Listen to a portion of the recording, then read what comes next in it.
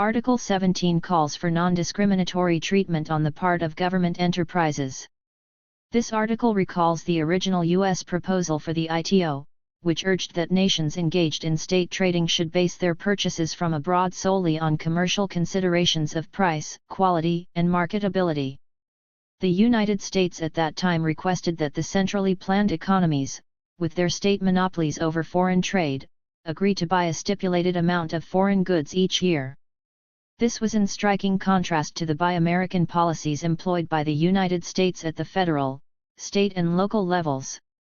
California, for instance, has long engaged in practices that have drawn vigorous complaints from Canada. And at the height of the protectionist flurry centering on the Mills Bill in November 1970, the Washington, D.C. Transit Authority announced that it would give a 15% preference to U.S. suppliers in the competitive bids it was inviting for the projected expansion of its transport system. Other countries also employ domestic favoritism, of course, but have not loudly demanded that it be relinquished by their trading partners. Article 18 is the GATT's Infant Industry Clause, and recognizes the need for less developed countries to develop industries that otherwise might be restricted by the free trade policies called for in the other articles of agreement. However, prior approval of the other contracting parties to the GATT is required for such tariffs and other trade restrictions to be imposed.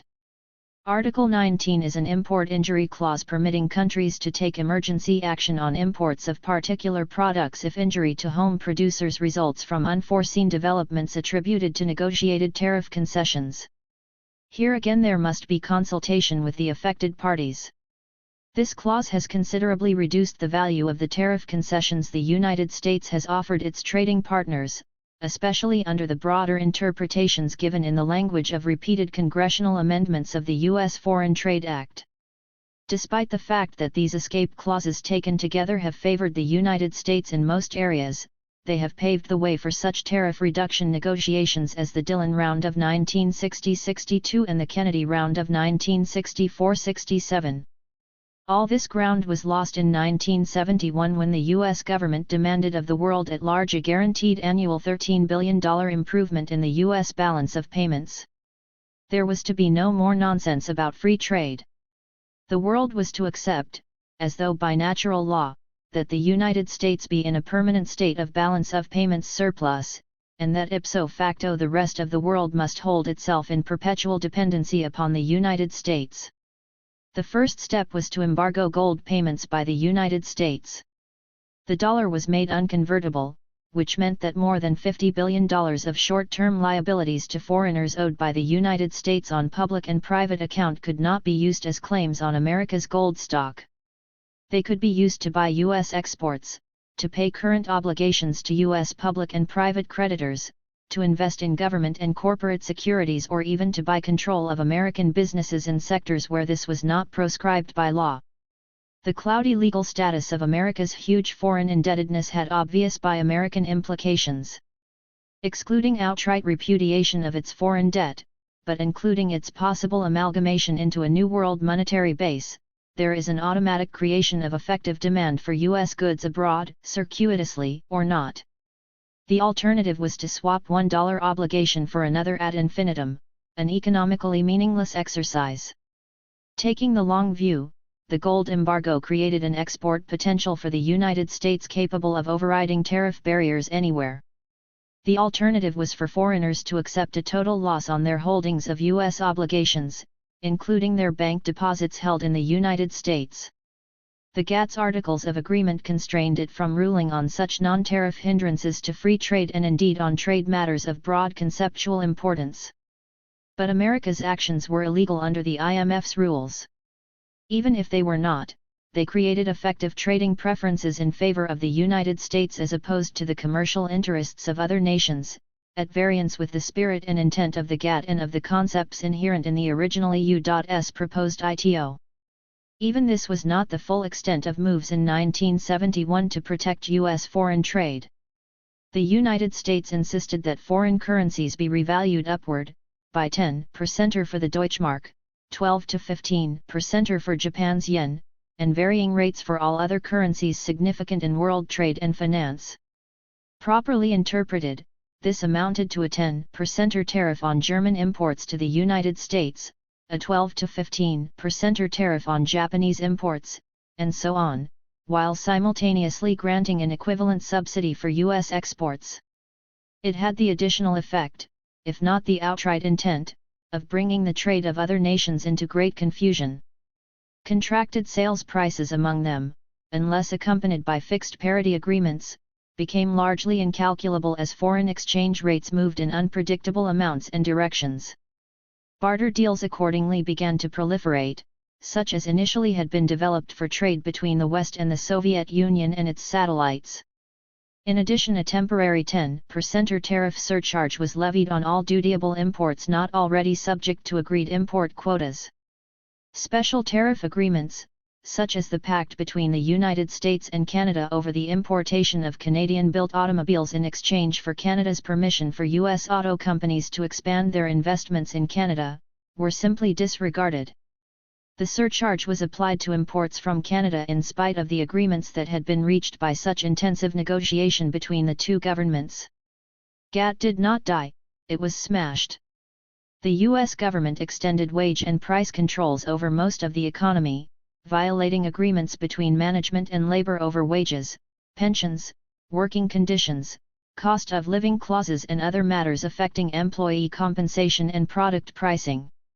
The purpose was to foster the export potential of the United States by keeping the rate of cost and price increases, already below those of most industrialized nations, still further below them.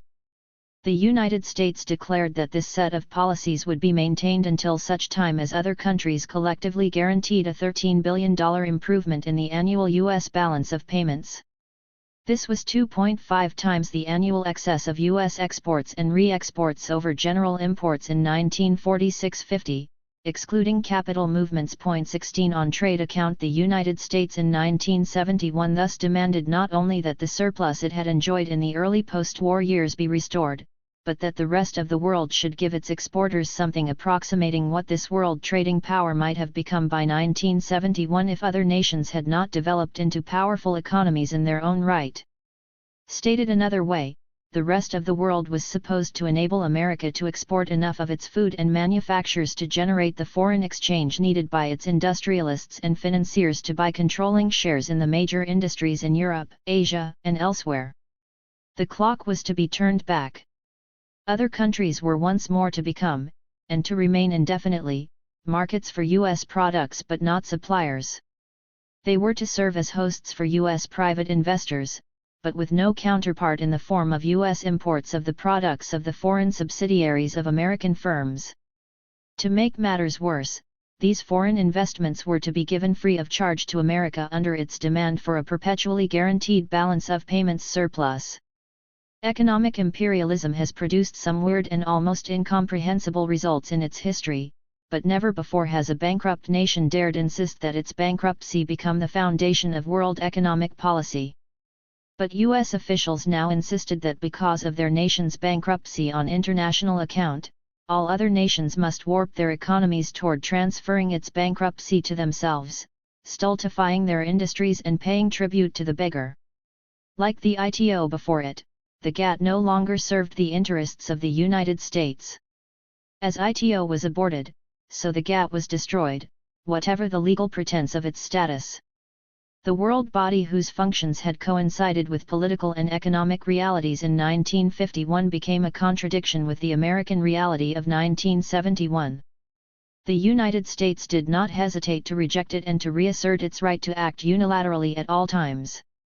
$10 domination through the International Monetary Fund, 1945-46.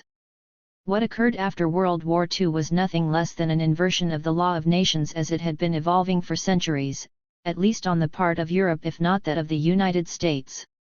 The most basic principle of international law is that nations are equals with regard to their rights and policy-making autonomy. In addition to this legal principle is a basic behavioral law of diplomacy. In a world of nation-states it is unnatural for any nation to abrogate its international position voluntarily. Treaties and agreements are arrived at by a process of negotiation and trade-offs among governments that are politically if not economically equal, and seek to maintain the right to manage their own economies. Liability therefore lies with Europe, and with Britain in particular, for acquiescing so passively to American designs for the post-war world. Europe demurred from pressing its self-interest at any point where this conflicted with that of the United States. Exhausted by war, it voluntarily abrogated what had been more than 4 centuries of imperial ambitions. To American diplomats, the United States simply was living up to its historic destiny as world leader when they formulated their plans for the post-war world at Bretton Woods. In their idealism, they anticipated that the breakup of nationhood, at least on the part of foreign countries, would inaugurate a world economy of peaceful interdependence and perhaps even altruism. They did not ponder how alien this concept was to the basic principle of nationhood, that no nation can be expected to relinquish its independence with regard to economic policy making. Nonetheless, America now asked, and received, European capitulation on every major point of post-war relations. In an important sense, Europe had begun to relinquish its independence when it agreed to repay America's war loans after World War I. To be sure, a debt was a debt, or so it seemed necessary to claim in order to preserve the sanctity of Europe's property relations in general. Still, Europe had the option to renounce the world debtor-creditor system to the extent that it encroached on their options to manage their own economies. It could have bargained with the United States as follows: "It is in your own interest to retain us as a market for your exports and as a source of profits on your international investments. But we cannot remain so if you insist that we repay our debts while, at the same time, you deny us the opportunity to raise the requisite dollars by exporting goods to you. If you do not change either your tariff or your financial policy, we will be forced to withdraw from the system as it now stands." Europe did not draw this line, and it was left for the United States itself to do so in the 1930s, in an attempt to salvage at least the most creditor-worthy of its loans, e.g., that to Finland. Britain, the nation most able to lead a non-American world at that time, instead led Europe's capitulation to American inter-ally debt demands. It was the first nation to reach an agreement to repay the debts, and this seemed to oblige its European allies to reach similar agreements, although most of them were able to obtain better terms. Why did Britain do this? The main reason seems to be that it put its domestic class and property bias over international considerations, as did other European nations. Previously, foreign policy had tended to take the lead in shaping domestic policy. This was how Europe's central governments usurped the rights of parliamentary democracy during the period of colonial empire building, 1870–1914. But now the reverse was true. Europe placed its notions of the sanctity of debt, in this case its own debts, behind which lay ultimately the idea of property itself, above the goal of maintaining its own national economic independence and viability. The result fragmented the European continent, forcing its nations to act selfishly, one by one, as a penalty for not having acted in concert vis-à-vis the United States. The events that had followed World War I seemed to be repeating themselves after World War II. Britain once again led its sterling bloc into the dollar sphere instead of taking the lead in building an independent united Europe. It could have confronted the United States with the following dilemma: if you insist in breaking up our empire as a condition for lending us the dollars necessary to keep us afloat under laissez-faire conditions, we must choose to withdraw from the open-door commercial system you are proposing. We prefer to remain on terms of equality of power with you. We are sure you would prefer to make us a gift instead of a loan, in order to prevent our reverting to economic autarky. We will not join an integrated world system on your terms, for these terms conflict with the most vital principles of our own economic independence. We will maintain our Commonwealth tariff preferences, and we will raise the funds necessary to balance our international payments by devaluing our currency. Britain did not say this. Instead, it acquiesced to American pressure. Having used free trade policies for 2 centuries to break down foreign tariff barriers to its own manufactures, Britain now permitted this same rhetoric and strategy to be exercised on itself by U.S. diplomats. Run largely by academics, the British Labour Party ended up believing the free trade doctrines that the nation's economists had used to convince less industrialized economies not to go to the expense of protecting the economic potential of their own populations. Believing this mythology, British negotiators acted almost as if America's gain was a gain for own economy. British thinking perhaps had become enslaved by its own slogans, etched into the minds of its college students over 2 centuries. Perhaps its leaders had, at this critical juncture in history, come to abhor the violent results of national drives and rivalries, e.g., 2 world wars. Perhaps Britain felt that US power was at one remove, or at least ensured the re-establishment of English-speaking domination over the world's surface. Whatever its reasons, Britain once again led Europe's march into the American economic orbit, leaving US diplomats to set the terms of entry for better or worse. It was only natural for American diplomats to start by putting forth a strategy for the world to be impelled mainly by US economic drives. That is the nature of national diplomacy. But it also seemed to be the essence of nationhood for other countries to translate their own self-interest into national policy, perhaps making quid pro quo trade-offs with the United States to achieve some fair balance of benefits. This was not done. One hardly can find an American conspiracy to defraud Europe, any more than its earlier request for its inter-ally loans to be repaid at 100 cents on the dollar. Europe simply did not attempt to bargain, in a situation where hard bargaining was called for. Perhaps it believed that a new world state was at hand, to be conceived under US leadership and purging the particular national rivalries that had torn asunder earlier periods of world history. Perhaps this is why Britain opened its sterling area to US exports and relinquished its historical trade position in Latin America. It even transformed its $14 billion in sterling balances from advance payments on post-war exports, which could have been restricted by blocking the balances, into a generalized debt which could be used to finance sterling area purchases of US exports. The British Labour Party boycotted the cause of continental European integration in order to integrate its economy and diplomacy with that of the United States, all under no threat of physical duress. Here was something unique in the experience of nations, a shift in the momentum of world relations undreamed of by pre-war theorists of international diplomacy. It was left for the United States merely to pick up the pieces and arrange them in its preferred order.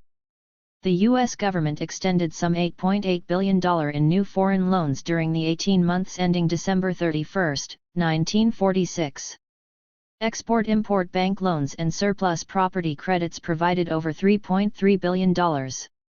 Lend-lease credits came to approximately $1.4 billion and the British loan added $3.75 billion. In addition, the United States subscribed $3 billion to the IMF and World Bank. To the American public, these credits represented an investment in securing a final and permanent peace, by making possible an era of world economic cooperation upon which political and military peace could be firmly based. However, in the diplomatic meeting rooms, the American negotiators made it clear that cooperation among the world's central banks would start from the financial status quo as it existed upon the return to peace. This status quo found the U.S. Treasury holding 60% of the world's monetary gold, making the dollar the world currency most in demand. Congress exploited this opportunity to its utmost, urging that the advantages afforded by United States loans and other settlements are our best bargaining asset in securing political and economic concessions in the interest of world stability. What was desired in particular was the breakup of the sterling area. More and more, multilateralism for the United States had come to connote the end of the British Empire and the forging of a concentric dollar area revolving around American gold, American economic power and American full employment levels. The U.S. concept of multilateralism as expressed in Lend-Lease, the British loan of 1946 and the Bretton Woods agreements called for the dollar to supplant sterling as the world's reserve currency. In effect, the sterling area was to be absorbed into the dollar area, which would be extended throughout the world. Britain was to remain in the weakened position in which it found itself at the end of World War II, with barely any free monetary reserves and dependent on dollar borrowings to meet its current obligations. The United States would gain access to Britain's pre-war markets in Latin America, Africa, the Middle East and Far East. How Britain was ruined. The first loan on the post-war agenda was the British loan which, as President Truman announced in forwarding it to Congress, would set the course of American and British economic relations for many years to come. He was right, for the Anglo-American loan agreement spelled the end of Britain as a great power. American politicians took the hardest line toward Britain, not private businessmen. Leon Fraser of First National City Bank, Winthrop Aldrich of the Chase National Bank, John H. Williams of the New York Federal Reserve Bank, and Joseph Kennedy, former U.S. ambassador to Britain, urged that an outright gift be made to Britain on the ground that Britain was in no position to service a loan. The intention of Congress and the President, however, was similar to that which had underlain Lend-Lease, to keep Britain dependent upon the U.S. Treasury so that it would be obliged to follow policies desired by the U.S. government. The Bretton Woods institutions had not yet been established, and Britain was virtually devoid of liquid international reserves. It was into this virtual economic vacuum that the United States moved to secure subjugation of sterling by the dollar. The loan negotiations were difficult, lasting 3 months. During this time Britain found itself floundering as its foreign exchange position deteriorated steadily. During 1945-46 it sold half the foreign investments it had sequestered during the war. Finally, the U.S. government agreed to extend it a line of credit amounting to $3.75 billion, drawable to the end of 1951. Repayment was to be in 50 equal annual installments beginning December 31, 1951, with interest at 2% and special considerations that would waive interest payments in the early years of the loan if Britain's balance of payments continued to falter. The $650 million that the United States had levied on Britain for Lend-Lease was lent on the same terms. Simultaneously, Canada lent Britain $1.25 billion, bringing the total post-war North American loans to support sterling to $5 billion. What proved so troublesome to the British loan negotiators were the conditions the U.S. government attached to the loan. Historically speaking, these represent the genesis of the infamous IMF conditionalities that have been imposed on debtor countries ever since. It was these negotiations that cast the die. British negotiators gave way on every point critical to its post-war self-interest, each time in exchange for additional U.S. financial assistance. Not many people in this country, The Economist concluded in 1947 when the totality of British capitulation had become clear, believe the communist thesis that it is the deliberate and conscious aim of American policy to ruin Britain and everything that Britain stands for in the world. But the evidence can certainly be read that way. And if every time that aid is extended, conditions are attached which make it impossible for Britain ever to escape the necessity of going back for still more aid, to be obtained with still more self-abasement and on still more crippling terms, then the result will certainly be what the communists predict. 5. To the Americans, Britain's sterling area represented a potential threat. Indeed, it was the sterling area much more than Russia that triggered America's fear of state-controlled economies following World War II, for it was Britain, not Russia, that represented the most immediate threat to post-war U.S. penetration of markets in Latin America and Asia. For example, describes Phase, in the agreements negotiated between the United Kingdom and Argentina since 1933, there are specifications as to the uses to which the sterling proceeds acquired by the sale of Argentine goods in the British market are to be put. It is specified that after a reasonable deduction required by the Argentine government to meet the service of its foreign debt outside of the United Kingdom, the rest of the sterling should be set aside to pay for Argentine purchases of British goods, or for the shipping services of British vessels, or for the payment of interest and dividends on Argentine securities in British possession. 6. The $14 billion in sterling balances represented an opportunity for Britain to create domestic prosperity on the wave of a post-war export boom. Transforming these balances into blocked exchange would force its foreign trade into bilateral balance in cases where it would otherwise be in deficit, e.g. as occurred in fact when sterling area countries converted their sterling balances into dollars to spend in the United States. If the sterling debts to countries that had exported raw materials during the war to fuel Allied war effort had not been made convertible to become general claims on Britain's international reserves, they would have represented a store of value that could be used only to purchase British exports. This would have given Britain a strong head start in appropriating post-war world markets.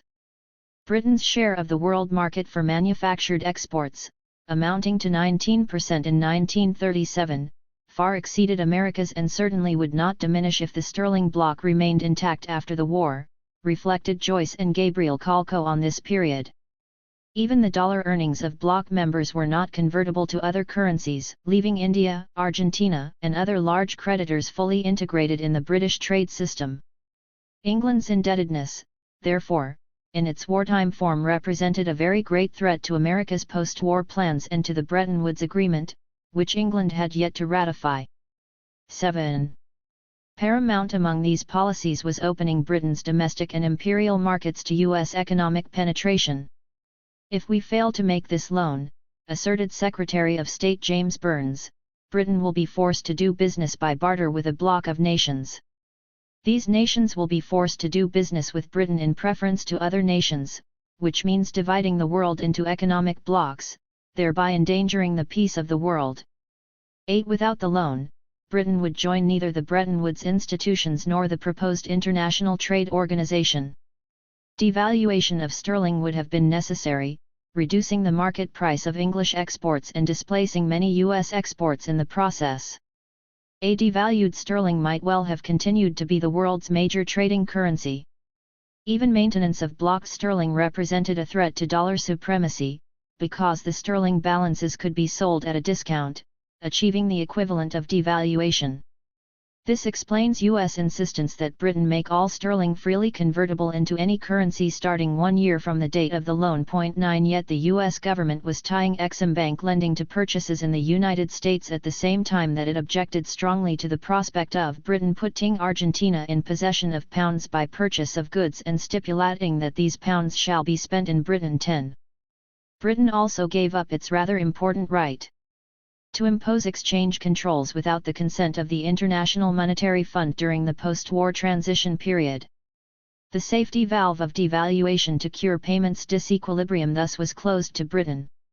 As Representative Frederick Smith summarized the loan conditions to his fellow congressman, this loan was negotiated by our old friend Fred Vinson. He never sold the United States down the river. You can be sure that he drove as good a bargain as could be had. If we're going to help our foreign trade, we're going to have to break that sterling bloc. And that's what Fred Vinson did. 11. Still, the loan took 7 months to clear Congress, and instead of being granted to Britain in March was held back until July, although Britain's position was deteriorating rapidly. It took only 2 weeks of debate for Parliament to authorise the borrowing, along with British adherence to the IMF.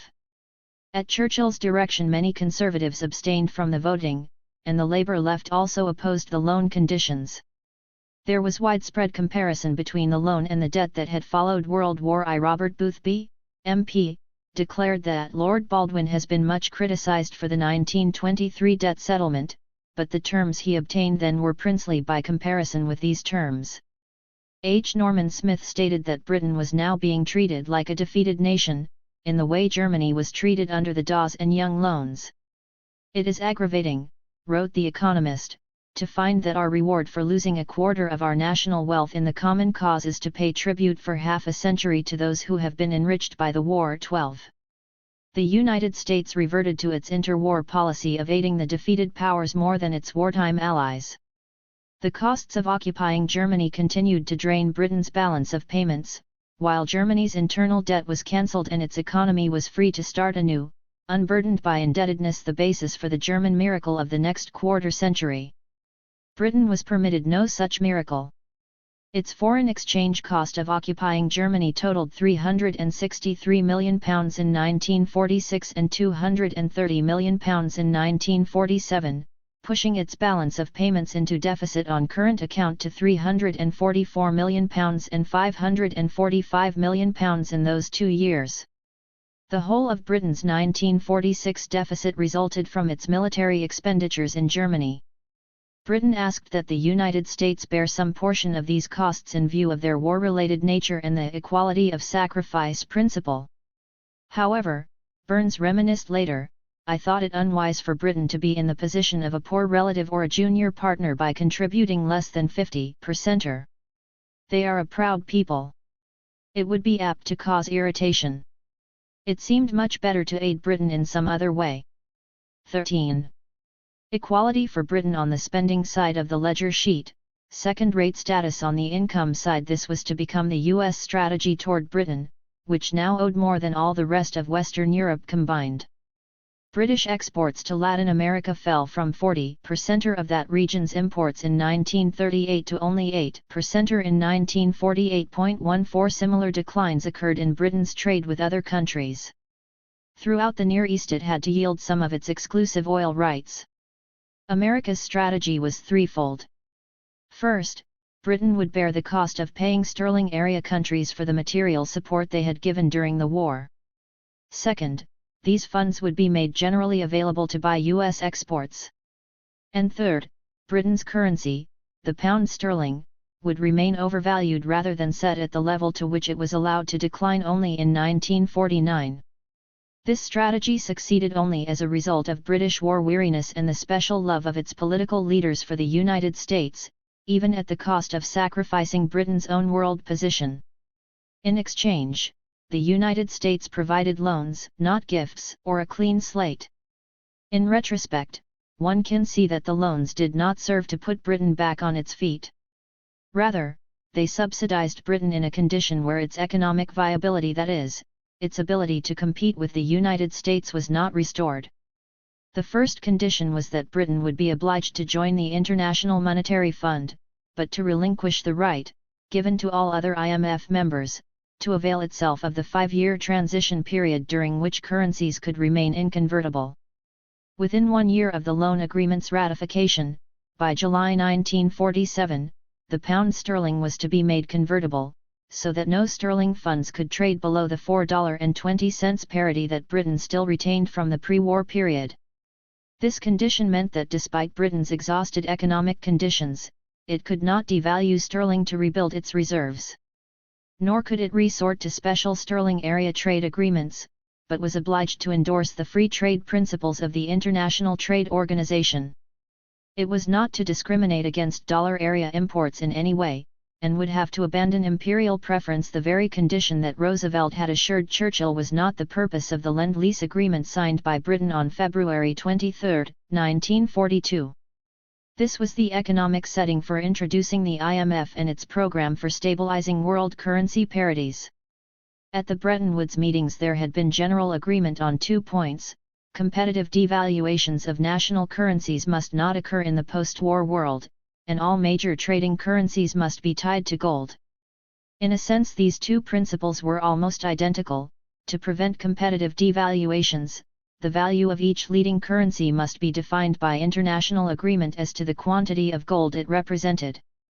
This meant that it must be freely convertible into gold in international settlements at a fixed rate, or convertible into some other currency universally accepted as good or better than gold, to use President Johnson's famous phrase of 1968. Because the United States was already principal holder of the world's monetary gold, and because the national currencies of Germany, Italy, Japan, and their allies would be of doubtful and in some cases zero value in the post-war world, the IMF as a world system could not be brought into universal and automatic operation with the ending of the war. Time must elapse before definition could be reached on feasible exchange rates for the new currencies of the defeated nations. Stabilizing currencies to protect against competitive devaluations. The ostensible reasoning that underlay the IMF's design was as follows. Currency stability required international reserves sufficient to sustain the needs of the system. A build-up of such reserves, apart from gold itself, required a high degree of currency stability and minimization of central bank risk. This could be assured only by international cooperation and consultation through the funds so that countries would not suffer major foreign exchange losses or be left holding such inconvertible currencies as the blocked Reichsmarks of the 1930s. However, devaluation could not be absolutely prohibited, as excessive rigidity of parities was as undesirable as floating exchanges. It is extremely difficult, the League of Nations had observed, to ascertain and establish the correct equilibrium rates of exchange when economic relations are resumed after a global war. But as long as foreign central banks could minimize their foreign exchange risk and reject the currency dumping that had characterized the 1930s, they would find their interest to lie in the mutual support of each other's currencies. So long as exchange adjustments are confined to the correction of a fundamental and persistent disequilibrium of this kind, the League of Nations study continued. They cannot be any more objectionable to other countries than wage reductions or unemployment in the country suffering from an overvalued currency. On the contrary, exchange adjustment in such circumstances is likely to prove beneficial all round, since the country in question is enabled to restore not only its exports but also its imports along with its domestic income, production, and employment, so that a balance is achieved at a higher level of trade. What actually happened during the 20s was that one country after another established its gold parity by its own independent choice without much regard to the resulting interrelationship of currency values. Had the stabilization problem been attacked by concerted international action, there might have been a better chance of securing a set of workable exchange ratios from the start and less need for subsequent readjustments. The important case of exchange dumping which arose from the undervaluation of the French franc in the years leading up to the Depression came about by mistake rather than by deliberate design. Point 15. This logic became the basis for permitting exchange rate adjustments under IMF rules. Devaluations even were encouraged to the extent that they re-established long-term equilibrium, but they were discouraged as means of securing short-term balance. Above the 10% devaluation permitted by Article 4, parity changes could be multilaterally negotiated.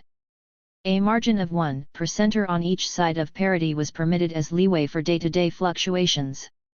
It was critical that the IMF members agreed to stabilize their currencies in terms of gold as the common denominator or in terms of the United States dollar of the weight and fineness in effect on July 1, 1944, that is, at $35 an ounce. However arbitrarily this price had been fixed in 1934, it now became the essence of the IMF's stable parity system. Had foreign currencies been priced higher relative to gold and to the US dollar, they would have experienced a gold outflow to the United States. This was universally undesirable, as the United States already held nearly 3/4 of the world's monetary gold. Further additions to its gold stock could only have threatened the continued use of gold as the world's monetary metal. On the other hand, had Britain and other countries been permitted to lower the value of their currencies relative to gold, there would have been a gold outflow from the United States. Devaluation of sterling and other currencies against gold at the outset of IMF operations in 1946 would have reduced foreign export prices on world markets, and raised gold prices as expressed in their domestic currencies. It would also have attracted international capital flows to the devaluing countries and prevented much of the gold loss of Europe and Latin America in the early post-war years. The argument made to Britain and other countries against such a policy was that it would thwart the spirit of international cooperation that was the bulwark of the IMF. What went under the name of international cooperation thus connoted, in practical terms, foreign submission to the United States on this critical issue. The $35 an ounce price of gold protected the U.S. gold stock from being drained to Britain or to any other country that might have devalued its currency against gold. In practice this meant that the United States would keep the more than $10 billion in gold that had fled Europe and Asia in the years leading up to World War II. This gold stock had not been earned through normal economic activities but represented flight capital. After the Axis powers declared war on the United States in December 1941, it had been added to the nation's monetary base, enabling America to finance much of its war effort with other countries' gold instead of by increasing domestic taxes in the degree required. The long-term result was to blind the United States to the realities of the gold stock. What was technically a U.S. asset was practically the property of anyone who accumulated dollars abroad and, under the IMF rules, cashed these in for gold. As early as 1943 the Department of Commerce expressed the U.S. logic, or at least the cover story, regarding post-war exchange rates, price levels, labor standards, and other basic conditions influencing exports of foreign countries may be subject to flux for some time after the war and may afford temporary advantages to foreign producers that could not be maintained in the long run. To expose domestic producers to sharp disturbances emanating from short-run situations of this character would be undesirable. 16. In practice, this meant that exchange rates would be pegged so as to prevent any sudden increase in exports by foreign countries, but not to prevent expansion of U.S. exports toward the $10 billion annual rate aimed at by U.S. trade strategists as necessary to full employment in the United States. U.S. imports could rise only as long as U.S. exports rose even more. That was the U.S. concept of expanding world trade under the aegis of the IMF. This only aggravated the problem, already apparent at Bretton Woods, that there were not enough gold and dollars to go round. International reserves of most countries were depleted to minimum working levels. The U.S. government did not wish to give up its gold or to supply dollars generally beyond its $2.75 billion IMF subscription. Under the world realities of 1944-45, an increased dollar supply would have involved essentially a giveaway. It therefore was desirable to establish the pound sterling, the French franc and the Canadian, New Zealand and Australian currencies as recognized central bank assets. This required their legal and practical convertibility into gold or US dollars. This obviously required time, as recognized in the IMF's Article 14, which dealt with the fund's proposed transition period of at least 5 years. But Britain had signed away its rights to make use of this period when it agreed to the loan conditions imposed by the United States in 1946. The question thus arises as to the much-claimed necessity for the IMF to insist on relatively fixed parities during the transition period. The IMF was to operate universally and in no respect as a punitive weapon against recent aggressors. It was in fact to be the principal instrument to secure a peaceful and stable world economic order embracing victor and vanquished alike. But it was to do so on terms that would promote U.S. exports above all. At least this was a tacit calculation made by America's negotiators at Bretton Woods over every detail of the negotiations. To begin with, establishing a fixed gold value for currencies benefited the United States as the world's major gold holder. The objective was to prevent post-war trade patterns from being disrupted by the competitive devaluations and currency wars of the 1930s. A basis for limiting such destructive national acts already was at hand in the form of the Tripartite Agreement of 1936, in which the United States, Britain, and France agreed to economize on the world's supply of monetary gold and avoid sudden, unmanageable runs on national currencies. Unlike the International Monetary Fund, this agreement was not based on fixed gold parities for currencies, but accepted flexible parities as a fact of life. It was a means whereby the exchange funds of countries with fixed and flexible gold prices could have access to each other's markets and could cooperate in the management of gold shipments in both directions. The prices governing official transactions in the countries with flexible gold prices were held stable for a period of time, 24 hours, long enough to enable the authorities of countries with fixed gold prices to complete the conversion operation without risk. The importance of this agreement was in the antecedent understandings concerning the exchange rates on which the gold prices were based, and its effect was to allow the various exchange funds, central banks, and treasuries to operate an international gold settlement system that was an amalgam of conflicting techniques and principles. 17. A not dissimilar proposal had been rejected by the United States at the 1933 World Economic Conference in London.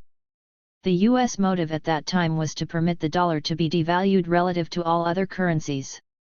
The result was a massive inflow of gold into the United States, enlarged by the flight of refugee capital to America as World War II loomed. But U.S. motivation at Bretton Woods was quite different. America already held most of the world's gold, and intended to hold on to it, or at least to enough of it to make the dollar the de facto world currency, whatever the de jure position of sterling or other currencies. The United States insisted that the IMF establish fixed gold parities for all convertible currencies so as to prevent others, above all sterling, from being devalued so as to promote foreign export trade in competition with that of the United States.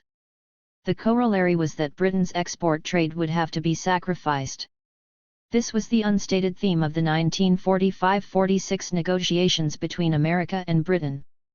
In most other respects, the IMF embraced the tripartite agreement's thinking as to a system of international settlements through gold or gold equivalents.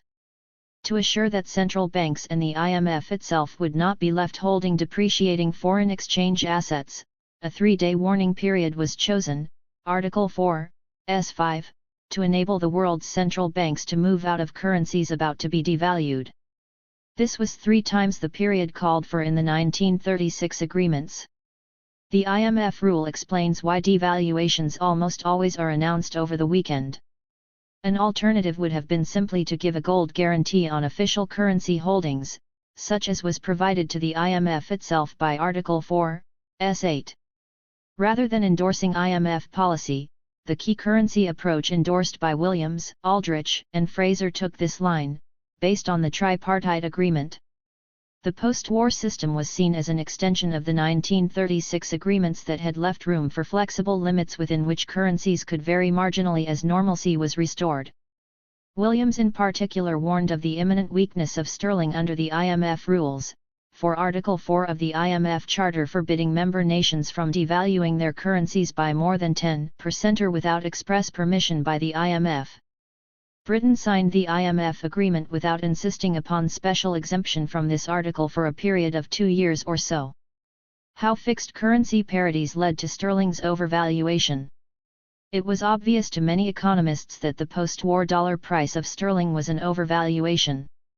Britain was almost hopelessly indebted on sterling account at the going rate for the pound, despite the fact that it was in dire need of reviving the export industries that had languished during the war.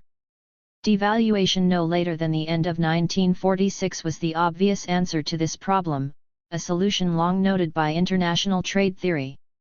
Instead, the pound was supported artificially by US dollar loans until 1949. What should have been the 1945 year-end dollar price for sterling was not initiated until 4 years later, by which time it occurred under crisis conditions. America's multi-billion-dollar loan was persuasive. Maintenance of sterling's 1945 parity, subsidized by the massive British loan, ended up providing the United States with a net equivalent value in the form of a large share of what otherwise might have been an expansion of British export trade. Stated another way, Britain itself might have obtained a trade benefit equal in magnitude to its dollar borrowings from the United States, if it had set sterling's exchange rate at its 1949 level. The ability of the Commonwealth countries' sterling balances to buy U.S. exports would have been halved, for instance, favoring British suppliers accordingly. But Britain was convinced to keep its high pre-war and wartime value of sterling, on the logic that a high parity would hold down the price of imports, minimizing food and raw materials costs and stemming whatever post-war inflation Britain might suffer. The arguments against this logic were more persuasive in principle, and indeed have been borne out by subsequent events, but they were brushed aside. Devaluation of sterling in 1945 would have provoked an inflow of gold, partly out of the refugee dollar hoard in the United States. Also, reduced British export prices would have drawn enough gold to Britain, from the United States gold hoard and from newly mined gold, to lay a firm foundation for sterling as a truly convertible currency.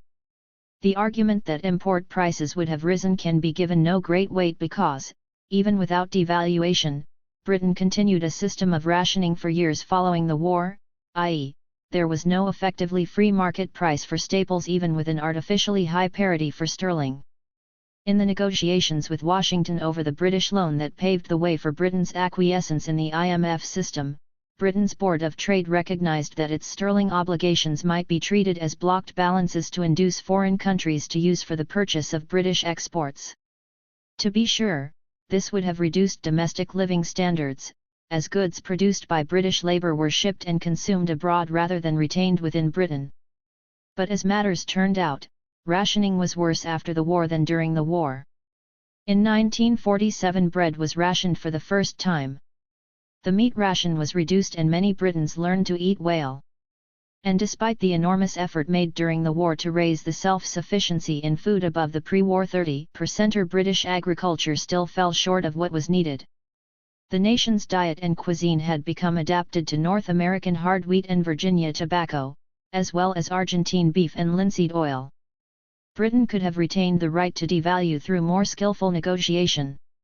Indeed, notes Skidelsky, expectation of a British devaluation was one reason Harry White gave to the Senate Banking Committee in the summer of 1945 for denying that Britain would need extensive transitional assistance. 18 But Keynes opposed devaluation, on the ground that devaluation would reduce the price of British exports to a greater degree than it would have increased their volume, given Britain's productivity and supply constraints. But its fatal promise to maintain the value of sterling prevented it from devaluing until 1949, by which time holders of sterling had spent their money at a high creditor-oriented rate. Cultural attitudes played a role. It was as if Britain continued to think of herself as a creditor, not as a debtor. Fixing sterling's parity at its overstated wartime value set it at a level that made exports denominated in that currency uncompetitive with the exports of Germany, Italy, and Japan, although membership by these countries in the IMF lay some years in the future.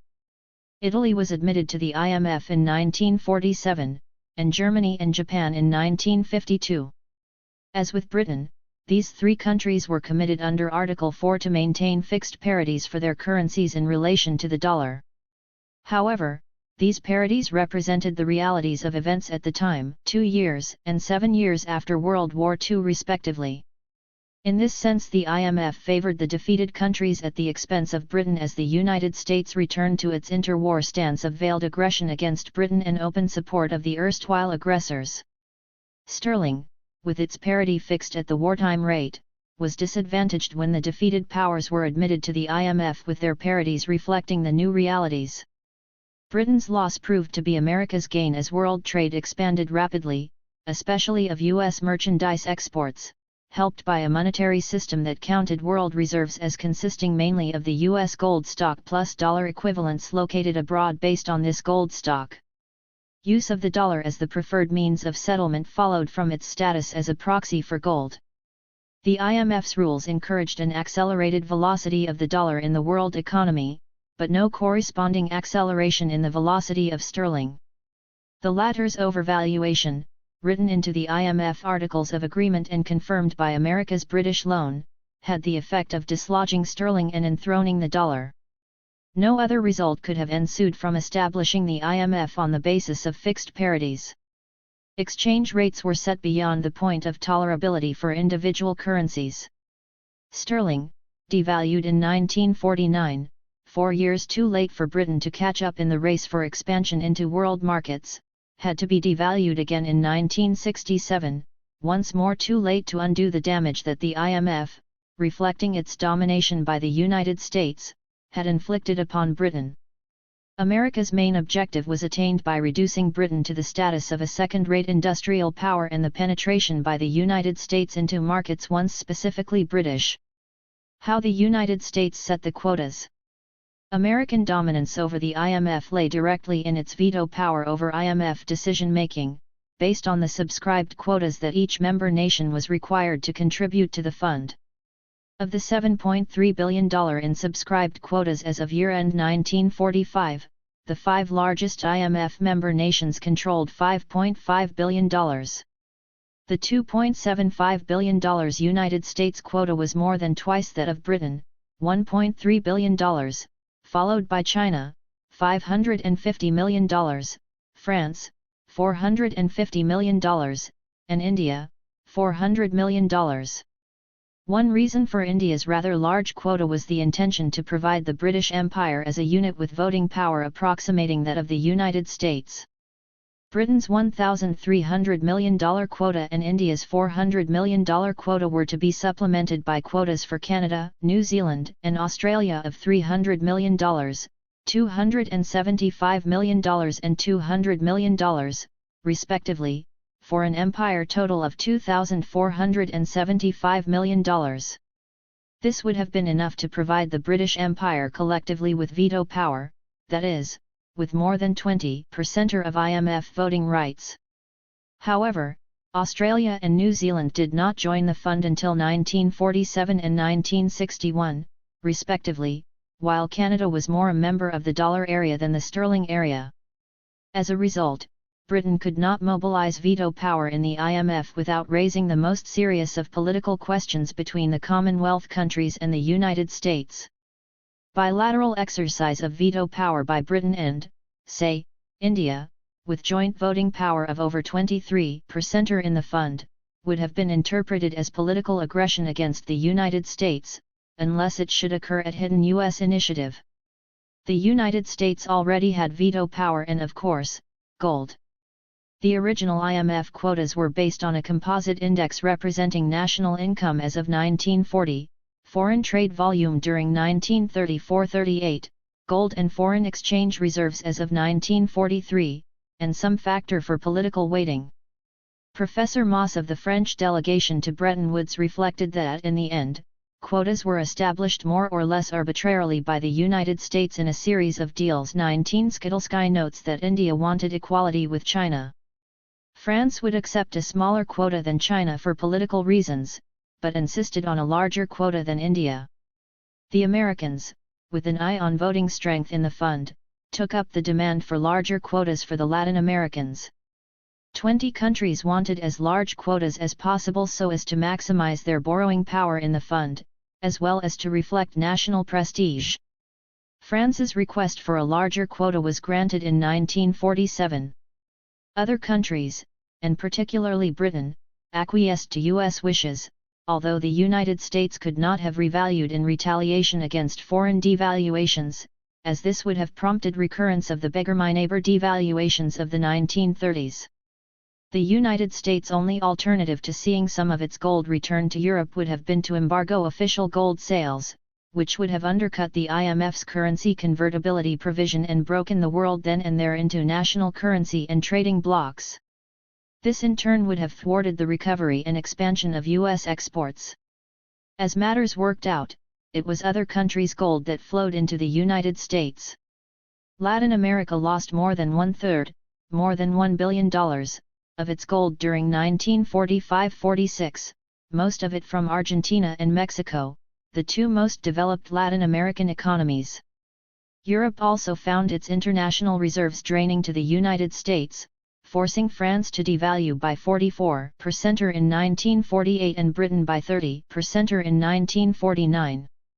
Thus, by failing to devalue against the dollar at the end of the war, which would have conserved their international reserves, Europe and Latin America saw the remnants of their gold resources drained to the United States during the transition period, which was supposedly to have strengthened their financial position.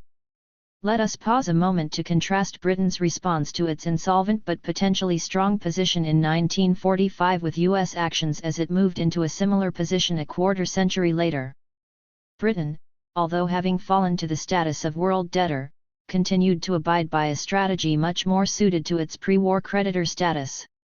It acquiesced in a system of international laissez-faire that favored U.S. exporters, and it relinquished its block sterling accounts which could have guaranteed it a $14 billion market within its Commonwealth.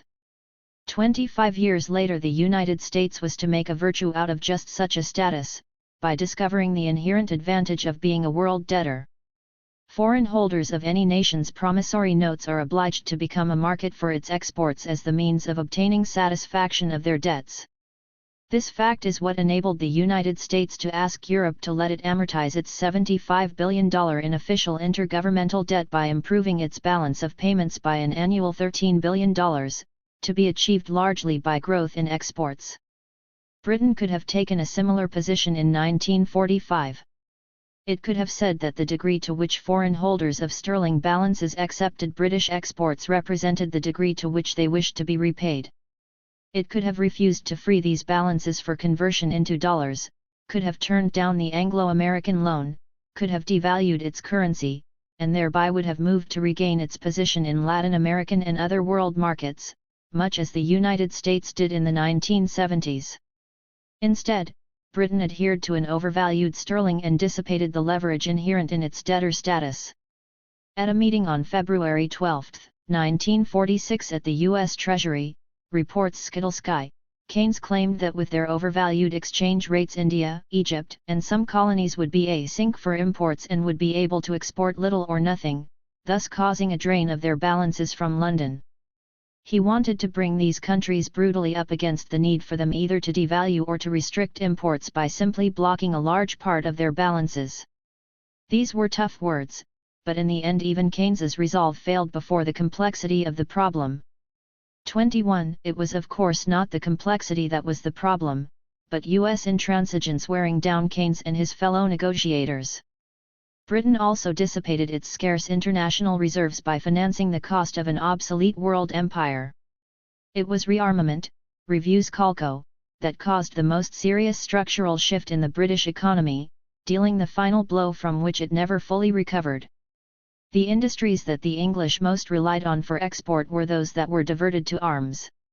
England made a greater effort at rearmament than any other Western European nation and paid a cost not only in terms of current economic austerity but also in the loss of markets, permanently affecting its future trade.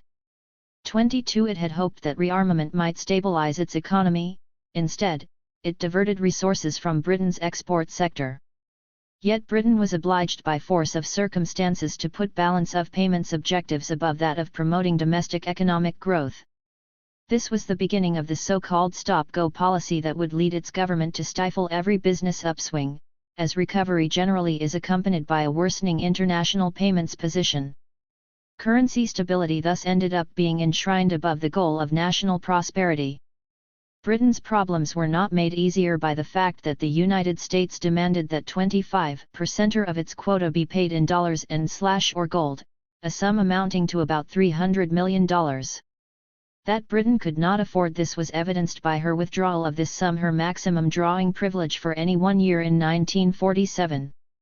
Because quotas had to be paid in gold or dollars, and because permission to withdraw funds was limited under the IMF rules, the fund was not able to help countries during the 1947 world currency crisis. The marginal character of early IMF loan operations.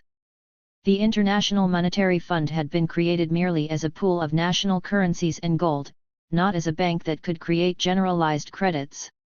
It permitted the conversion of some portion of its currency deposits into other currencies, but only to the extent of its holdings on a currency-by-currency basis. It was a financial intermediary that could lend out only what was put into it.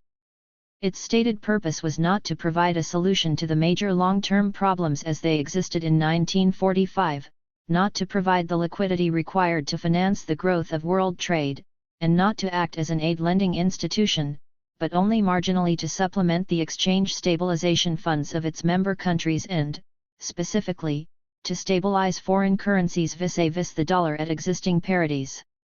This was reflected in the relatively modest size of its quotas, which were sufficient only to meet the less vexatious problems which were expected to remain once the transition to a peacetime economy had been completed. By the deadline date of December 31, 1945, 35 countries had subscribed to the IMF Charter, to the extent of $7.3 billion in quotas.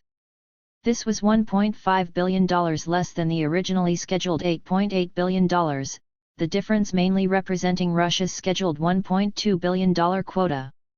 In proportion to total world trade and payments, the IMF's hard currency holdings did not represent a large sum. To quote the IMF's official historian, J. Keith Horsfield, the original plan for the fund was more heavily influenced by the caution proper to the United States, whose resources would be chiefly in demand, than by the expansionist hopes of the United Kingdom and some other powers. It therefore took the form of a fixed subscription, rather than of an open-ended commitment to permit overdrafts, for which Keynes had hoped.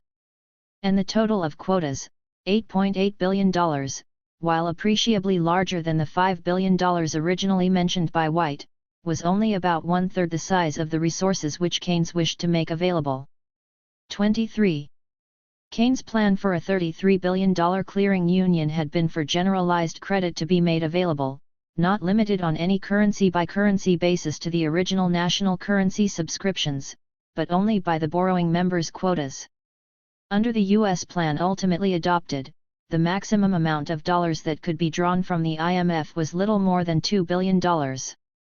It was apparent that the IMF was not to be primarily a provider of world liquidity but mainly a system for facilitating settlements at the margin. The British wanted an automatic source of credit, the Americans a financial policeman, reports Skittlesky. Keynes's main purpose was to protect the fund from preponderant U.S. political control. Toward that end, he believed, the main function of the executive directors was not to manage the fund, but to be the link between the fund and the national treasuries and central banks from which they were seconded. By contrast, American conception of the fund was hegemonic. Clayton insisted that it needed a strong, full-time executive board and a large specialist bureaucracy to police the policies of its members. 24. The Fund's Article V established rules for member countries' borrowings from the Fund and the extent of any country's liability under the rules. Countries were permitted to borrow 25% of their quota annually, up to the point at which IMF holdings equaled 200% of their quota. This was not a particularly generous allotment. Furthermore, to ensure that countries made only short-term use of IMF resources, they were permitted to be debtors for only 5 years. This was the ground on which Cuba was expelled from the Fund in 1964. As shown by the case of Czechoslovakia, failure to supply monetary and balance of payments data was also grounds for expulsion. For this reason, the Fund was permitted to make loans for brief periods only, to ensure that its resources would not be used to finance Europe's reconstruction needs. Nor could its resources be drawn upon to finance capital transfers of any other kind. Its purpose was initially to foster balance of payments stability on current account, leaving its members to maintain capital controls until such time as their overall balance of payments positions could sustain their removal. Toward this end, Article 6, dealing with capital transfers, specified that members borrowing from the Fund at the same time that they ran substantial capital outflows might be declared ineligible to use IMF resources. But the technical difficulty of segregating capital transactions from other payments transactions led to this article never being enforced. It was relaxed fully in 1961 when a legal ruling of the IMF permitted its resources to be used to finance overall payments deficits, not merely deficits on current account. This ruling was on the ground that most of the major nations had abolished their capital controls and their currencies had become fully convertible. As the next chapter will describe, this article hardly could stem America's practice of running deficits while its investors were buying up Europe's leading companies from 1964 onward. The first borrowings from the IMF were made by France and the Netherlands in May 1947, for a total of only $25 million and $12 million, respectively. Borrowings remained at low levels throughout the early years of Fund operations, and the Fund's official history adjudges that the reconstitution of the economic viability of Europe proceeded without the Fund's participation. 25 For it indeed was not a bank, and was not intended to function as such. Despite the troubled condition of world finance in the early post-war years, not a dollar was drawn from the IMF in 1950, and only moderate drawings were made in 1951. In part this was because the Korean War was transferring US dollars abroad, initiating the U.S. move into a position of almost chronic payments deficit. A contributing reason for the very small use of Fund resources was formation of the European Payments Union, which largely supplanted IMF activities among the European countries, emphasizing that the Fund indeed was designed to operate at the margin and not in the body of the international economy. The Netherlands and Australia protested the impracticality of the Fund operating as a merely marginal lender in a world of major economic distortions. By 1951, the year in which capital controls by major member nations were scheduled to have been removed and full external convertibility established, capital controls remained in effect, including block sterling. Multiple currency practices were still widespread, and currency floating by the less developed countries was on the increase. The avowed purposes of the IMF had not been fulfilled. Yet there was one net gainer, the United States. By international law, the US dollar and gold were made virtual identities. What then did the world have to fear from US deficits on international account? The build-up of dollar assets abroad, declared by the IMF to be the equivalent of gold, allowed the United States to finance its deficits with the printing press. And, because of the IMF, the world's central banks were led to accept this dollar paper. That is what the IMF was for, and that is all it has accomplished. Looking back 50 years to evaluate Keynes's contribution to British diplomacy in 1945-46, his biographer Skidelsky notes his basic failure. Most tangible of his economic bequests was the American loan of $3.75 billion he had negotiated in 1945 to see Britain through the immediate post-war years. This proved the least durable of his legacies, quickly dissipated though. Without its false promise, the British welfare state might never have taken root. However, Skidelsky adds, the convertibility of the pound into dollars, started on July 15, 1947, had to be suspended 6 weeks later, as Britain's and the world's hunger for dollars caused a flight of sterling from London. The IMF was put in cold storage, its co-founder Harry White dying in 1948 under suspicion of being a Russian spy. The Cold War had started. 26. The IMF's effect was felt not so much as a maker of loans but as a setter of policy. It was in this sphere that the IMF exerted its control functions over the international financial system. This control reflected U.S. policy at one remove, for the IMF's adopted a deflationary monetarist philosophy of operations with regard to all countries except for the United States. Thus, however idealistic some aspects of the IMF's philosophy initially appeared, their international effects in the 1950s strongly served exclusive U.S. national interests on every major point.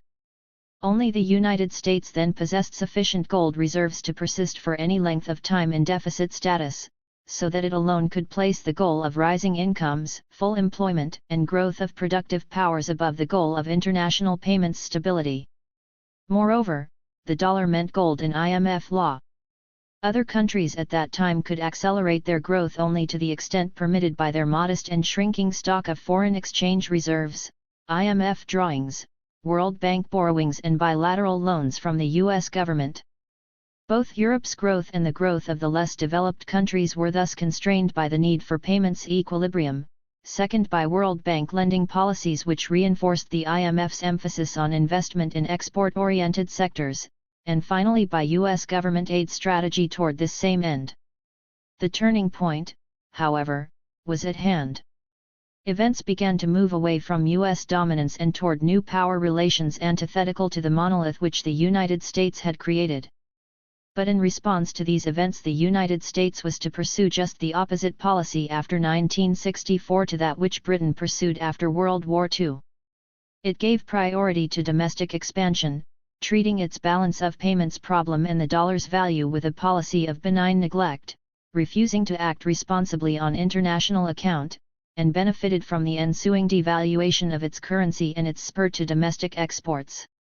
In short, the United States showed what debtor economies could achieve when they applied a flexible policy to their world position, pursuing a creditor-oriented policy only toward countries with which they enjoyed a payments surplus, while pursuing debtor-oriented policies in all cases suggested by their payments deficit position. Part 3. Monetary Imperialism and the U.S. Treasury Bill Standard. 11. Financing America's Wars with Other Nations' Resources, 1964-68.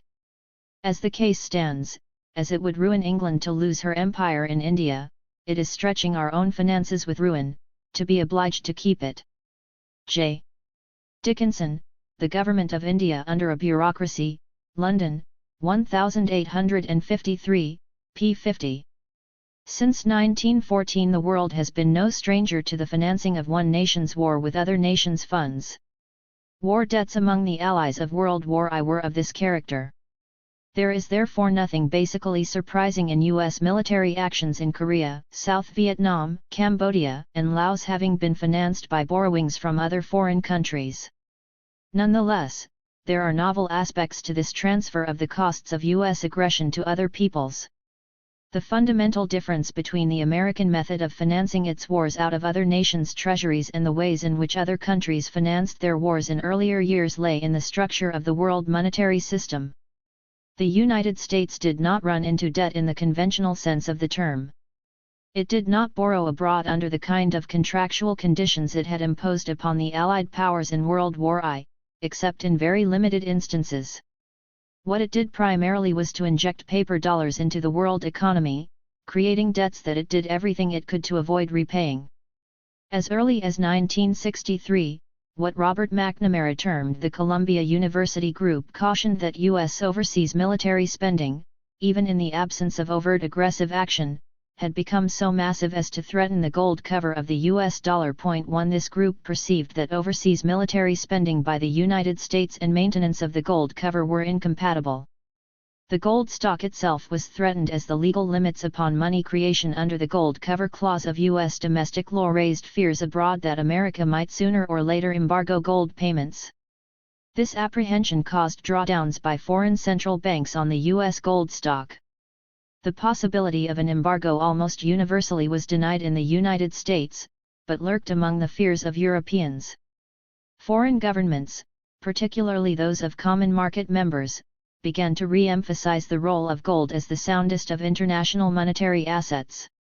They urged the United States to take steps to curtail its overseas spending, especially since the major factors in the U.S. payments deficits were overseas military operations and U.S. private capital investments in Europe. Although no serious trouble had yet developed, it began to appear that the United States must slow its rate of monetary expansion in order to curb its payments deficits.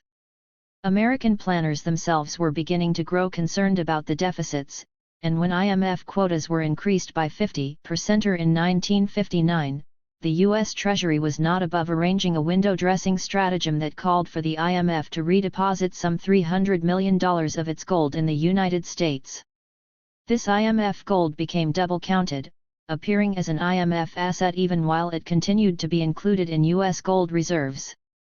The rationale was that because all IMF quota increases had to be paid 25% in gold, the less developed debtor countries probably would elect to obtain this gold by cashing in some of their dollar holdings with the U.S. Treasury. The IMF agreed to close this triangular payments circle by redepositing the entire $300 million gold receipt from less developed countries back in the U.S. Treasury. A similar practice was employed when IMF quotas were increased again in 1966 and 1970. It may provide some perspective on the subsequent evolution of the U.S. payments deficit, i.e., the transfer of U.S. military costs to other nations, to observe that even the modest deficits that the nation was running toward the end of the 1950s were enough to excite speculation that the $35 per ounce price of gold could not long hold. European observers speculated that inflationary policies in the United States would accelerate under a Democratic Party administration. After John Kennedy won the 1960 presidential election, the price of gold was bid up to nearly $41 an ounce in the London gold market. This induced U.S. monetary authorities to take the lead in forming the gold pool to drive down the price of gold to the U.S. parity. One of President Kennedy's first official acts was to deliver a speech on the balance of payments, pledging to restore it to equilibrium, despite the expanded pace of military and welfare spending under his inflationary administration. His appointees moved rapidly to apply palliatives to the U.S. deficits. Robert Russa, international economist for the New York Federal Reserve Bank, negotiated a series of currency swap agreements with foreign central banks. These agreements established lines of reciprocal credit between the United States and other countries. Although the United States was a net lender of $116 million in 1961, it soon became a net borrower from the common market nations. Europe tried to help the United States resolve its payments problems. Led by France, which was just entering a period of payments surplus, it began to prepay its World War II reconstruction debts to the United States. Germany agreed to buy increasing amounts of U.S. military goods to help offset U.S. military spending within its borders. U.S. military exports negotiated by the Pentagon jumped some $700 million in 1962, to $1.1 billion, and contributed about $1 billion annually to U.S. exports for many years. U.S. authorities made broad attempts to reduce the payments deficit while maintaining existing programs, but their efforts were more in the nature of economizing on foreign exchange payments than of reorienting national policy. The Foreign Aid Program, for instance, introduced a balance of payments control device known as the gold budget accounting format to track and minimize the foreign exchange costs of military and aid activities.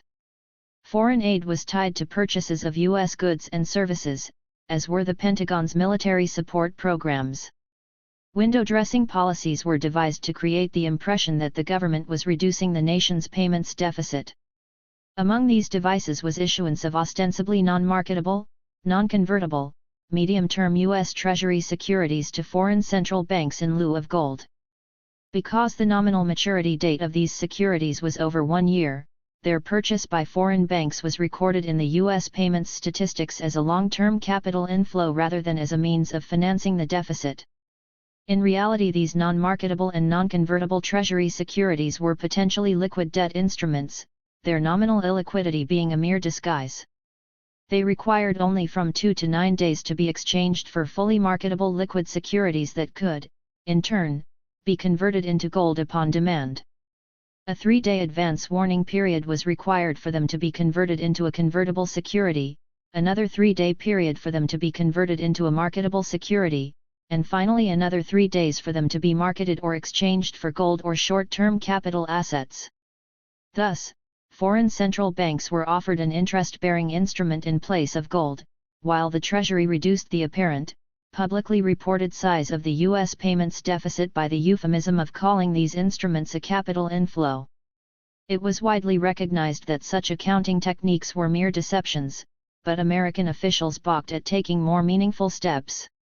In fact, they showed disdain at the thought that European governments might seek to impose their will upon the United States.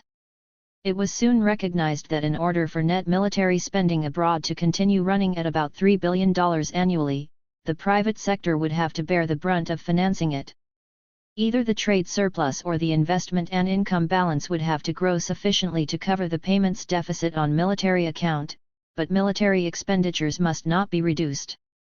At the 1962 hearings of the Joint Economic Committee of Congress, held some 3 years before the Vietnam build-up of May 1965, Professor Seymour Harris announced in his introductory speech that, given the need of large expenditures abroad for military purposes and for aid and also large capital exports, the United States must have a large volume of exports vis-a-vis imports. Insofar as the excess of exports is not adequate to finance those items in the balance of payments, a deficit emerges. 2. This was no tautology but a doctrine that the government sector was to remain outside balance of payments constraints. It implied that the balance of trade must and should be manipulated to finance the deficit on overseas military account, and also compensate for the foreign exchange costs of the takeover of European industry by U.S. companies. The burden of America's deteriorating balance of payments was to be borne by foreign central banks and, domestically, by the private commercial sector accumulating surplus dollars so as to finance military operations abroad. Restrictions were imposed on the private sector to reduce its investment outflows, particularly those which did not result in direct ownership of foreign firms and thus did not result in the possibility of transmitting the entire net cash flow back to the United States.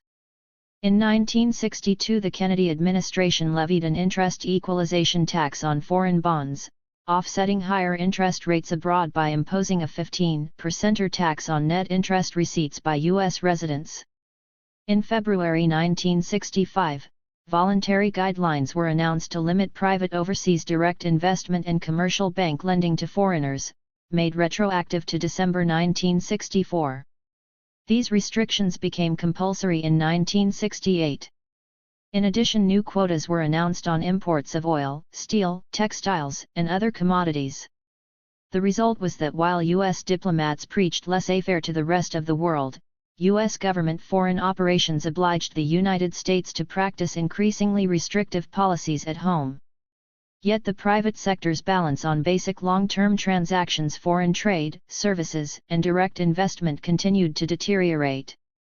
This required that the burden of U.S. deficits be shifted increasingly to foreign central banks. Valéry Giscard d'Estaing of France expressed the unease of his common market compatriots in observing, at the IMF's 1963 meetings, the present situation, whereby central banks accumulate holdings of the currencies of other countries, does not include any automatic machinery for a prompt return to equilibrium. The creditor country which accumulates foreign exchange congratulates itself on the increase in its holdings, while overlooking some of the unsound aspects of these gains. The deficit country tends to attach insufficient importance to the increase in foreign holdings of its currency, all the more so since, at the outset, losses of gold represent only a small part of its deficit. 3. Furthermore, he noted, the persistent U.S. deficit was causing monetary imbalance by exporting America's inflation to Europe. This damaged Europe's internal financial stability and, in the process, enabled the United States to avoid paying the price of its economic and military policies. The inflationary effect resulting in the creditor country from a lasting surplus in the balance of payments is matched in the debtor country by that which comes from the use that foreign central banks make of their holdings in its currency. Without overrating the size of this phenomenon in relation to the evolution of the money supply, one must admit that it tends to offset one of the automatic corrective mechanisms. 4. European central bankers warned that expanding IMF quotas for the purpose of helping the United States sustain its payments deficits would violate Article 13 of the IMF Charter, which prohibited IMF credits from being used for more than temporary stabilization purposes. Germany's representative to the 1963 IMF meetings stated, "I should like to warn against the illusion that, as if by some purely technical reform, one could solve in an automatic or painless way the adjustment problems which are due either to structural distortions or to policy discrepancies between the member countries of our international system.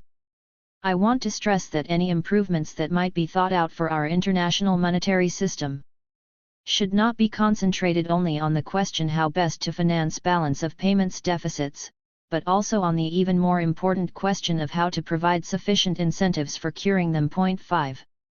Article 6 of the IMF agreement forbade IMF resources to be used to finance deficits on capital account, something which the United States seemed to be using them for. Common market economists complained of America's growing investment in European industry, and correlated this investment outflow with the size of the overall U.S. payments deficit to demonstrate that the United States was, in effect, obtaining a cost-free takeover of Europe's economy. Private U.S. investors spent dollars to buy private European enterprises. The European recipients of these funds exchanged their dollar proceeds with their central banks to obtain local currency or other, non-dollar currencies. These central banks in turn were pressured by the U.S. Treasury to refrain from cashing in their dollars for U.S. gold, on the ground that this might disrupt world financial conditions. There seemed to be no effective limit on how far this process might go as long as the United States was not compelled to part with its monetary gold in payment for the increase in its private sector's net investment in Europe. U.S. Treasury bonds were being exchanged for higher-paying direct ownership of European assets. In an attempt to stop this nationalist U.S. monetary policy, the common market nations insisted that the IMF's 1963 annual report conclude that there was no overall shortage of world liquidity. They got the United States to agree that in the event an increase in world liquidity were to be enacted through an increase in IMF quotas, the United States would not be freed of its obligation to re-establish balance in its external accounts. But in 1964, foreign dollar holdings grew to exceed the U.S. gold stock. This threatened an embargo on U.S. gold sales, the very point the Columbia University Group had made. This was hardly an auspicious time for the Vietnam War to be accelerated. It imposed a new and immense strain on the dollar. The shift of U.S. military focus from Europe to Southeast Asia distressed Europe all the more as the United States began to shift troops from Germany to Vietnam. Some Europeans felt themselves left open to the threat of military aggression from the East. France announced her intention to withdraw from NATO, and pressed for an independent European nuclear deterrent. Britain opted to link her defense system with that of the United States, only to see the Pentagon abruptly cancel the Skybolt program, leaving Britain effectively disarmed as far as its missile delivery system was concerned. Because the military aspects of the U.S. payments deficit grew increasingly U.S. Asian in character and less European, the 1964 IMF meetings were dominated by discussions by the European representatives over whether any need existed for increasing IMF quotas. Very rightly, stated Germany's representative, Karl Blessing, the fund so far has held that balance of payments deficits, which are the self-inflicted consequences of inflationary policies, should not be financed indefinitely by means of the fund, but that the inflationary causes must be removed. This policy should be carried on without compromise. Blessing went on to emphasize that he would have preferred to see the annual report place greater emphasis on the need for stricter monetary discipline on the part of the deficit countries, i.e., the United States and Britain. I am entirely in agreement with those who think that supplies of gold and reserve currencies are fully adequate for the present, and are likely to be for the near future. I am glad that the review of the existing international monetary system has not led to any basic change. In my opinion, there is not so much need for an improvement of the system as for an improvement of national policies of adjustment. No system, however ingeniously conceived, can function satisfactorily without monetary discipline. Under the system of fixed exchange rates, even countries with sound monetary policies have to import inflation if other countries do not maintain sufficient monetary discipline. If we want to avoid further creeping inflation, deficit countries, too, must take corrective measures, however painful they may be. 6. Under an overly abundant provision of international liquidity, corrective internal policies may be delayed too long and the inflationary tendencies will tend to prevail, the Dutch representative Mr. Holtrop asserted. 7. There is agreement, he concluded, that it is both unlikely and undesirable that in the future the supply of international liquidity, originating from the balance of payments deficit of the United States, should continue to flow at the present rate. Italy endorsed the proposed multilateral surveillance of the means of financing balance of payments disequilibria. 8. While France added its voice to warn that excessive facilities may be granted which may lead to the spreading of international inflation.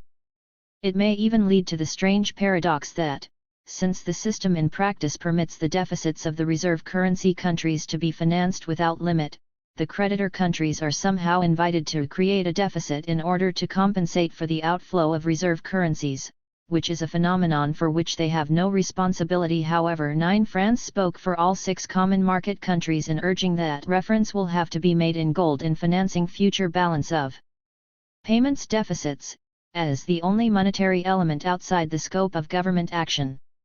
Politically, Germany would do nothing to oppose the U.S. war in Asia regardless of its cost, a stance assumed also by Britain. France not only opposed the war, on grounds of historical stupidity as much as on the moral issues involved, but actively showed its opposition to it by drawing down the U.S. monetary gold stock. This was a positive act to counter America's striving for world hegemony. It was in fact the only act of opposition by any Western power. Its results, however, were to multiply the difficulties America experienced in financing the war without loss of U.S. domination over Europe. In fact, it is hardly too much to say that France effectively destroyed that hegemony, and contributed to the transformation of the United States from a dictator of the direction of Europe's evolution to a beggar at the doors of Europe's central banks. Such a change in the world position of the United States may have been implicit in the cost of its Asian war. It was made explicit, and was precipitated as active antagonism between Europe's and America's monetary and trading interests, by a shrewd and calculated move by France. At the 1964 meetings, the Anglo-American Axis proposed something akin to what subsequently would become special drawing rights or paper gold.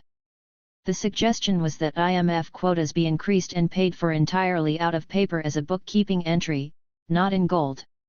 Europe squelched this plan, the Dutch representative insisting that in accordance with the precedent of the increase of the fund's resources in 1959, the obligation to pay 25% of the increase in quota in gold should be maintained. If the United States would not itself impose corrective measures, they would be imposed by the payments surplus economies. The problem was that the traditional balance of payments adjustment process was not sufficient to counteract the military disequilibrium in America's international payments. The normal deflationary policies applied in stabilization programs serve only to cure payments deficits resulting from adverse price movements and monetary inflation in private sectors with excess income and liquidity and excessively low interest rates. The appropriate response to a situation where the payments deficit results mainly from spending on government account for policy reasons that are not price responsive is to stop the spending at its source, by altering public policies. However, these policies generally are not responsive to price and liquidity movements in the marketplace. They are the results of strategy in which economic considerations tend to be subordinated to political objectives. Neither excessive wage payments nor excessive investment spending were in themselves the cause of the U.S. payments difficulties. The problem was excessive military spending, especially overseas. Because the costs of the Vietnam War were superimposed on an economy not far from effectively full employment, the U.S. domestic sector was severely destabilized. Instead of taxing the nation to pay for the war, the government engaged in the more politically acceptable practice of deficit financing. The balance of payments thus deteriorated not only from the Pentagon's direct foreign exchange expenditures associated with its war in Asia, but from that portion of the private sector's surplus liquidity that expressed itself via the foreign investment and import accounts as a demand for European assets and industrial goods. So great was the net infusion of funds into the economy that what did not result in pushing up price levels through demand inflation expressed itself as a demand for imports, worsening the trade balance. Part of the problem was simply that the United States did not want to pay for its war in Vietnam. The Korean War had been financed essentially by the Federal Reserve's monetizing the federal deficit, an effort that transferred the war's cost onto some future generation, or more accurately from future taxpayers to future bondholders. But in 1964, as the United States once again committed itself to military involvement, the likelihood of its settling its payments deficit in the foreseeable future declined. Foreign central banks would have to bear at least the foreign exchange costs of the war. Toward this end, U.S. financial strategists sought to restructure the International Monetary Fund, regardless of Europe's wishes. If the U.S. payments deficit were to persist indefinitely, the IMF would have to be transformed to accommodate it. This posed with utmost clarity the question of the degree to which Europe could be induced to absorb the costs of an aggressive American war over which Europe had no control and in whose outcome it had no real interest. Since 1914, war had been the major factor in European U.S. balance of payments relations. World War I and its aftermath had transferred the world's financial power from Europe to the United States, and World War II pushed this balance even further to U.S. advantage. Now the war in Southeast Asia threatened to reverse the flow of financial power, despite the buildup of long-term assets abroad by U.S. private investors. This danger to U.S. hegemony prompted U.S. monetary officials to take the lead in restructuring the world monetary system. That the direction of change would be away from gold was apparent. With the world's gold threatening to return to Europe, the United States saw its financial power dwindling. Gold, American strategists recognized, was indeed power. If U.S. gold were flowing out, the basis of world financial power must be changed in order that U.S. diplomatic and financial hegemony be maintained. U.S. monetary strategists therefore attempted to shift the basis of financial power away from gold toward debt, and more specifically away from the creditor-oriented rules of international finance that the United States had voiced at Bretton Woods to the debtor-oriented proposals it had repudiated when they had been put forth by Keynes in 1943. The pretext for reforming the IMF was of course not America's need to finance the war in Southeast Asia and its purchase of European industry with Europe's funds, but the politically less touchy thesis that, for world trade to continue to grow at historic rates, a proportional increase in world liquidity was necessary. Because of private hoarding, this increase was not being supplied by newly mined gold. The balance therefore would have to come either through increased use of the dollar as the key currency or through special drawing rights. Under the new U.S. plan, the fund would cease to be a mere pool of national currencies, but would develop overdraft facilities for use by deficit countries, headed by the United States. To this suggestion, Europeans replied that the function of international liquidity was not so much to finance trade as such, but imbalances in world trade and payments. Exports and imports could perhaps multiply tenfold, but if they remained in balance there would be no increase in deficits needing financing. The solution to the U.S. balance of payments problem was thus a U.S. economic policy aimed at financing its own international payments, not really to finance the deficits of other countries. Still, Europe permitted the IMF to increase its quotas by 25% in 1966, and allowed it once more to redeposit most of its increased gold holdings in the U.S. Treasury. The limiting factor on how long this global inflationary policy could persist was the ability of the world's gold markets to withstand its growing pressures. In the background was the fact that the domestic U.S. currency, that is, its Federal Reserve notes in circulation, was legally backed 25% by gold. As the U.S. domestic money supply increased and as U.S. gold flowed out, the intercept of these trends visibly approached. The 25% legal gold backing Indiana effect froze a corresponding volume of gold from being used by the United States to settle its payments deficits. Less and less would be available for this purpose as more and more money was created, even if U.S. gold holdings were to remain stable. As noted above, one step to help conserve its gold was taken by the Treasury in organizing the gold pool early in 1961, following the sharp increase in gold prices during the Kennedy-Nixon presidential campaign. To alleviate future gold speculation, U.S. monetary authorities took the lead in getting Britain, the 6 common market nations and Switzerland to pledge their gold reserves to support the price of gold. These 8 European countries accepted the burden of meeting 50% of the pool's net sales or, alternatively, of purchasing half the gold offered to the pool so as to maintain a stable price by supplying or buying the metal at $35 an ounce. The magnitude of America's defeat when the gold pool was disbanded on Sunday, March 17, 1968 may be indicated by the intensity with which the United States had fought to preserve it intact. Through the gold pool, the U.S. government had given visible evidence to the world that the dollar was as good as gold by being worth of a troy ounce of the metal. By supporting the value of the dollar at this price, the pool encouraged individuals and governments to hold on to their dollars, which they could invest in income-earning assets that at any time, they were led to believe, they could convert into gold. Despite the pool's activities, gold speculation accelerated in 1964 when foreign official short-term dollar claims grew to exceed the stated value of the U.S. gold stock.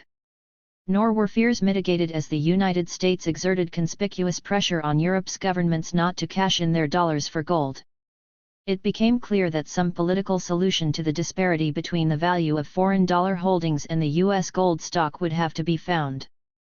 This solution ultimately would have to entail a revaluation of gold. Despite this long-term inevitability, the gold pool succeeded for nearly 7 years in holding the price of gold at $35 an ounce on London markets, although prices in other markets frequently jumped above this level. Gradually, as the position of the dollar deteriorated under the burden of America's continued balance of payments deficits, it became impossible to maintain the orderly market that the pool was formed to ensure. The pool's collapse came at the end of a series of crises dating from June 1967, when France withdrew from the pooling agreement, although at U.S. request it remained a nominal member for public relations purposes. By withdrawing, France took the lead among its European neighbors in refusing to suffer any further gold losses as the penalty that it, not the United States, was obliged to suffer as a result of America's overseas military involvement and expanding U.S. foreign investment. To preserve the pool intact, the U.S. Treasury picked up France's 9% share, increasing its gold subscription to 59% of net pool sales. Gold losses by the pool's active members proceeded for years at a moderate rate, but havoc ensued after the pound sterling was forced to devalue on November 18, 1967. Gold pool sales amounted to nearly $800 million during the rest of November alone, with the United States putting up some $475 million of this sum. Nor was the furor mitigated when France, in order to prevent a run on the franc, felt itself obliged to reveal publicly that in June it had terminated active membership in the gold pool. Only by so doing could France assure foreign exchange dealers that the reserves of the Bank of France itself were not being drained by the massive gold speculation. The announcement, however, was construed with somewhat more sinister overtones in some quarters, which speculated that France had joined Russia and South Africa in pressing for a higher gold price out of motives unrelated to the realities of the world monetary situation. In an attempt to stem the movement out of paper into gold, the remaining gold pool nations met in Frankfurt on November 27, 1967. At the conclusion of this conference, they announced their joint determination to continue meeting any and all demands for gold at $35 an ounce. This statement temporarily squelched speculative activity. News soon leaked out that U.S. officials had set forth a number of proposals at this meeting. First, pressure was brought to bear upon Canada and Australia, among other nations, to join the pool to demonstrate international solidarity vis-à-vis the world's gold speculators. This met with a cold response in view of the clear likelihood of further gold losses during 1968 by gold-holding countries. Canada nevertheless agreed to sell or lend the United States some $100 million of its gold stock. Another American proposal, adopted without publicity, was for gold pool members to be billed only at the end of each month for their sales commitments, instead of being required to meet these commitments on a current basis. The balance apparently was to be met out of Bank of England reserves. This proved a boon to the United States, for even though the gold pool lost approximately $1 billion in the month of December, following upon November's $1 billion loss, the 59% U.S. contribution was not reflected until January 1968. By that time some reflux probably had occurred in speculative activity and, of greater importance, after the Federal Reserve's currency in circulation had been seasonally reduced following the Christmas holidays. Thanks to this postponement, and also because of the roughly $1.2 billion double counting of IMF gold as part of U.S. gold holdings, the gold cover was maintained at over 28% of Federal Reserve notes outstanding. More timely and meaningful accounting would have reduced the American gold cover by over $1.7 billion, moving it below the legal 25% backing for the nation's currency. That would have set off a panic, as the United States would have been left with no gold with which to settle foreign claims. American representatives at the November 1967 meeting also suggested a three-tiered price of gold. The idea was to divide the London gold market into three distinct markets, each with its own price of gold set by its own set of buyers and sellers. One market would be for official sales among governments at $35 an ounce. A second was to be restricted to bona fide industrial users at a floating price, comparable to the system that governed prices for copper, zinc, and other metals traded on the London Metal Exchange. Prices in this market would reflect demand forces within the gold-consuming countries, and might exceed $35 an ounce. Admission to this market, which was limited to pre-existing gold, would require specific authorization from the central bank of the nation of which the prospective purchaser was a citizen or legal resident. The third market would be for newly mined gold. All speculative demand among non-industrial gold users would be limited to this market. It would have been here, therefore, that prices presumably would have been highest, effectively revaluing the price of gold so far as the mining industry was concerned. This multi-tiered system was designed to enable the United States to maintain its commitment to buy and sell gold at $35 an ounce to settle official intergovernmental transactions, but for no other purpose. It was summarily rejected by the other gold pool members, largely because of its inherent uncertainties. For instance, with gold hoarders being able to sell their accumulated gold only to industrial users, presumably at relatively low prices compared with newly mined gold, some illegal market was bound to develop elsewhere to bridge the widening price gap. The most radical of U.S. proposals, which also was rejected, called for creation of gold deposit certificates, a kind of fractional reserve double counting of gold that would help phase out the metal as the major international reserve asset. Bank books would be created for the gold pool members. Each member would be credited with an amount equal to its sale of gold, despite the fact that this gold had been sold through the pool and therefore had ceased to be available either to the pool or to its member nations. Thus, if the gold pool were to sell $1 billion of gold in any given month, the United States, with its 59% share, would turn over $590 million in gold at the end of the month and would receive a bank book credit for this amount. According to this U.S. plan, the $590 million would be treated not merely as a simple receipt for the gold sold, but as a bona fide asset of the United States, continuing to be counted among its international reserves. Consequently, despite speculation against the dollar that could take the form of a flight out of paper into gold, reported U.S. international financial reserves would not be diminished, nor would those of other nations adhering to this plan. However, America's arguments for this proposal were ill-timed. Its representatives cited as a precedent for such double counting the fact that the Federal Reserve already was counting over $1 billion of the IMF's gold kept in the United States as belonging to U.S. gold holdings. This sum even served as part of the legal gold backing for the dollar.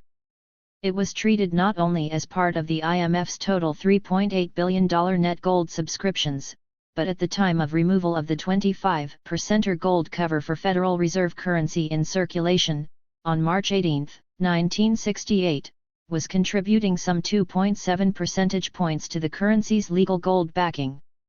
The U.S. plan would have transformed the gold pool into an international gold bank operating on the fractional reserve principle, with credits for member nations' sales continuing to be counted as officially held reserves. France's monetary representatives responded to this suggestion by requesting that a prorated portion of the IMF's imminent $1.4 billion stabilization loan to Britain following its sterling devaluation be taken out of the proposed special IMF gold deposit. This French proposal was rejected by the gold pool members, but so was the American gold certificate device. The U.S. proposals were leaked by Paul Fabre, financial editor of Le Monde, in that newspaper's issue of December 8, 1967. It was revealed that the United States proposed to establish bank books for the gold pool members, each member to be credited with an amount equal to its sales of gold. Gold pool members would thereby treat their contributions as they count gold now, summarized the Wall Street Journal, noting that this certificate plan would keep contributions from statistically shrinking their reserves. 10 On the day following the Le Monde story, the New York Times reported that officials ridiculed the suggestion as silly and stupid. "I've never heard of such a silly thing," said one well-informed central banking source. "I would hope that Mr. Hayes and Mr. Coombs would have more brains than to propose such a stupid thing." 11 Another source commented, "This is a ridiculous proposition. Nobody would ever accept it." U.S. government spokesman flatly denied that any such proposals had ever been made.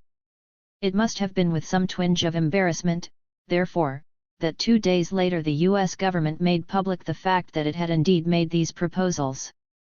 As could be expected, the awkward and belated handling of the situation by the United States served only to accelerate speculation that changes were underway in the gold markets. Renewed gold buying, this time feverish, struck London, Paris and Zurich.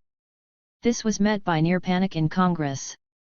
On December 12, Senators Jacob Javits of New York and Vance Hartke of Indiana proposed that the United States amend its Gold Reserve Act of 1934 so as to suspend all further sale of gold to France until that nation had redeemed in full its World War I debt. 12 These two senators also anticipated the events of August 1971 by suggesting that the United States simply embargo gold so as to oblige Europe to float its currencies upward relative to the dollar. The gold pool was maintained in its previous form, although continuing pressures on the dollar undermined its activities. The United States was unwilling to take corrective measures to reduce its payments deficit, whether by increasing taxes, reducing the budget deficit or slowing its rate of monetary inflation. Increasing talk of a further build-up of forces in Vietnam implied an even more rapid deterioration in the U.S. balance of payments. The Tet Offensive of February 1968, followed by North Korea's seizure of the U.S. naval vessel Pueblo, strengthened this speculation. U.S. military strategy in Asia had not envisaged an upper limit on how much foreign exchange could be spent on war without weakening the U.S. position in all other areas of the world. So strong had the U.S. economy seemed in the early post-war years that U.S. diplomats did not foresee that U.S. military overheads might become so costly at some point as to negate the general aims of U.S. diplomacy. By 1968, however, the direct foreign exchange cost of U.S. military activity abroad was running at about $4.5 billion annually, of which about $2.5 billion was the direct result of the war in Vietnam. The indirect overseas costs of the Vietnam War amounted to another $2 billion, including the adverse effect of intensified war production and high defense spending on the balance of trade. The Vietnam War resulted in a shortage of domestic capital and skilled labor, an increased rate of domestic inflation, special and enlarged import needs, and diversion of facilities from production of export items. To put it bluntly, asserted Senator Hartke, Vietnam has ruined any chance we might have had for attaining equilibrium in our balance of payments. Until recently there was curiously little official acknowledgement that after all Vietnam is the real culprit. 13. Such recognition was by no means universal, especially among Johnson appointees. Under-Secretary of State Nicholas Katzenbach gave it little acknowledgement as late as January 1968. Even if Vietnam did not exist, he asserted, the U.S. payments deficit would be about equal to what it then was.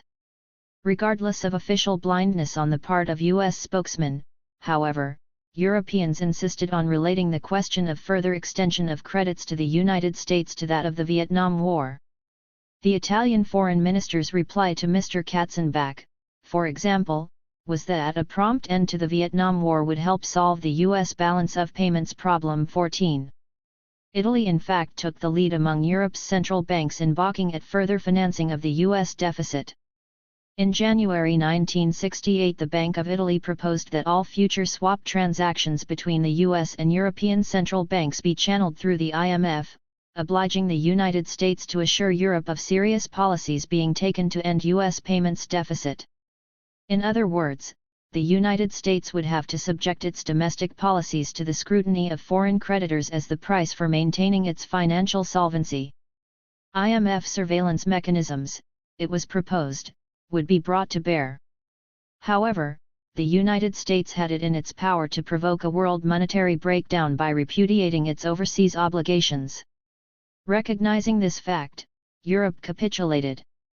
On March 18, 1968, the day the gold pool was officially disbanded, the swap agreements were increased by $9 billion, raising the total U.S. swap network to $20 billion.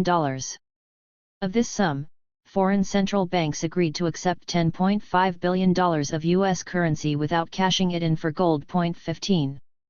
By early March 1968 the death of the gold pool seemed imminent.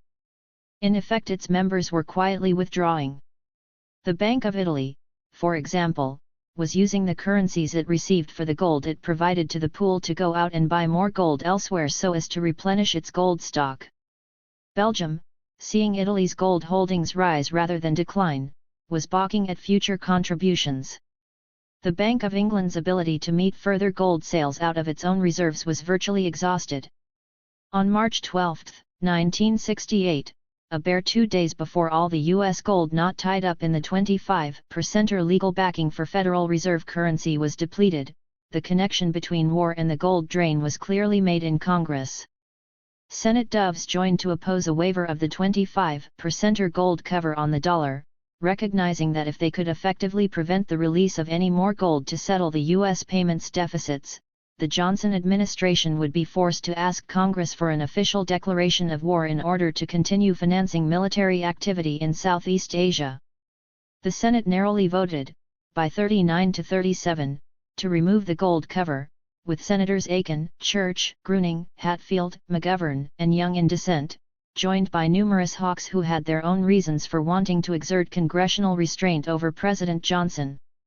Nonetheless, the gold pool, the fixed link between the dollar and gold, was not to survive the coming weekend. By the close of trading on Thursday, March 14, 1968, the United States, because of the necessity to maintain a 25% legal gold cover for its Federal Reserve notes, was unable to supply the pool with enough gold to meet another day's sales. The Hartke-Javits proposal to suspend future gold sales to France until such time as it began to repay its World War I debt was reintroduced into the Senate. It was supported by anti-war Senators Hatfield, Church, McGovern, and Scott. This was at best a desperation move as well as political failure by these opponents of the Vietnam War to perceive that France was their sole de facto ally in the West in that opposition. In response to the growing panic, the London gold market closed down. 3 days later the 7 remaining active gold pool nations, meeting in Washington, announced that the gold pool had been dissolved. Collapse of the gold pool gave way to a 2-tiered pricing system for gold based on the U.S. proposals made the preceding November. The only modification was that bona fide industrial users were lumped together with all other gold consumers and hoarders, as there was no practical way to determine the extent to which jewelry represented a form of hoarding. The price of gold immediately moved against the dollar, to approximately $38 an ounce. One response to this de facto devaluation of the dollar vis-a-vis gold was that the oil-producing countries demanded, through their cartel OPEC, an immediate increase in royalties and taxes from US and British petroleum companies in proportion to the declines of the dollar and sterling relative to gold.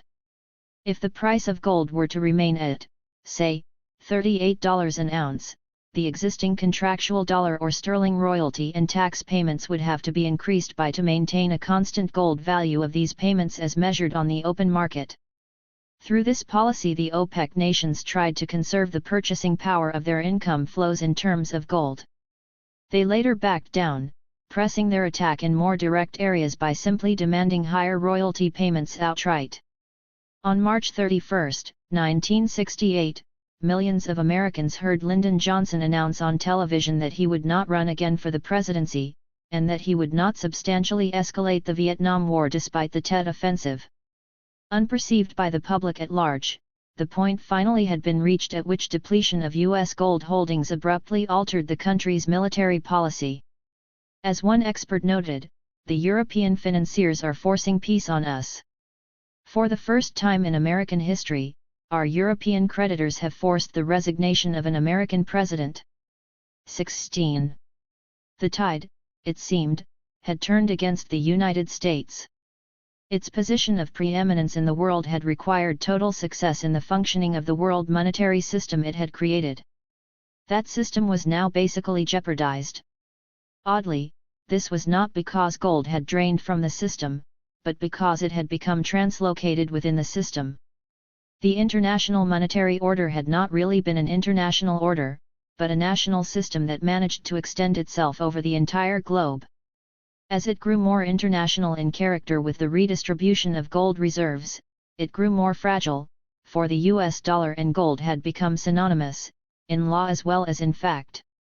When factually they ceased to be synonymous, when the gold cover of other currencies began to exceed that of the dollar, the legal equivalence between gold and the dollar became dubious. Yet it remained a legal fiction. In 1971 the United States formally repudiated gold claims on its monetary reserves. But the world was not yet ready to repudiate in turn the IMF and the rest of the American creations that had grown to represent the world order. Yet all constraints were removed on U.S. economic profligacy. The U.S. budget deficit for the fiscal year ending June 30, 1972 was calmly forecast by the Treasury at close to $39 billion. By September 1971, U.S. liquid liabilities to foreign official institutions had grown to about $43 billion, an increase of about $25 billion in less than a year. Liquid liabilities to all foreigners, public and private, had risen to almost $61 billion, an increase of $33 billion or so since the Vietnam War build-up had begun in early 1965. Effectively speaking, not only had the United States compelled the other nations of the West to pay for the overseas costs of the U.S. war in Asia, it had accomplished something of far greater significance. Those overseas military costs were now the central banking assets of the non-U.S. members of the IMF. Whatever they might desire, the central banks of Europe had no choice but to continue to accept the paper dollar equivalents annually created as the domestic and overseas deficits of the United States increased. Otherwise the whole shaky structure of the world monetary system would collapse into rubble. America had succeeded in forcing other countries to pay for its wars regardless of their choice in the matter. This was something never before accomplished by any nation in history. 12. Power through bankruptcy, 1968-70. Considering the present state of Europe, France and Spain being masters of the mines, the other nations seem to be under a necessity of setting up another money. The only reason can be given why it has not yet been done, is, that the nature of money has not been rightly understood. John Law, Money and Trade Considered, with the proposal for supplying the nation with money, Edinburgh, 1705, p. 77.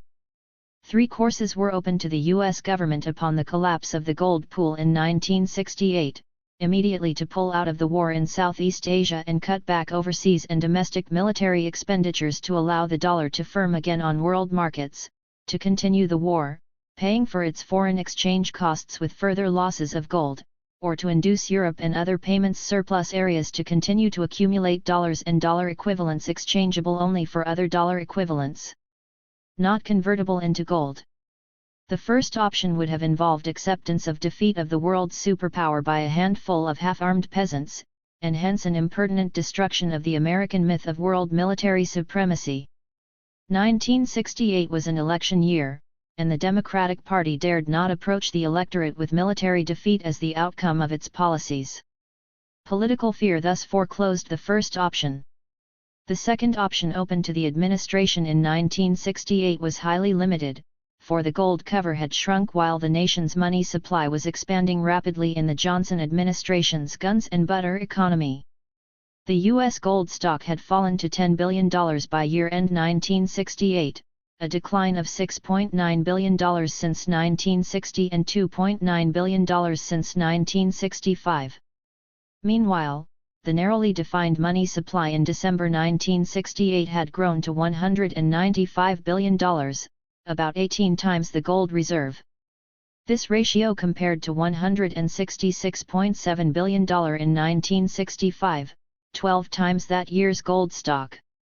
The narrowly defined money supply currency in circulation outside banks, plus demand deposits had grown in excess of $28 billion in 3 years, while the more broadly defined money supply currency in circulation outside banks, plus demand deposits, plus time deposits grew by $86.3 billion from 1965 to 1968. During these 3 years the federal government debt had risen by $31.3 billion, to $344.4 billion. Rolling over of this public debt became increasingly difficult as the amount due within 1 year rose from $88 billion in 1965 to $106 billion in 1968. Obviously the second option, paying for the war by a continued drain on gold, could be sustained only briefly. This left the United States with only one practical option: to induce the central banks and treasuries of foreign countries to refrain from cashing in any more dollars for gold, but to accumulate dollar assets in growing amounts, whatever their fears regarding the stability of the dollar. By its nature, this option could not be a wholly autonomous decision of the United States.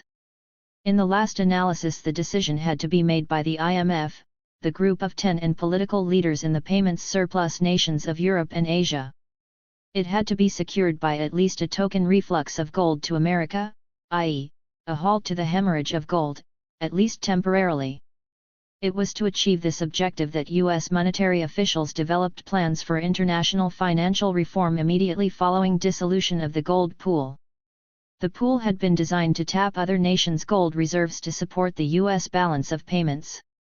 Now, the U.S. government wished to move away from gold altogether and supplant it with some new monetary instrument based mainly on the U.S. payments deficit. If possible, the United States should receive credits from Europe, Japan, and other payments surplus nations automatically. This idea was to become the plan for special drawing rights, SDRs, within the IMF, or paper gold as it was widely called. To transform central bank arrangements along these lines, it was first necessary to terminate Europe's gold purchases from the U.S. Treasury.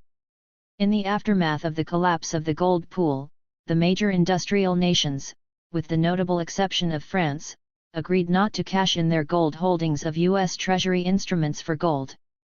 France, the danger point in this system because of its insistence on accumulating gold, was taken out of the picture in May 1968 by its student riots and the attendant flight of gold from France, which continued to deplete that nation's monetary reserves until early 1971.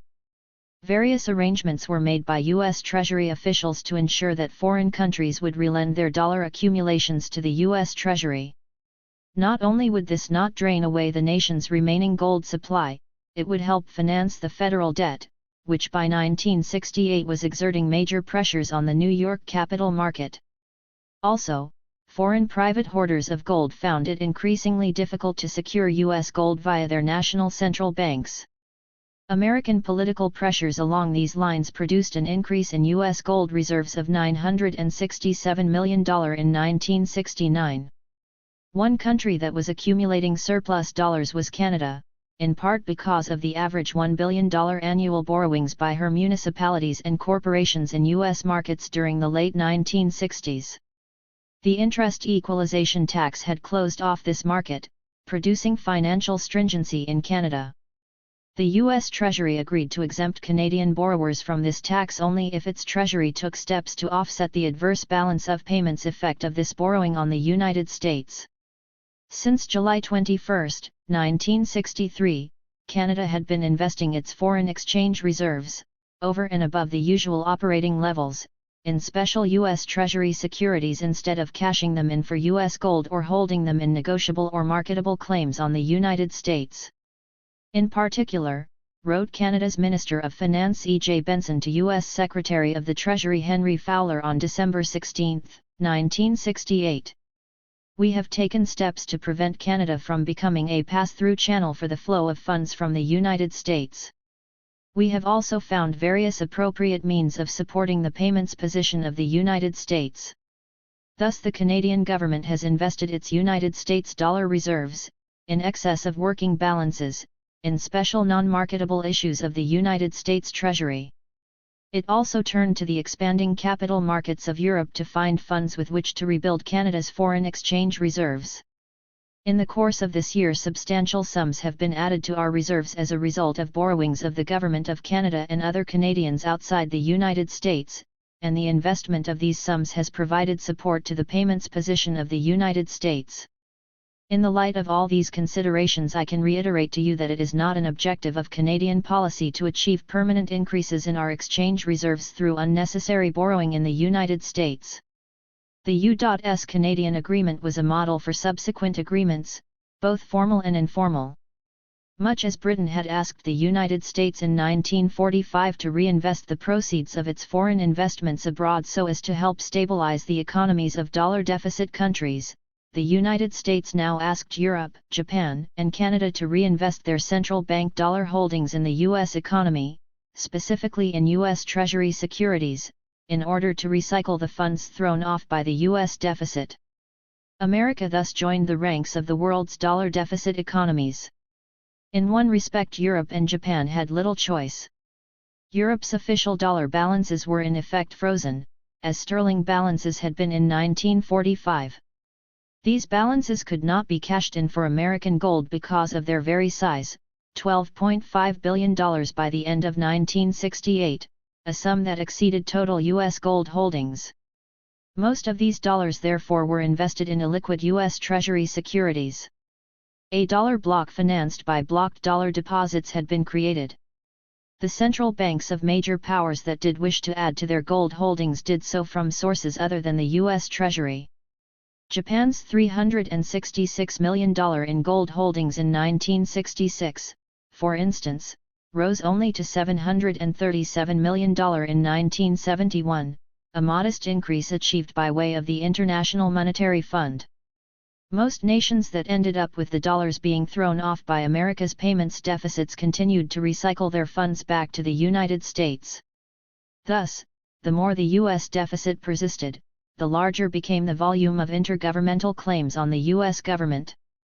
The interwar position of the United States as the world's great intergovernmental creditor was reversed. The United States was now the single largest intergovernmental debtor. This fact meant that the constraints implicit in the gold exchange standard were nullified. It became possible for a single nation, the United States, to export its inflation by settling its payments deficit with paper instead of with gold. There was no limit to ability of the United States to print paper or create new credit, despite the fact that there was a visible limit to its gold stock. To be sure, in accepting U.S. paper instead of gold, foreign central banks were accepting paper that was still the world's reserve currency. Consequently, each new injection of U.S. paper into the monetary reserves of foreign countries inflated their monetary base. Whatever the realities, the dollar was still, at least in legal fiction, a gold equivalent for the world's central banks. America's payments deficits therefore worked to inflate the currencies of other nations, becoming the engine of global inflation in the late 1960s. A rising world price level thus became, in effect, a derivative function of U.S. monetary policy. The United States gave notice that it henceforth would act vis-a-vis the world without economic constraints, and the world would have to accommodate itself to this fact. It was in this setting that U.S. monetary officials proposed creation of special drawing rights, a variant of the common reserve units, Cruz, that had been discussed but not created in 1964. They were an intellectual counterpart to Keynes's original proposals for paper gold. At Bretton Woods he had proposed that the IMF should create an international unit of account, which would be distributed to deficit countries to settle their payments deficits with the United States and with other payments surplus nations in the post-war period. This paper credit, he proposed, was to be accepted by the United States and all surplus nations as equivalent to gold.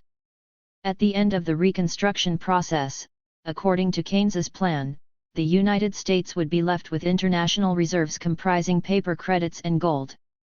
Europe and Asia for their part would suffer no loss in net reserves, but instead would have a massive accumulation of real capital.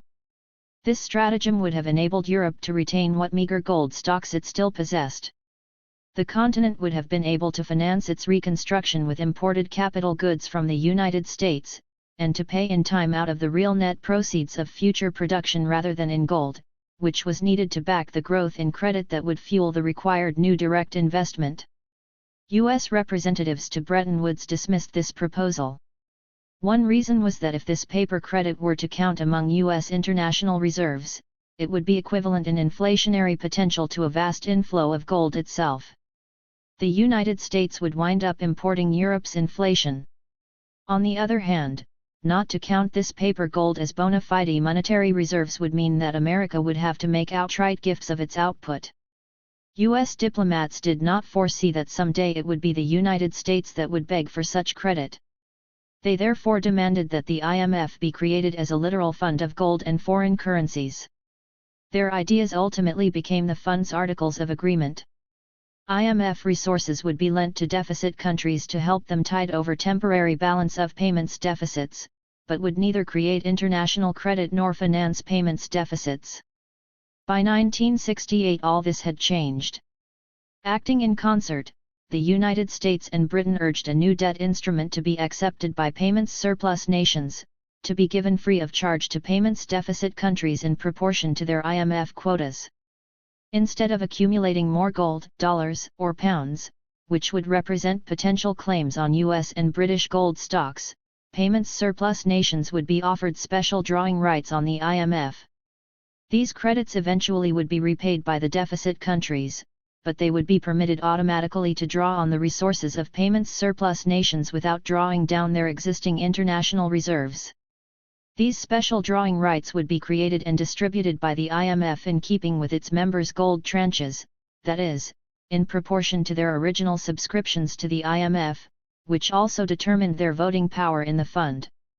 This meant that the United States would receive more than one-fifth of the $5 billion in SDRs proposed to be created over a 5-year period, starting in 1970.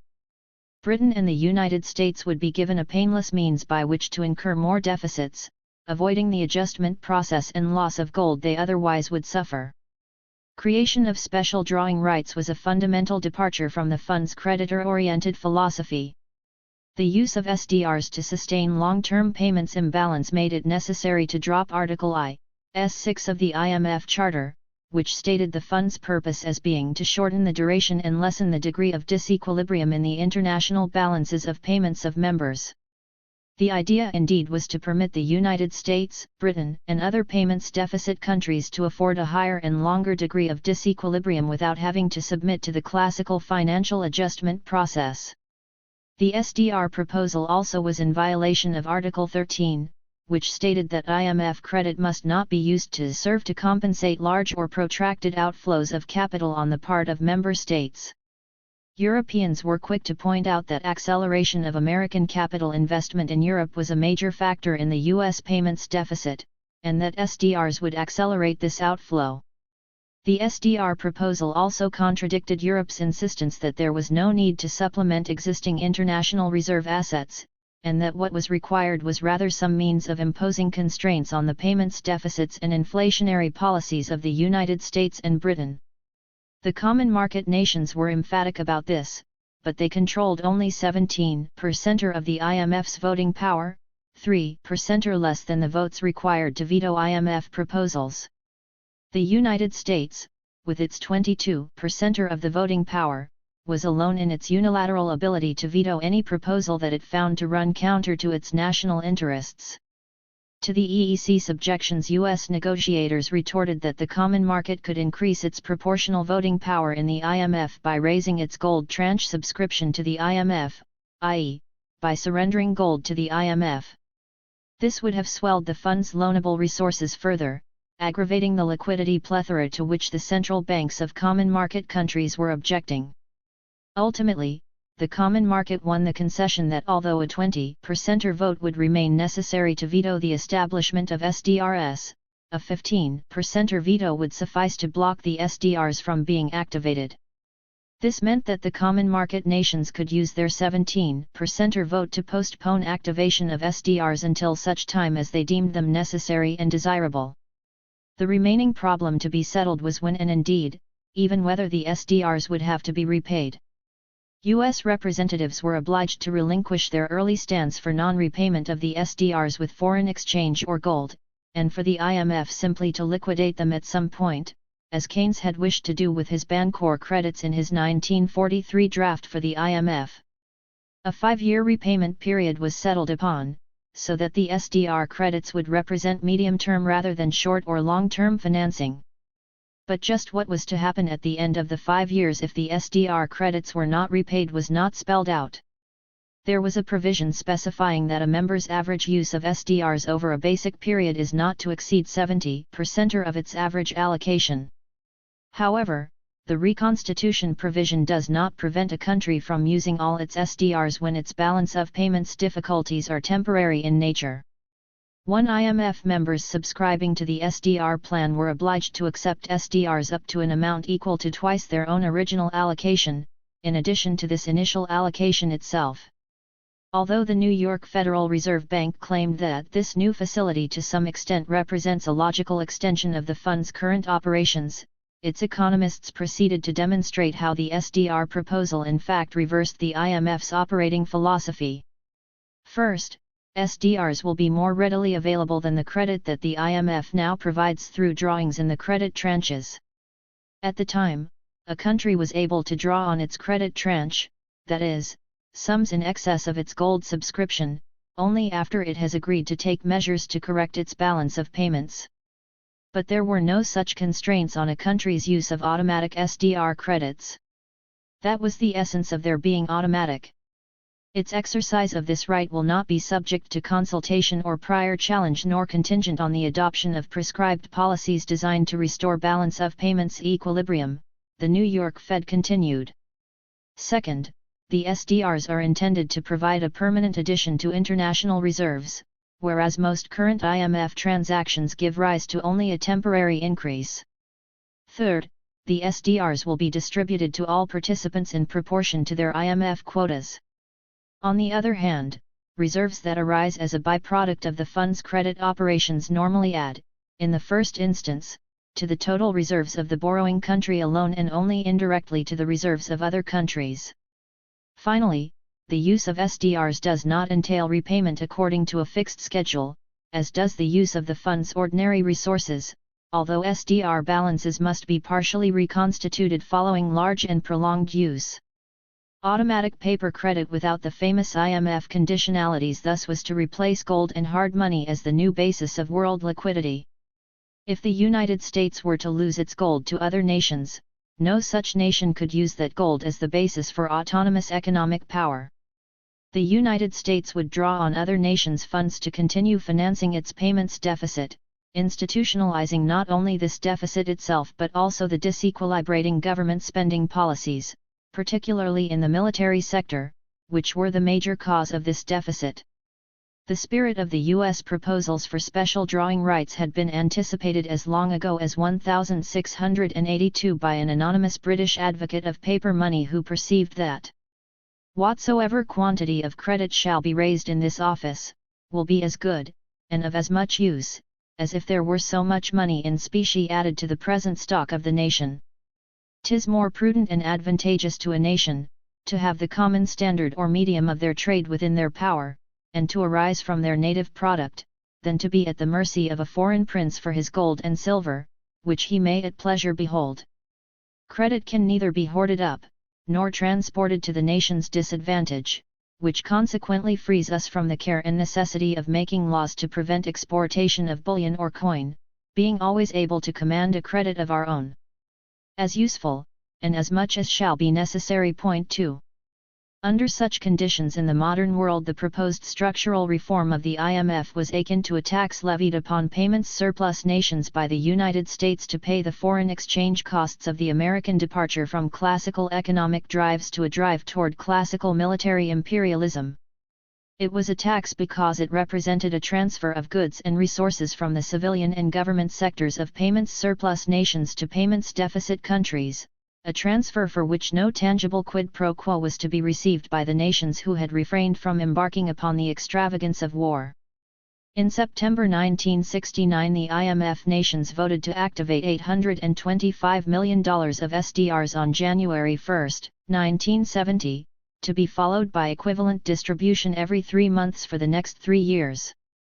Only 7 members elected not to subscribe to the SDR plan: the Arab oil-producing states of Kuwait, Saudi Arabia, and Libya, plus Lebanon, Ethiopia, Singapore and Portugal.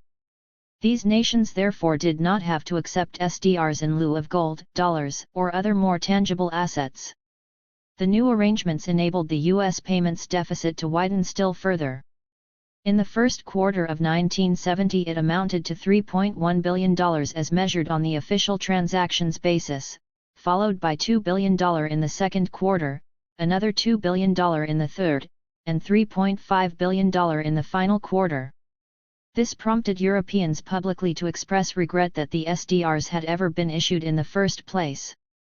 According to the Journal of Commerce, they proposed to undo some of what had been done by suggesting a formula for creating SDRs after 1972 that would link their creation to some index that will slow the increase in world reserves from other sources, such as dollar outflow and purchases of gold by IMF and South Africa. 3. The IMF also suggested, although it did not actually state it, that the new special drawing rights, SDR, might not have been activated if it had known that the U.S. would continue to run a very large deficit in its balance of payments. The continued outpouring of dollars plus the creation of $3.4 billion of SDR on January 1 increased world liquidity by about double the amount that the fund earlier had estimated.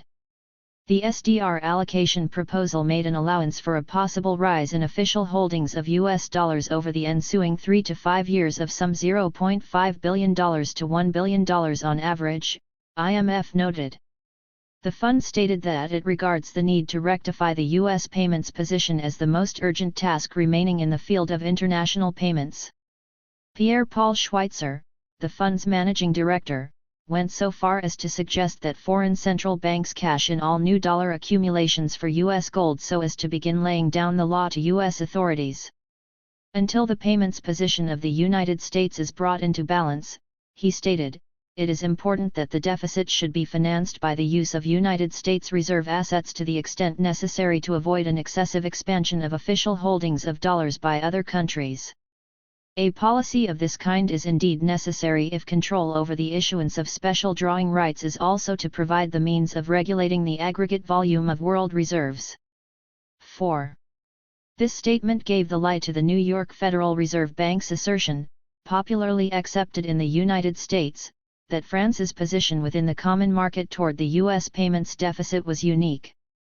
The position of the French government, Barrett and Green wrote, as stated by Michel Debré, Minister of Economy and Finance, is that the mechanism cannot come into play until the balance of payments deficits affecting the countries whose currencies are designated as reserve currency have disappeared. This is an extreme view which has not been taken by other countries. 5. Not only was this view not extreme and by no means unique to France, but it had become the majority view of the non-U.S. IMF leadership. Indeed, Mr. Schweitzer's statement of September 21, 1970 had been anticipated 2 weeks earlier when the IMF released its report for the year at its annual joint meeting with the World Bank.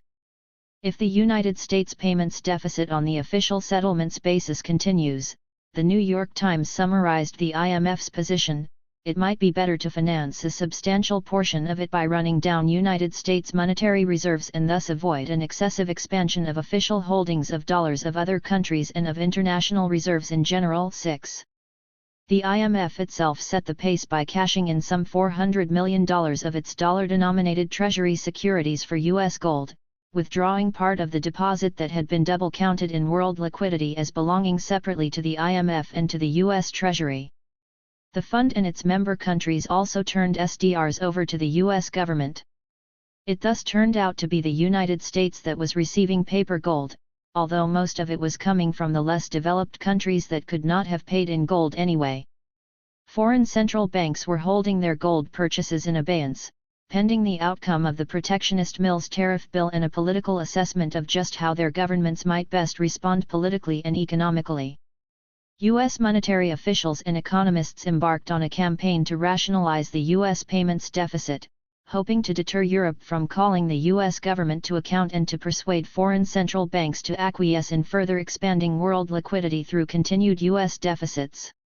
Two main lines of apologetic were put forth: a structuralist rationale, which sought to justify the deficit on the grounds of inherent world forces that could not be manipulated to restore payments equilibrium for the United States, and a theory called the International Financial Intermediary Hypothesis, which sought to explain away the deficit as merely a statistical anomaly.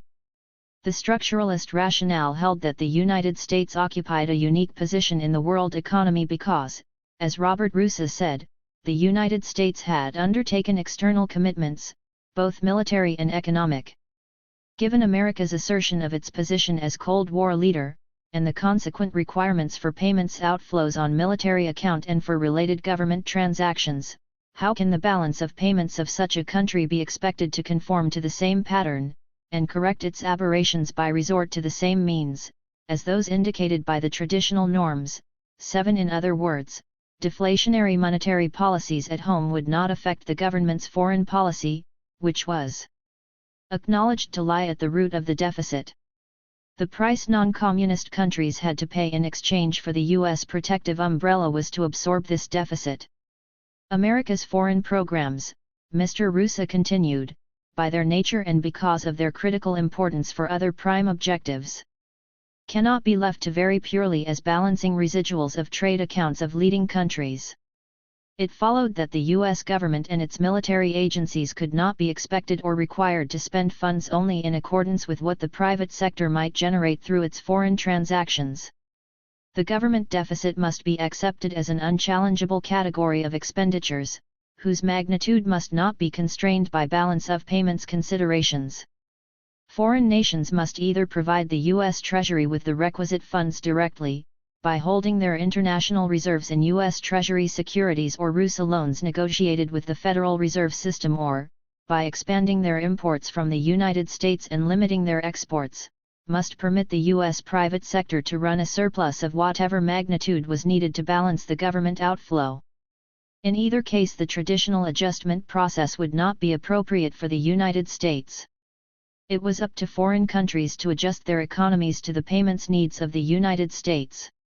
Perhaps, Mr. Russa speculated, by conventional standards, the United States would have to become a habitual renegade, barely able to keep its trade accounts in balance, with a modest surplus on current account, with an entrepot role for vast flows of capital both in and out, with a more or less regular increase in the short-term dollar liabilities used for transactions purposes around the world. This structuralist rationale went a step further by recognizing that the payments outflow on government account could not be compensated by surpluses on private transactions, contrary to what had been believed possible in the early 1960s. A study made by Hendrik Houthakker of the Council of Economic Advisers and Stephen McGee indicated that U.S. economic growth tended to be accompanied by imports rising more rapidly than exports, so that continued economic growth implied a dwindling trade balance. Data covering the years 1953–66 suggested that as long as incomes rose, the United States economy, in its present form, would continue to draw in a more than proportional rise of imports, that the relevant elasticity determining purchases of goods abroad was income change in the United States, and that even if relative price stability could be attained, imports would go on rising at about the same pace. There seemed to be little America could do to alter these built-in structural relationships, the Houghton-McGee study concluded. Indeed, prospective deterioration in the United States trade balance will probably be especially marked vis-a-vis Japan and Canada, unless these countries maintain much higher rates of growth and inflation than the United States. 8. This study may have been partially responsible for the hardline U.S. position toward Japan regarding its widening trade surplus with the United States. At any rate, Mr. Rusa concluded from this study, since no economic policy for the United States could contemplate static incomes over time, the chances of regaining a trade surplus sufficient to carry most of the other United States overseas disbursements on capital and government account were beginning to seem remote indeed. The alternative would be for the U.S. economy to stop growing. On the other hand, an increase in domestic income, particularly one stemming from inflationary pressures, would tend to increase the U.S. payments surplus on capital account. Although inflation might slightly impair the U.S. trade balance, it was likely to spill over into the U.S. stock market, pushing up stock prices and attracting foreign speculative capital, while its upward impact on interest rates might attract foreign funds.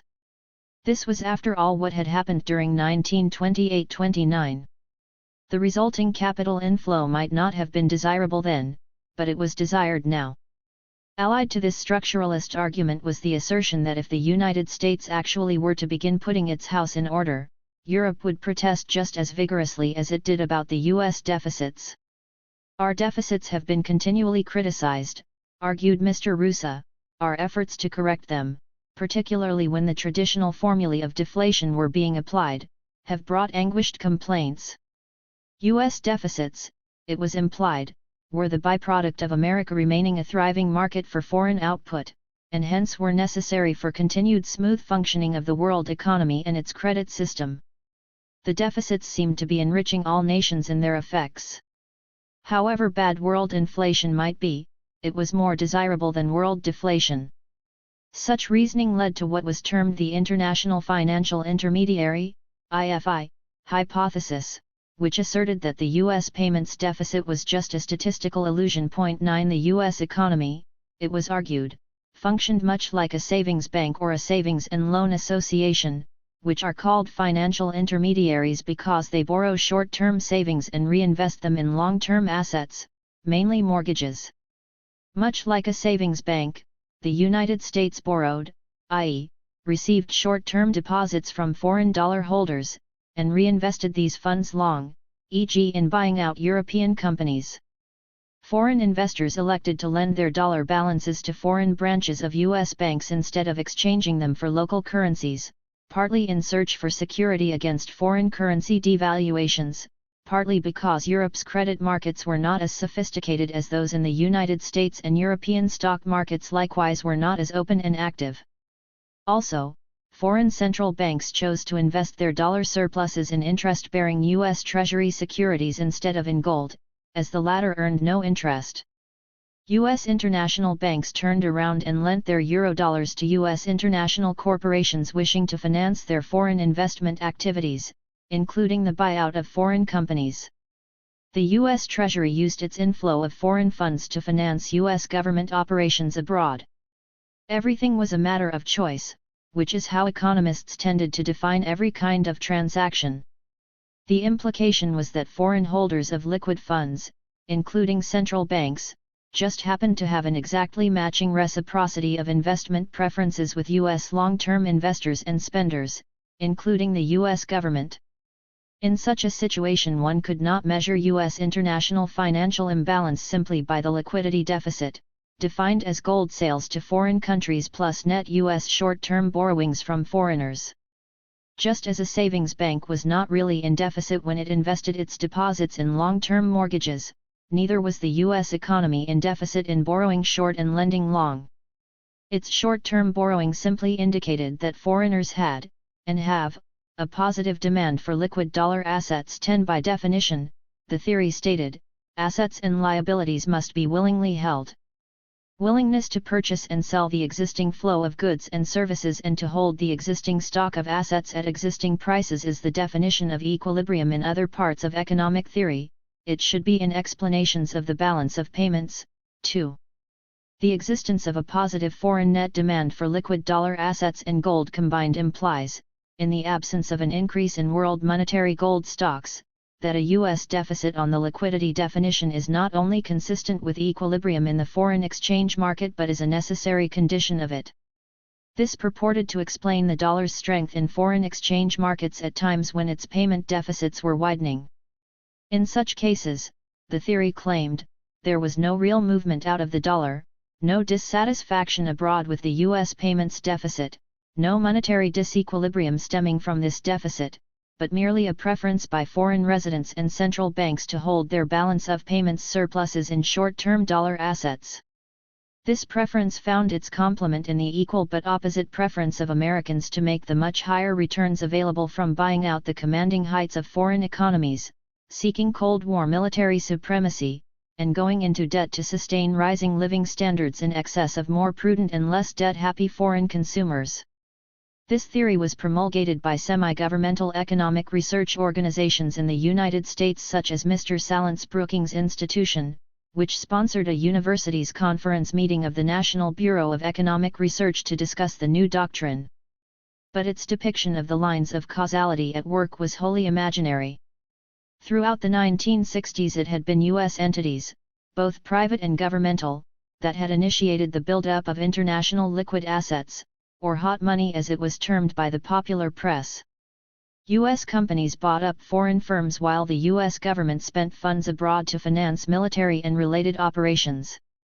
These activities put dollars into the hands of foreigners in excess of their demand for U.S. goods and services.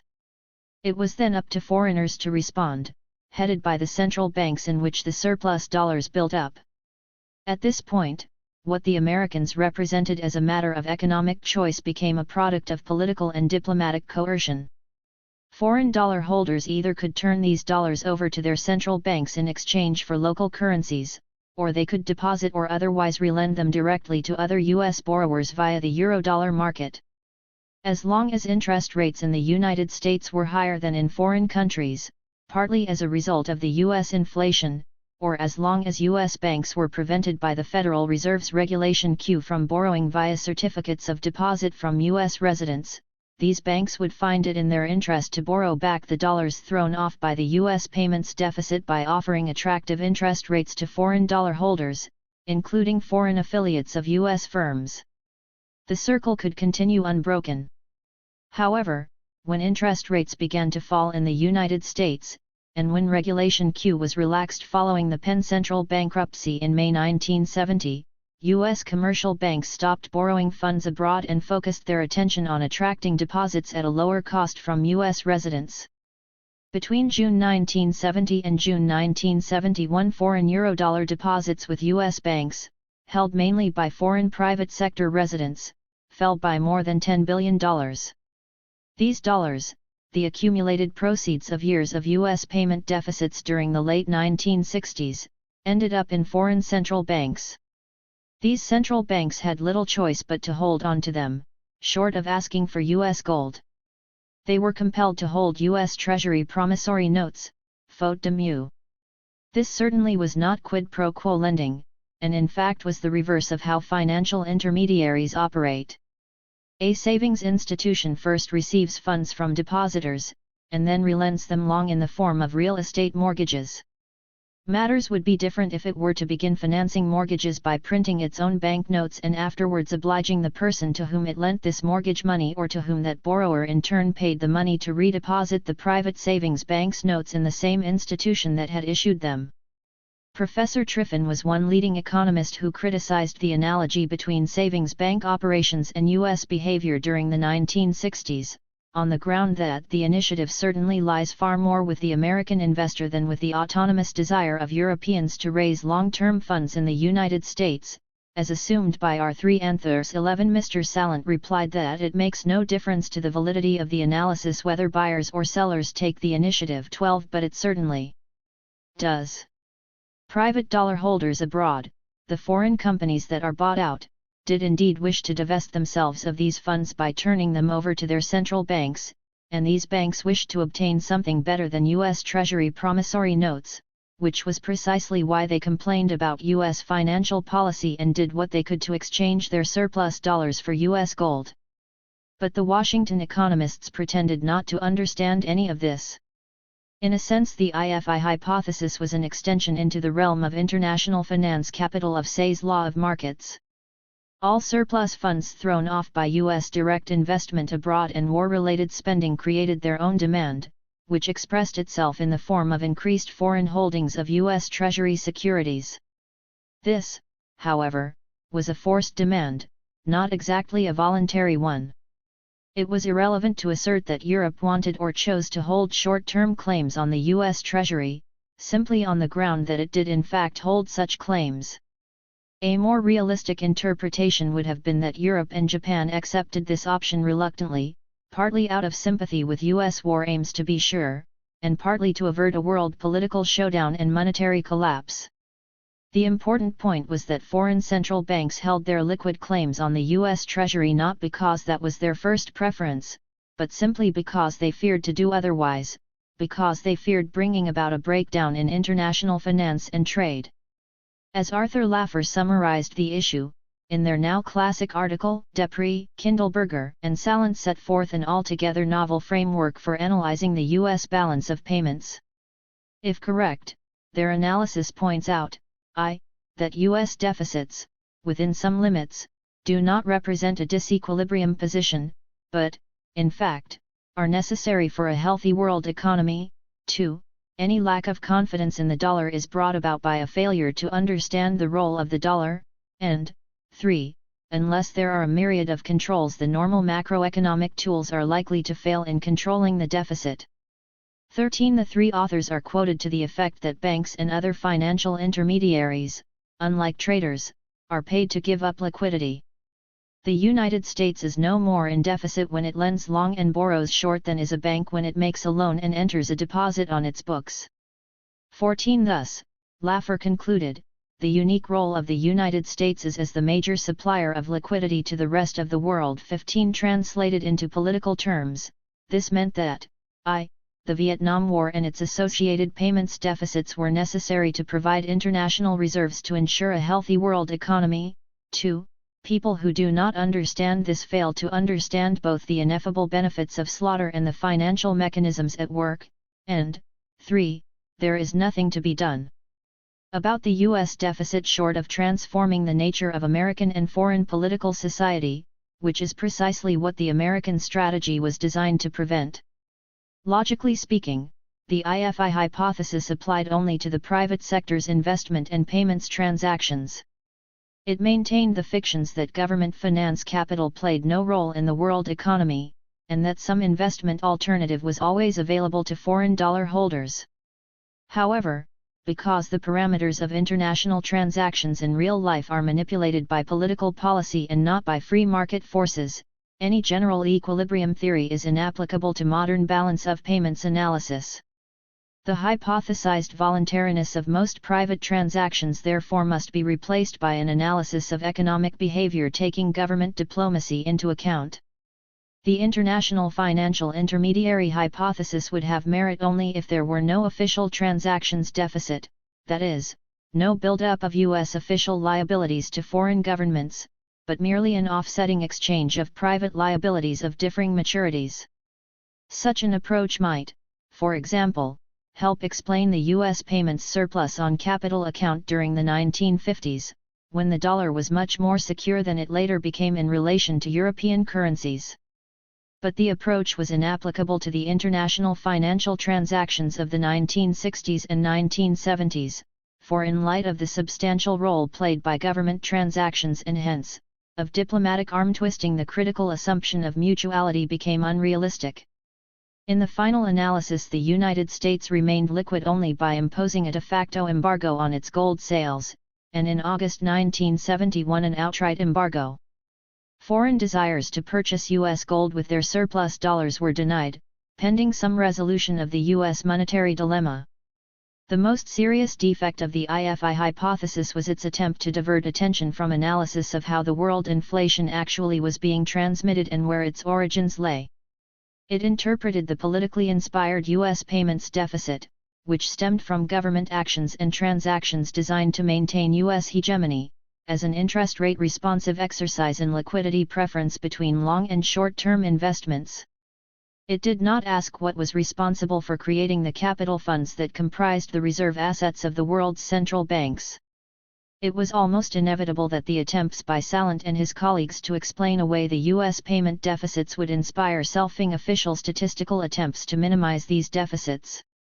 During the 1960s, the payments deficit was redefined from a measure of net economic imbalance in U.S. international transactions to a more nebulous category, which the Department of Commerce termed transactions in U.S. monetary assets. One effect of this was to treat foreign, mainly British, drawings on U.S. swap agreements as adding to U.S. reserves rather than as part of the deficit. Britain borrowed dollars, and gave the New York Federal Reserve Bank an equivalent amount of sterling. This swap was treated synthetically as reducing the statistical deficit by as much as $1 billion for a number of years. 16 Similarly, SDR creations were recorded below the line, as offsets to the sale of gold and the growth of official U.S. indebtedness abroad. Surplus nations such as France recorded their SDR allotment differently, as was discussed in various meetings of the IMF's Working Party 3. According to Robert Solomon of the Federal Reserve Board, the choice of how to treat SDR disbursements lies in the behavior of governments and their monetary authorities. Some governments have as an explicit objective an increasing level of reserves and are apt to take defensive actions when their reserves decrease substantially. These defensive actions can take the form of restrictions on trade, tourism, and capital movements, or of fiscal and monetary policies that are more restrictive than needed for domestic reasons. Unless there is room in the system for these aims to be satisfied, countries will take actions such as restricting their trade and payments or deflating excessively that are detrimental to themselves and to their trading partners. Thus, an increasing volume of world reserves is a way to reconcile the conflicting balance of payments objectives of countries and of doing so in a way that facilitates economic welfare. 17. By facilitating economic welfare, Solomon meant pursuing expansionary income and monetary policies, which might not facilitate monetary stability. Reporting SDRs as a growth in reserves as if they stemmed from a balance of payments surplus would tempt them to avoid imposing monetary deflation, which would have tended to cut back their imports from other countries, including the United States. It was officially suggested that the concept of economic equilibrium in the balance of payments be shifted away from actual commercial supply-demand conditions toward a measure of whether the deficit might in practice be continued over time, whatever its degree of involuntariness. Because SDRs would continue to be granted to the United States, so it was argued, they should be deemed part of the New World monetary equilibrium, not as part of the deficit. The point is that economic forces would not necessarily be automatically set into motion within the United States to shift the economy out of its presumed disequilibrium with the rest of the world, yet the operation of such forces is, as has been stated, part of the definition of disequilibrium. To be sure, an official reserve transactions deficit may indicate a political deficit for the United States, in that foreign governments may be unhappy with the accumulation of dollar balances by their central banks, and political deficits can hardly be ignored by U.S. officials. However, this kind of disequilibrium is most appropriately evaluated by politicians schooled in making such normative appraisals, not by economists or statisticians. 18. In other words, whatever situation might exist in the U.S. balance of payments, whether surplus or deficit, whether short-term or long-term, was to be defined as equilibrium ipso facto. To rational minds, economics itself was becoming incomprehensible and devoid of scientific analytic process. To be sure, the proposed measure is asymmetrical in the sense that foreign central banks properly count increases in their dollar balances held in this country as surpluses, other things being the same, while under the proposed measure the United States would not consider these increases to show a deficit. This asymmetry appears to be appropriate, for it corresponds to an asymmetry in the real world. It is a shortcoming of the currently published official measures that they fail to take account of this asymmetry. Henceforth, it was suggested, America's unique debtor position was to be recognized and institutionalized, not constrained or curtailed. 13. Perfecting empire through monetary crisis. 1970-72. The state incurs national debts for politics, wars, and other higher causes and progress.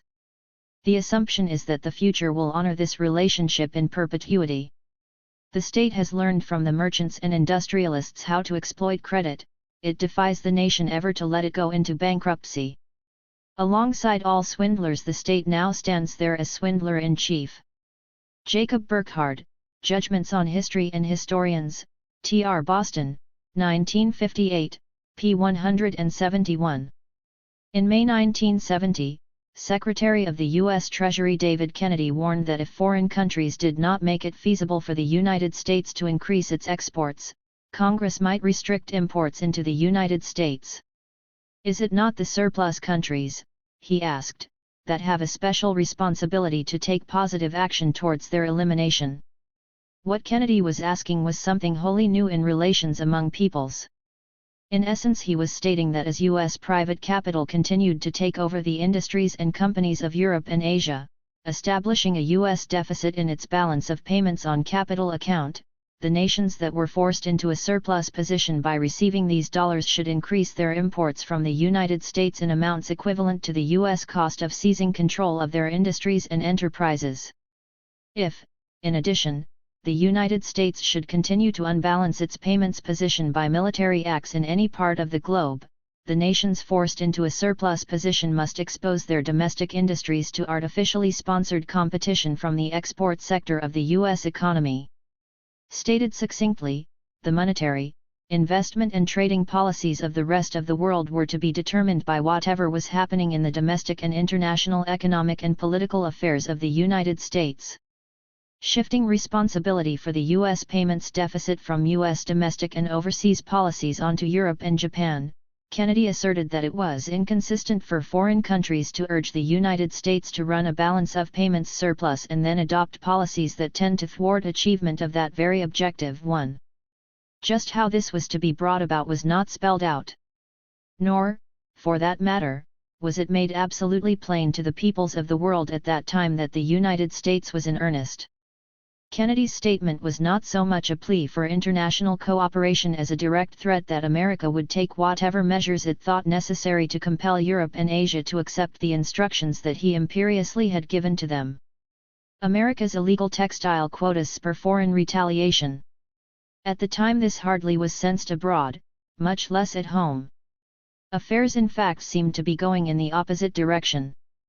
Nations had begun to resist U.S. economic aggression, or so it appeared. Japan was a case in point. In winter 1970 the State Department had requested it to impose voluntary quotas on its textile exports to the United States. Japan rejected this as flatly as the United States would have rejected a suggestion that it impose export quotas on its farm products. Wilbur Mills of Arkansas, chairman of the House Ways and Means Committee, thereupon prepared a bill calling for mandatory quotas on textile and footwear imports, along with other protectionist measures. Japanese trade officials threatened to enact trade legislation retaliating in kind against any U.S. impediments to its textile sales in the United States. By June, a half-hearted attempt at agreement was abandoned. On June 8, President Nixon met with textile industry leaders and indicated that he would not oppose congressional proposals for quotas to roll imports back some 40% or to their 1967-68 level. Harking back to Nixon's election pledge to the textile industry in 1968, this policy stance was the opening of a major U.S. trade aggression against other countries. On June 25, 1970, Secretary of Commerce Maurice Stans announced the administration's reluctant support of mandatory quotas on textiles as called for in the Mills Bill, which had now come before the House Ways and Means Committee. Stans concluded that despite the special escape clauses enjoyed by the United States under GATT agreement, in many respects we have been Uncle Sucker to the rest of the world. This set the stage for the posture of the abuse of the United States by its creditors that government spokesmen were henceforth to take. The Wall Street Journal found it ironic that on the same day that Stans was backing the Mills Bill, Federal Reserve Chairman Arthur F. Burns was in Seoul commending Korea for its amazing record in expanding total exports. In a text prepared before the administration took its position, Mr. Burns said it is gratifying to see that the practical statesmen of the world are rediscovering such classic economic concepts as freedom of trade, adding that we owe a great deal to countries like the Republic of Korea, nationalist China, Hong Kong, and Thailand that have most recently demonstrated how men operating in free markets can outperform totalitarianism too. The common market was outraged by the U.S. quota threats. Its proposed multilateral talks on world textile trade, however, were turned down by U.S. negotiators. In a divide-and-conquer strategy, they invited EEC spokesmen to Washington to discuss the problem bilaterally. On July 1, 1970, Edmund Wallenstein, the Common Markets Director of Foreign Trade, and Fernand Braun, Deputy Director of Industrial Affairs, arrived in Washington. They received assurances that the United States did not intend to protect its textile markets against European producers, but only against those of the Far East. No quotas would be imposed on woolen goods and man-made textiles or synthetic filament fibers, products more of European than of Japanese industries. Furthermore, the administration promised that it would press once again for removal of the American selling price tariff system, to which Europe objected vigorously. This offer failed to mollify the common market negotiators. If textile quotas were enacted, they argued, additional quotas probably would be imposed on shoes, steel, electronics goods, and other commodities, as textile interests in Congress sought legislative support from other protectionist-minded industries. Furthermore, the Asian textiles diverted from the U.S. market probably would be channeled toward Europe. U.S. import quotas thus would render the EEC a preferential trading area for exports from the Far East and the developing countries, unless the common market imposed import quotas of its own. Common market economists estimated that America's proposed textile and shoe quotas would cost the EEC some $500 million in annual sales to the United States. British economists computed that the U.S. trade legislation would cut their nation's sales by an equal amount. They spoke of retaliation against U.S. soybean and soy oil exports, which would make American farmers secondary victims of the U.S. textile quotas. The stage thus was set for the opening scenes of the drama of confrontation between the United States and the rest of the world. A Big Four GATT meeting of the United States, the Common Market, Japan, and Britain was convened in Geneva on July 31 and August 1. The Common Market again threatened to retaliate against the Mills Bill if it were enacted, and protested against any candidate for the U.S. presidency, or other office seeker, ever again promising to violate GATT rules in order to win an election. U.S. protectionists, however, surmised that European retaliation on the trade front would be somewhat futile. From where would Europe obtain her soybeans, they asked, if not from the United States? Europe's threats of financial and trade retaliation. The Common Market's spokesman explained that EEC retaliation might not come in the area of foreign trade at all, but in international finance and investment. For instance, on the last day of 1969, Germany had done the favor of selling $500 million in gold to the U.S. Treasury. It had now accumulated more than enough dollars to repurchase this gold. And France quietly informed U.S. bankers that it was prepared to begin cashing in its dollar surpluses for gold on a monthly basis, as it had been doing regularly before May 1968. Germany and France refrained from such actions as long as the Mills Bill did not pass, partly to maintain their liquid official dollar balances as bargaining power, partly in recognition of the rapid growth of nationalist protectionist sentiment in the U.S. Congress. What had been uttered, however, was the one unforgivable threat.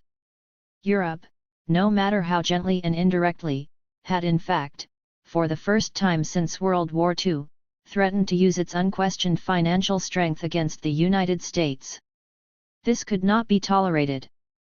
Europe was still in America's officialize a U.S. dependency. It could no more be permitted autonomous action than the American colonies were permitted such action by George III.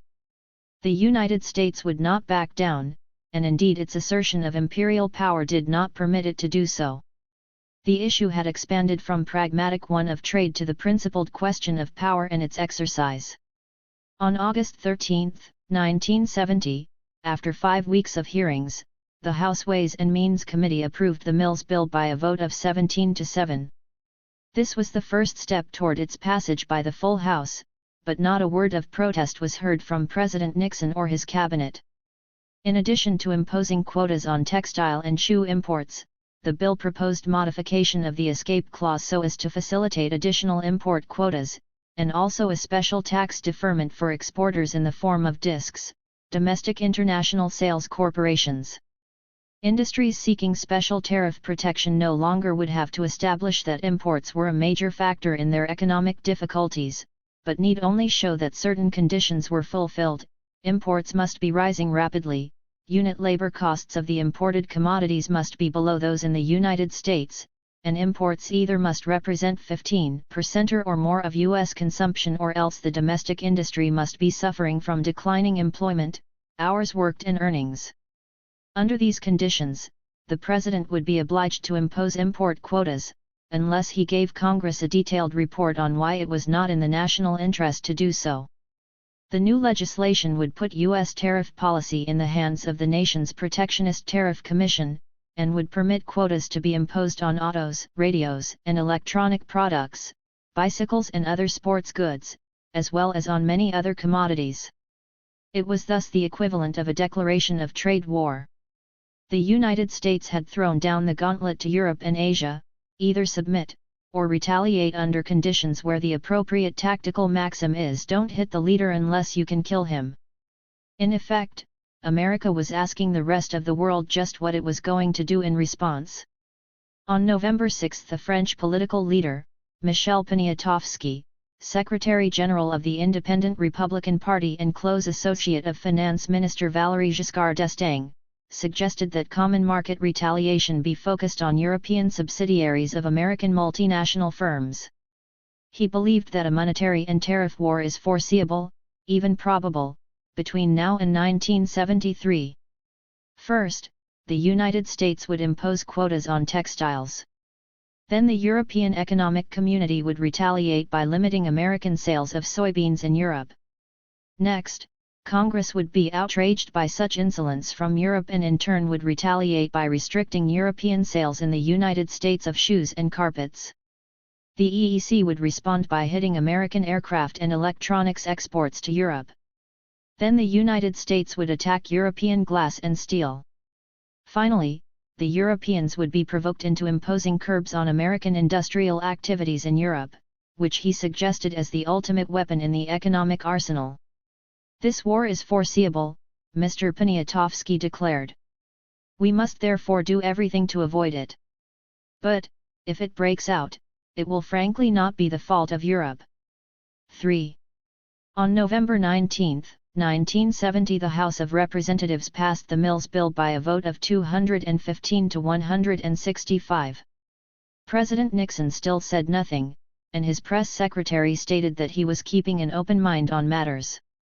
Even the usually docile British trade diplomats protested. Peter Tennant, Director General of the British National Export Council, announced, "We have been too damn polite for too damn long for Spain talked of cutting back purchases by state-controlled concerns." A large part of American exports to Spain is heavy machinery and the bulk of this power stations, aircraft, and such is bought by state-run companies. 5. The bill would have threatened about $100 million of Spain's shoe exports to the United States, despite the fact that the military bases agreement signed earlier this year contained assurances that the United States would do whatever was possible to improve Spain's trade balance. Spain threatened to cut back its purchases of oil from U.S. affiliates abroad unless President Nixon provided special exemption for Spain from the quotas called for in the bill. The Mills Bill passed to the Senate Finance Committee headed by Senator Russell Long of Louisiana, who promised to attach it to the Social Security bill then pending. Supported by Senator Talmadge of Georgia, the trade bill received only one day of hearings, and these were called on only 24 hours' notice. As matters turned out, however, the trade bill was not attached to the Social Security measure, but was superseded by subsequent U.S. trade and financial legislation. In simplest terms, the official position of the United States was that it alone was exempt from and immune to multilateral agreements. As in the typical posture of imperialists, veiled and open threats to the American case must be countered, and even the Mills Bill was insufficient as a counter, for in economic terms far more was at issue than imports and exports. What lay at the root of matters was the persistence of American balance of payments deficits which, the United States demanded, must be financed by other countries.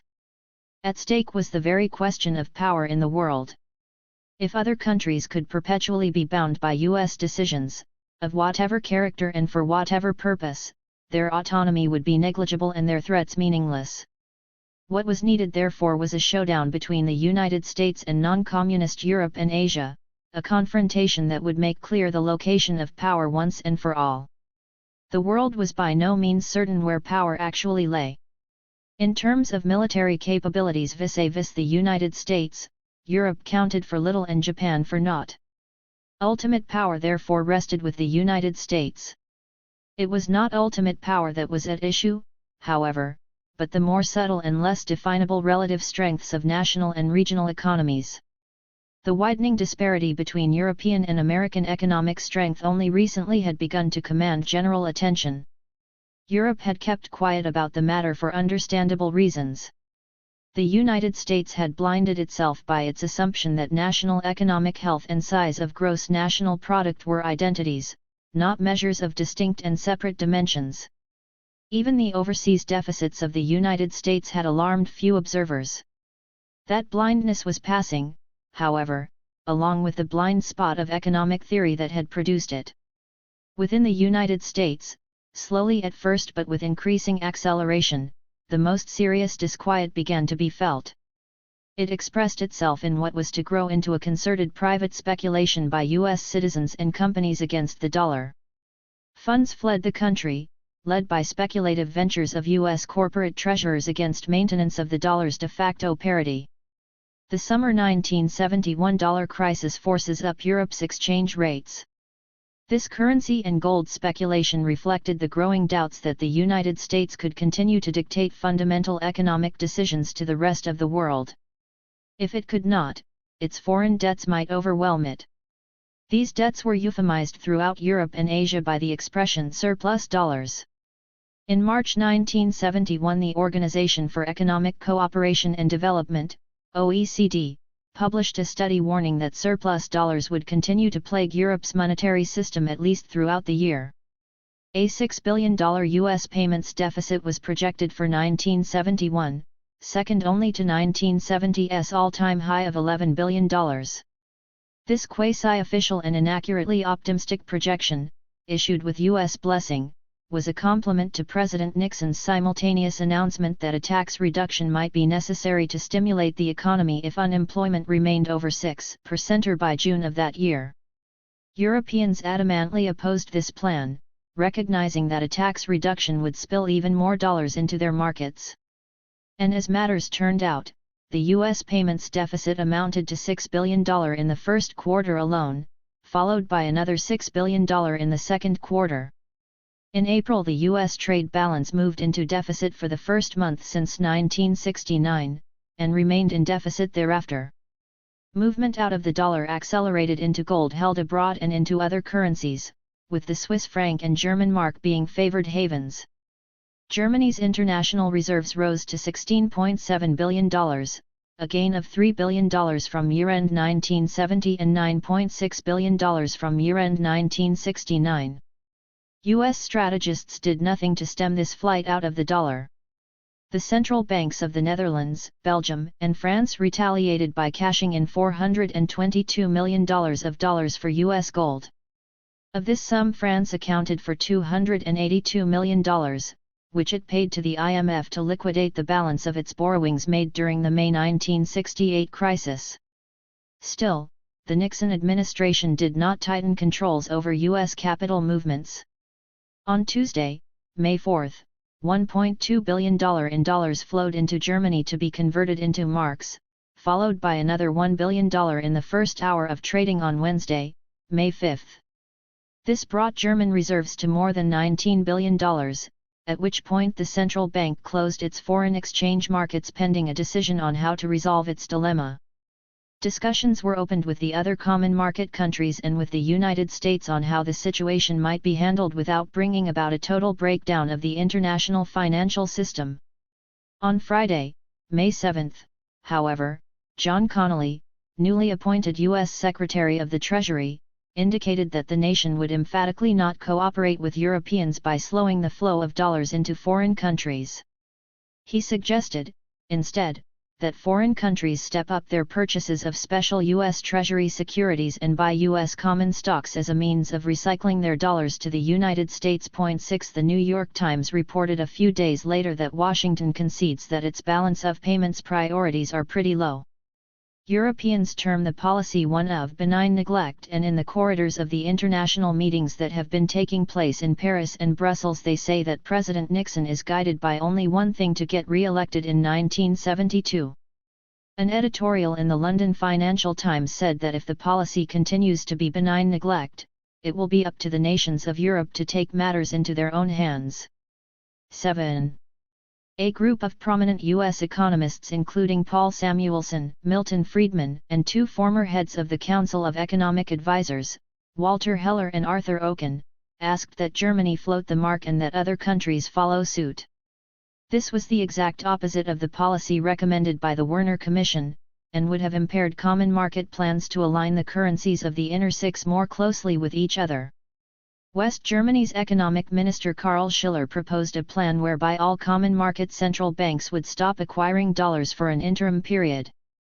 But while floating against the dollar, the currencies of the six would maintain a fixed relationship with one another. 8 He offered to provide German marks for a common market reserve fund to tide the weaker currencies of France and Italy over the transition period, and suggested that such a fund could be the beginning of a federal reserve system for Europe. France, however, did not wish to see Germany dominate the proposed monetary union. It announced that it would boycott the monetary union discussions as long as the mark floated. Italy also opposed a floating common market currency, fearing that a more expensive lira would force Italy to borrow increasingly from its common market partners, especially from Germany. For the time being, proposals to establish an EEC monetary union, the equivalent of a central bank for common market Europe, had to be held in abeyance. This was at least a temporary victory for the United States, but it was no more than temporary. Moreover, a consistent U.S. objective since 1945 had been to open Europe's markets wide to U.S. farm exports. The Common Market's agricultural policy had prohibited this. But to continue to succeed, this policy depended on fixed exchange rates among the currencies of the Inner Six. The outflow of funds from the United States, especially into the German mark, made maintenance of parities between the mark and the French franc impossible. Thus, the Common Market's agricultural policy, the indispensable foundation for harmonizing trading interests between France and Germany, hence the foundation of the Common Market itself, was brought into peril, threatened by the deluge of funds, largely American funds, that flooded into Germany. Economic power in its reality was being demonstrated. The quiescence of U.S. officials at the flight out of the dollar was fully explained. Such flight was a necessary instrument of U.S. strategy, one of whose principal aims had been and would remain the rupture of the agricultural policy within the EEC. So far, American strategy against Europe had succeeded without direct intervention by the U.S. government. For the moment such open intervention was not necessary. So massive had been the flight from the dollar that Europe's currencies began to be floated even before the U.S. government demanded that their parities be adjusted upward. On Sunday, May 9, 1971, Germany and the Netherlands floated their currencies, Switzerland revalued its franc by 7% and Austria increased the value of its shilling by 5%.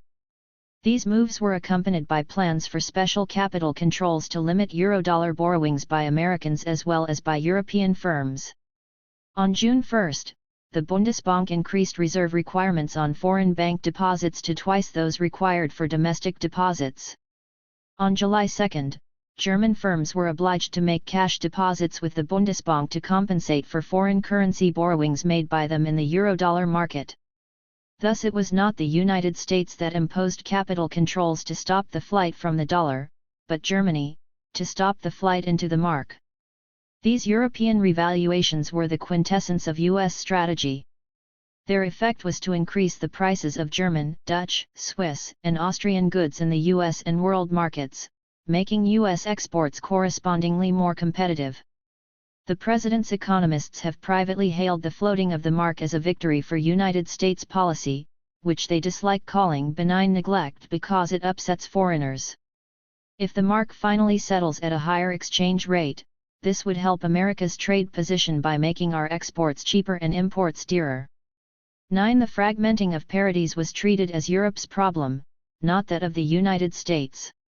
On May 10, an official U.S. Treasury statement observed that foreign exchange markets appeared to be adjusting in orderly fashion, and reiterated that no immediate action by the United States is called for. 10. Europe was compelled to choose between absorbing more and more U.S. dollars or stopping the purchase of dollars and letting European currencies appreciate still further, bestowing even more price advantage on U.S. exports. Officials continued to maintain a polite silence about events that imposed difficult choices in Europe but no real problems, at least for the time being, for the United States. But there was no doubt that some officials were positively pleased by the weekend outcome. 11. Nobel Prize winner Paul Samuelson typified the attitude of nationalistic U.S. economists, telling United Press International that the outcome of the recent crisis was a very good thing. Not a defeat for the dollar. This is a step in the right direction of equilibrium, Mr. Samuelson said. It is good for the dollar because, in my judgment, the dollar is overvalued. He said he was especially pleased that the Netherlands had joined West Germany in letting its currency float and added that he wished France had done the same thing. He laughingly expressed the hope for a healthy little crisis in Japan leading to an upward floating of the yen. Paul McCracken, chairman of President Nixon's Council of Economic Advisers, was quick to reject a complaint by some European officials that United States policies were responsible for the dollar flows that have rocked the monetary system. This view, raised in the Economic Policy Committee of the Organization for Economic Cooperation and Development, seemed lopsided. If two people are out of step, it is not automatically clear who is out of step, he said at a news conference later. Let's not look for villains. Each nation has to look out for its own economy. 12. Senator Javits teamed up with Wisconsin's Representative Royce to introduce a joint resolution asking President Nixon to consider calling for an international monetary conference. In a Senate speech, Mr. Javits proposed a formal end of convertibility of foreign-held dollars into gold and more flexibility of currency exchange rates. 13. The United States began its official intervention in the power struggle over currency values by demanding, on May 17, 1971, that Japan revalue the yen. 14 Pressure has been building up to revalue the yen. But as long as the yen stays pegged at 0.27777 United States cents, the administration's economists cannot regard the recent crisis as having been truly constructive. The United States Treasury has little liking for this policy of revaluation via crisis. Officials fear that it aggravates hostility between America and its trading partners and reveals the weakness of the dollar, thus exposing the dollar to attack. 15 U.S. officials went so far as to threaten Japan with a special unilateral tariff restricting certain categories of Japanese exports to the United States if Japan did not revalue the yen. It was reported that one very high official made known his belief that the yen is probably undervalued by as much as 20%. The imposition of a special duty on goods from only one country, through a unilateral determination by the United States as distinct from the International Monetary Fund that the country's currency is undervalued, could have grave repercussions for both the world trading rules and the monetary rules. 16. Japan at first refused to revalue the yen to a higher parity.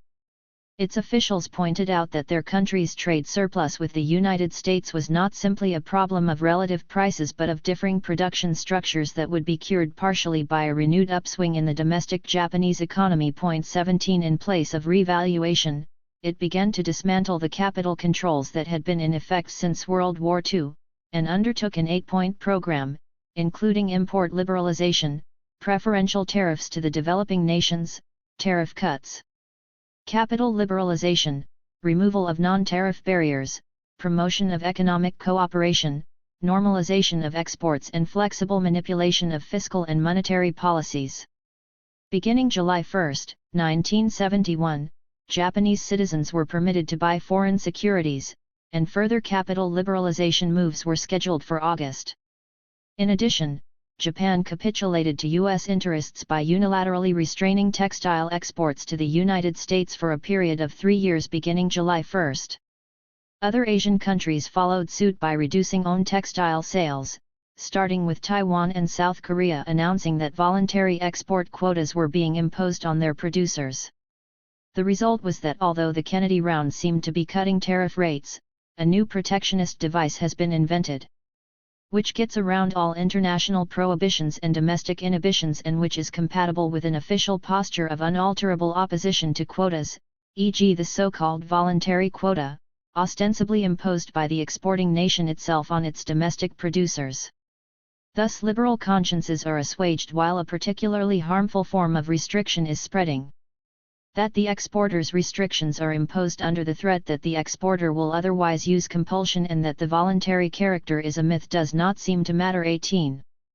To be sure, the new trade barrier was in violation of Article 11 of GATT, which laid down that no prohibitions and restrictions other than duties, taxes, or other charges, whether made effective through quotas, import or export licenses or other measures, shall be instituted or maintained by any contracting party on the importation of any product of the territory of any other contracting party or on the exportation or sale for export of any product destined for the territory of any contracting party, italics added. The formulators of the GATT agreements may well have had voluntary quotas in mind, inasmuch as they were first used by the Japanese in the late 1930s before being rediscovered and reimposed by the United States in the mid-1950s.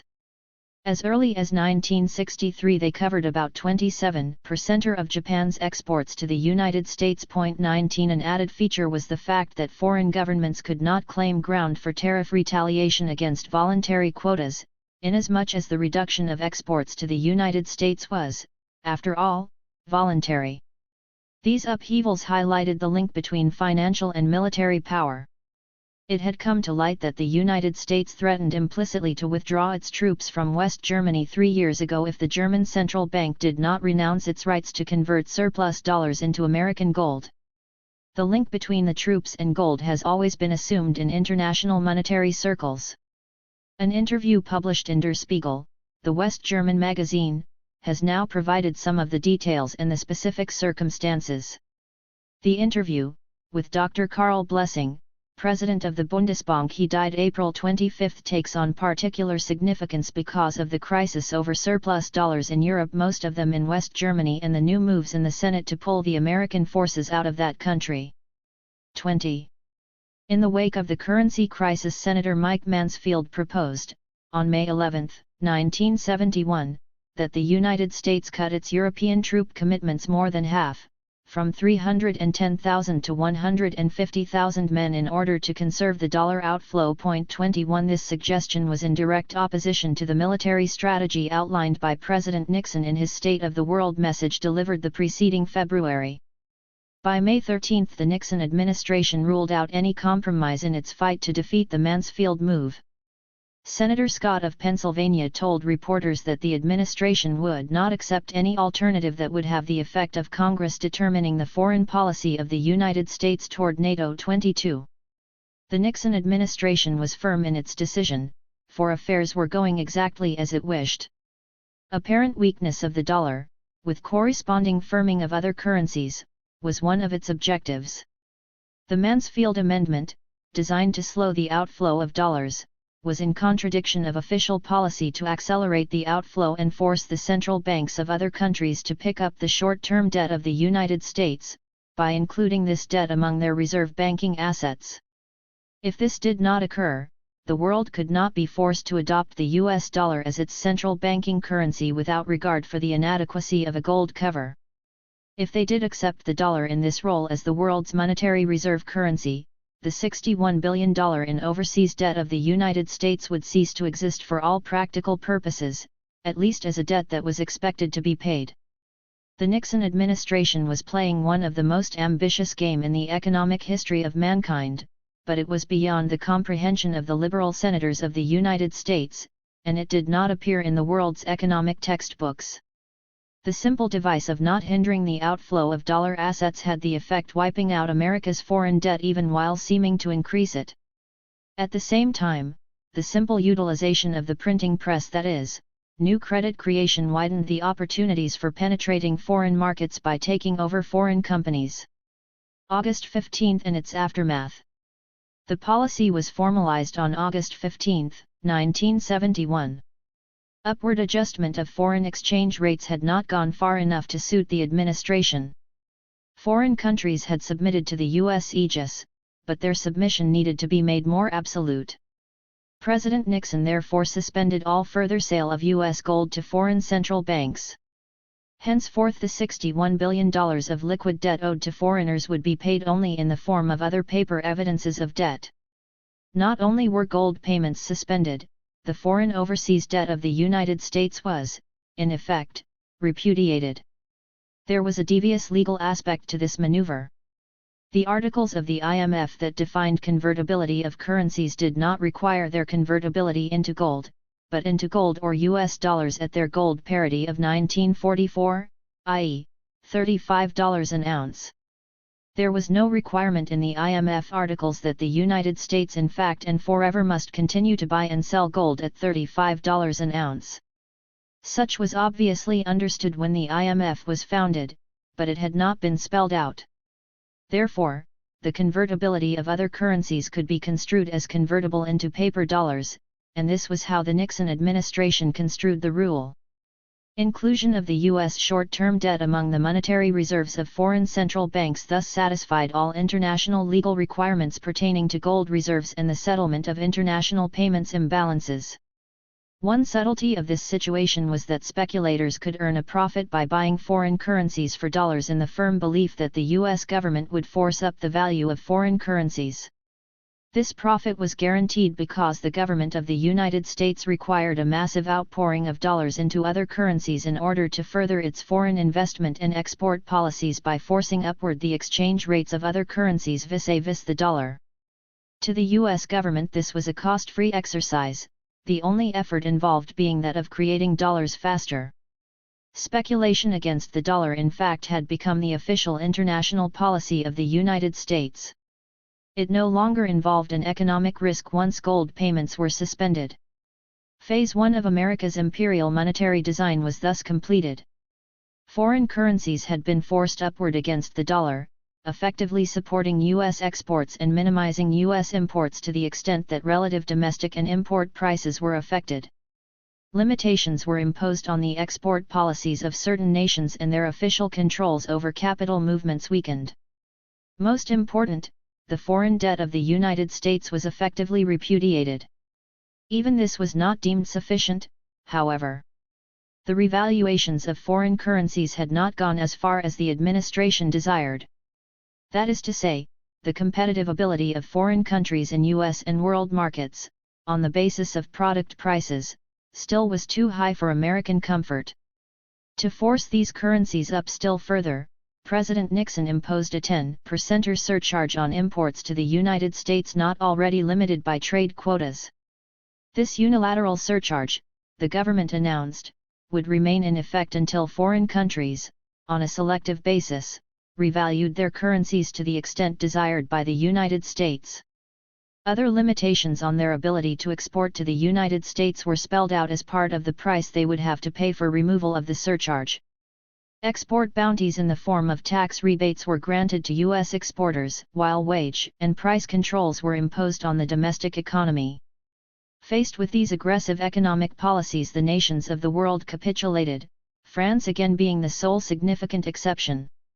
The 10% import surcharge negated all the tariff cuts reciprocally negotiated by the United States since the end of World War II. The combination of the import surcharge and investment tax credit created a 22% price barrier for other nations seeking to sell capital goods to American companies.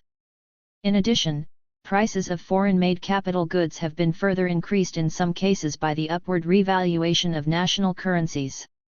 23 administration spokesmen spoke of foreign revaluations of from 15 to 20% or a set of quantum leaps that would have raised the total protection of the new program to the 37 to 42% range. GATT declared the United States in violation of its rules and announced that other member countries had the right to retaliate. But this did not save Japan, after 2 weeks of resistance, from finally having to float the yen on August 27, after the Bank of Japan was forced to absorb $4 billion in dollar inflows at existing dollar-yen parities. The yen immediately jumped by 5%. Revaluation of the yen was deemed urgent by U.S. strategists on the ground that European countries will be more amenable to accepting some competitive disadvantage through higher rates for their own currencies now that they know Japan will accept a similar handicap. 24 A week later, on September 6, the common market indeed found itself obliged to follow suit by floating its currencies, although still intervening in an attempt to limit their appreciation against the dollar.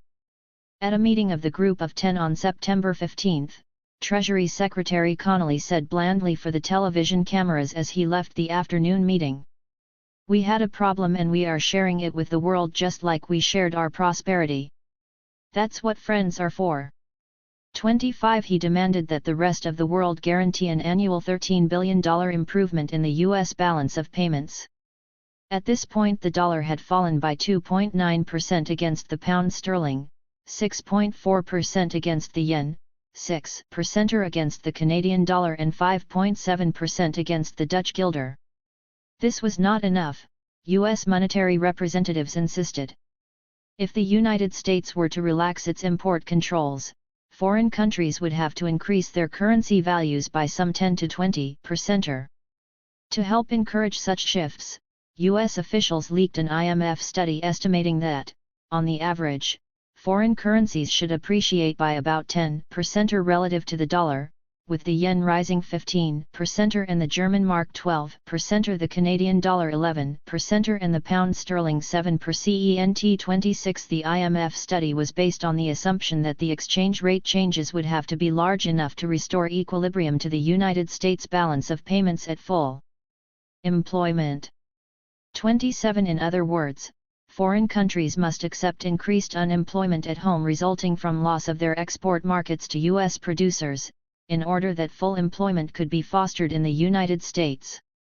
The double standard of international diplomacy pursued by the United States thus was laid bare for all to see. What distressed European diplomats more than any other demand was American insistence that the common market weaken its agricultural program by opening its markets to U.S. producers at the expense of Europe's farmers. "We're interested in the whole package," asserted Mr. Connolly, insisting that currency changes, trade liberalization, and sharing of American international aid and defense obligations should all be discussed in connection with lifting the surcharge. 28 American antipathy toward the EEC's agricultural policy had become all the more pressing as it now appeared certain that England would join the common market by January 1, 1973. This would mean a loss of $500 million in U.S. grain exports if England were to shift grain purchases from the United States to Europe as required under EEC rules. American officials also reiterated their long-standing antipathy toward extending associate membership status to non-common market countries. On the eve of the Group of 10 meeting, the U.S. Commission on Trade published its recommendations in a report entitled Strategy for the 70s, authored largely by Peter G. Peterson. The report singled out the adverse effects on U.S. exports of European communities' common agricultural policy and preferential trade arrangements. "We should seek a commitment to the elimination of illegal preferences, assurances that no further impairment of our agricultural trade interests will occur in the enlargement negotiations, and a commitment on liberalization of the common agricultural policy as part of the negotiations on longer-term issues." 29. Simultaneously, the Common Market issued a position paper at Brussels calling for a united front against the United States at the Group of 10 meetings to start the following day. Realizing that if the present monetary difficulties continued too long, they would raise undoubted dangers for the good functioning of the community, particularly the common agricultural policy, the Council asked the Commission to draw up a special report on the consequences of the present situation on the functioning of the agricultural common market and confirmed the mandate given on August 19 to the Monetary Committee and the Committee of Central Bank Governors to seek as soon as possible methods enabling a stabilization of the community's exchange relations. 30. France as usual took the lead in opposing the U.S. demands. On August 18 it had announced that it would neither revalue nor float the French franc relative to the dollar. President Georges Pompidou, at his September 23 press conference, pointed out that to arrive at an immediate solution would entail the risk, I am convinced, of leading the partners of the United States into exorbitant concessions and would finally render impossible a balanced solution. 31 The 10% import surcharge, he said, was just one element in the whole. A big stick that might possibly be transformed into a carrot if only one is disposed to play the role of the donkey, which is not our intention. He demanded an outright devaluation of the dollar in terms of gold. It hardly was surprising when the Group of 10 meeting adjourned without any agreement, and U.S. officials turned to exert pressure on the Far East. First they asked Japan to emulate West Germany in agreeing to buy U.S. arms to offset the approximately $650 million annual U.S. military expenditures in Japan. Japanese officials, and some American officials, argue that Japan is not getting a free ride at all. They note that the American military has rent-free use of thousands of acres of Japanese property. One estimate is that this saves the United States $450 million a year. These officials also argue that much of the American money is being spent more for the strategic defense of the United States than for the defense of Japan. And they point out that a large part of the $650 million, some say half, is spent not on defense, but on Japanese goods to stock American military post exchanges. 32 Furthermore, Japan already was spending $100 to $120 million annually in the United States to buy armaments. U.S. policy was just as rough toward South Korea and other major Asian textile exporters. In mid-September the United States gave South Korea until October 15 to impose mandatory quotas, slowing its export growth of woolens and man-made fiber products to 11% in 1972, 10% in 1973 and 9% in 1974. South Koreans had insisted on an annual increase of 23%, maintaining that anything below that level would seriously hamper their third five-year economic plan, due to start next year. 33 By October 1, however, South Korea gave in to U.S. demands, effective retroactively to July 1971.34.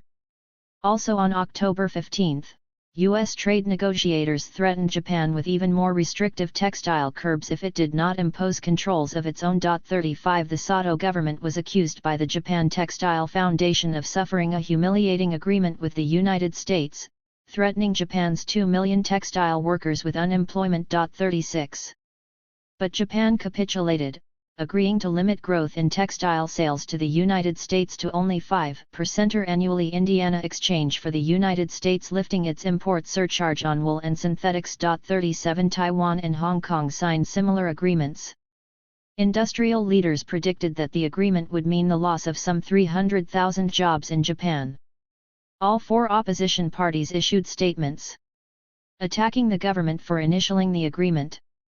In part payment, Japan regained control of Okinawa, whose return to Japan the U.S. Senate had held up pending satisfactory outcome of the textile negotiations. World trade thus was becoming more militarized than at any time since the 1930s. Europe's autumn 1971 collapse. By the end of October 1971, Europe seemed to be heading into a recession, in part because of the U.S. tariff policy. Stock market prices on the French bourse had fallen by 15% since August 15. British unemployment stood at a post-war high of 900,000 and was soon to exceed 1 million, while retail prices had risen more than 10% from a year earlier. Industrial production was stagnant or declining throughout Europe, principally as a result of the uncertainties inflicted by the United States. The Nixon administration did not help matters by announcing that it would keep the import surcharge as a bargaining lever until substantial improvement in the U.S. trade balance had been achieved. Denmark retaliated on October 19 by imposing a 10% import surcharge of its own, and the threat of a world tariff war began to appear real. Matters were not helped by the United States negotiating special exemptions from the surcharge for Canada and Mexico, along with proposals by Connolly for a selective lifting of the surcharge for West Germany because it has allowed its mark to float upwards to a realistic new parity with the $38. This was part of the emerging U.S. strategy to make a separate deal with West Germany and use it as a weapon against other common market countries. France's response was to insist that the franc would not be allowed to appreciate against the dollar, so that dollar devaluation would give it a competitive edge against Germany, whose mark had now soared about 9% against the dollar. Balance of payments deficits traditionally have been the setting for increased protectionism, and America's experience proved no exception. On November 4 the Senate Finance Committee voted to give the President authority, if the U.S. international position were found to be threatened, to increase the tariff surcharge to 15% and to extend it to cover all quota and non-tariff items that had been exempted from the August 15 surcharge.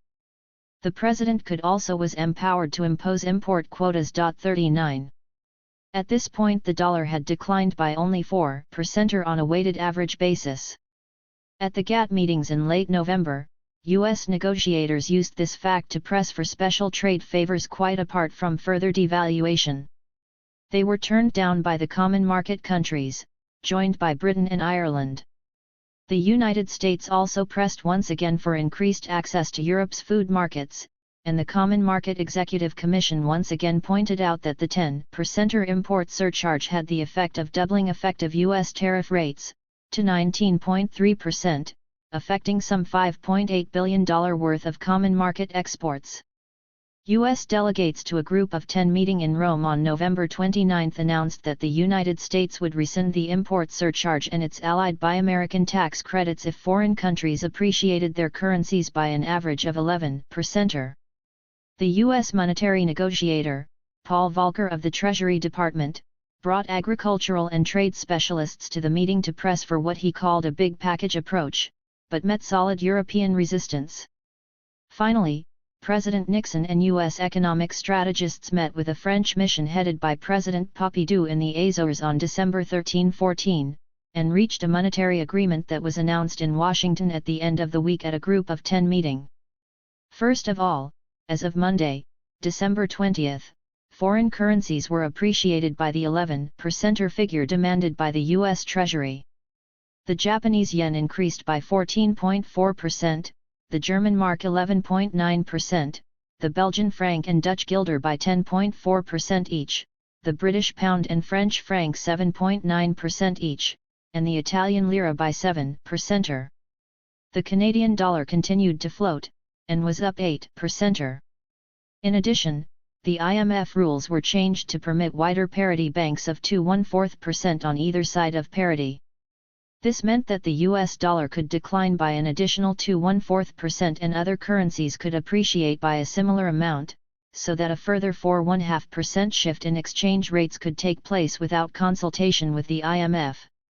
The U.S. representatives also agreed to ask Congress to authorize an increase in the official price of gold to $38 an ounce.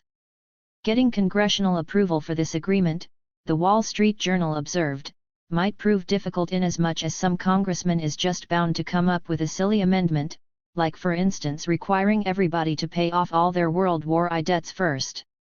Every now and then Congress does take a keen interest in those World War I debts. At least enough interest, anyway, to keep the Treasury totting up the amount. Thanks to accrual of unpaid interest, as of mid-1970 the debts totaled a tempting $17,155,745,768.68. 40. Senators Javits and Hatfield proposed to legalize gold ownership for U.S. citizens. In exchange for this agreement by Congress, President Nixon rescinded his import surcharge and extended his investment tax credit to cover capital goods of foreign manufacture. The common market responded by increasing its agricultural tariffs and price support levels so as to prevent the United States from gaining any special farm export advantages from its devaluation. Yet Europe's and Asia's capitulation had been total. The world henceforth would trade on terms dictated by the United States, whose massive foreign debt had become a bludgeon with which the world was beaten into submission. In so doing, however, the United States was impelling the world down a path that threatened to lead toward a third force, an enlarged common market embracing virtually the whole of Europe, with collective industrial capacity greater than that of the United States, with larger gold reserves and with some $43 billion of accumulated purchasing power for U.S. capital goods and industrial products which, if Europe so determined, could be employed for the acceleration of its own industrial growth at the expense of the United States. True, the United States would be paid for such exports, but such payment could constitute solely a reduction in U.S. liabilities to foreigners. If European central banks cashed in their treasury bill holdings to cover their trade deficits with the United States, these securities would be thrown onto America's own financial markets, threatening to force up interest rates if the Federal Reserve did not simply monetize the bond sales or increase domestic taxes. The possibility thus was raised in principle that it would be the U.S. economy that might end up being squeezed. The rate at which this transformation of U.S. paper liabilities into industrial exports might occur remained to be demonstrated. That it would come about seemed probable as countries set out during the 1970s to create a new international economic order. The world economy was fracturing, threatening the United States with the prospect that for the first time in its history it might have to pay the equivalent of economic tribute abroad for the military activities that had been responsible for its balance of payments deficits in the 1950s and 1960s. In this alternative scenario, American success in forcing other nations to pay the costs of its overseas wars would prove an empty one. The United States would face a future of having to yield up the real products of its industry in exchange for the paper it has printed so assiduously and had forced upon other countries as central banking assets. It was to discourage this prospect that the United States pressed its monetary imperialism to its new and present stage during 1972 and 1973. 14. The monetary offensive of spring 1973. The monetary agreements reached at the Smithsonian Institution in December 1971 prompted U.S. officials to turn what they called benign neglect of the payments deficit into a willful policy. The idea was to oblige other governments either to finance the deficit by lending their surpluses to the U.S. government and, in the process, finance the domestic budget deficit or let the dollar depreciate and thus favor U.S. exporters over European ones. American strategists recognized that the excess dollars being thrown off by the U.S. payments deficit were being converted into marks and yen to force up the price of one currency after another.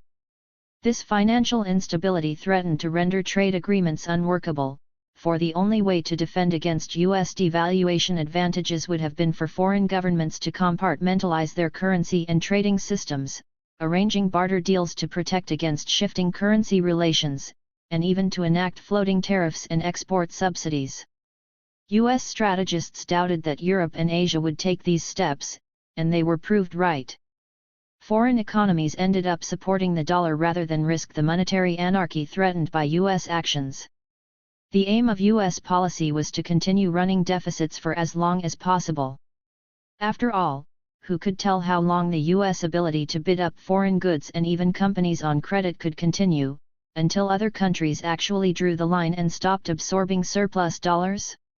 The Americans saw that only a world monetary crisis could bring the free ride to an end. It was clear that the greater role played by foreign trade and investment in the economic life of foreign countries meant that such a crisis would hurt them more than the United States. The threat of triggering a world monetary breakdown accordingly became the U.S. bludgeon with which to threaten the world as the dollar glut intensified during 1972 and 1973.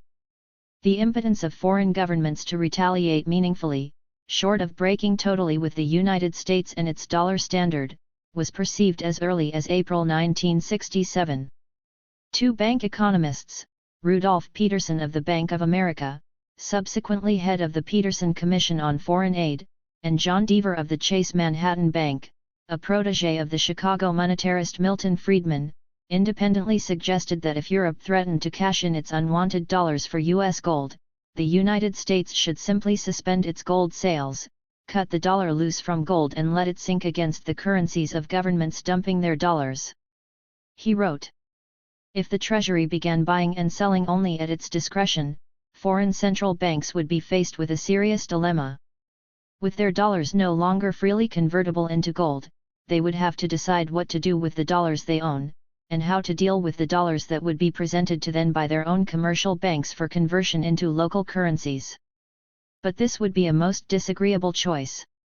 On the one hand, if they permitted the dollar to depreciate, prices of U.S. goods would drop relative to domestically produced goods. Furthermore, it would make U.S. exports more competitive in third markets. This solution would be vigorously opposed by most exporters and businessmen abroad. On the other hand, if foreign central banks continued to support the dollar at its present rate, this would place them more unequivocally than ever on a dollar standard. If it is made unmistakably clear that in the event of a crisis the U.S. would simply terminate the privilege now given to foreign central banks of buying gold freely, then the burden of decision regarding the defense of the dollar would be shifted even more than now from the U.S. to the shoulders of European and other central banks. 1. American officials expressed some embarrassment at the naked offensiveness of these observations, and Deaver soon left Chase and disappeared from the economic scene. But his perceptions obviously were on target, for a year later, in April 1968, the first phase of this strategy was applied when the Treasury obtained voluntary agreement from the largest central banks not to cash in their dollars for U.S. gold.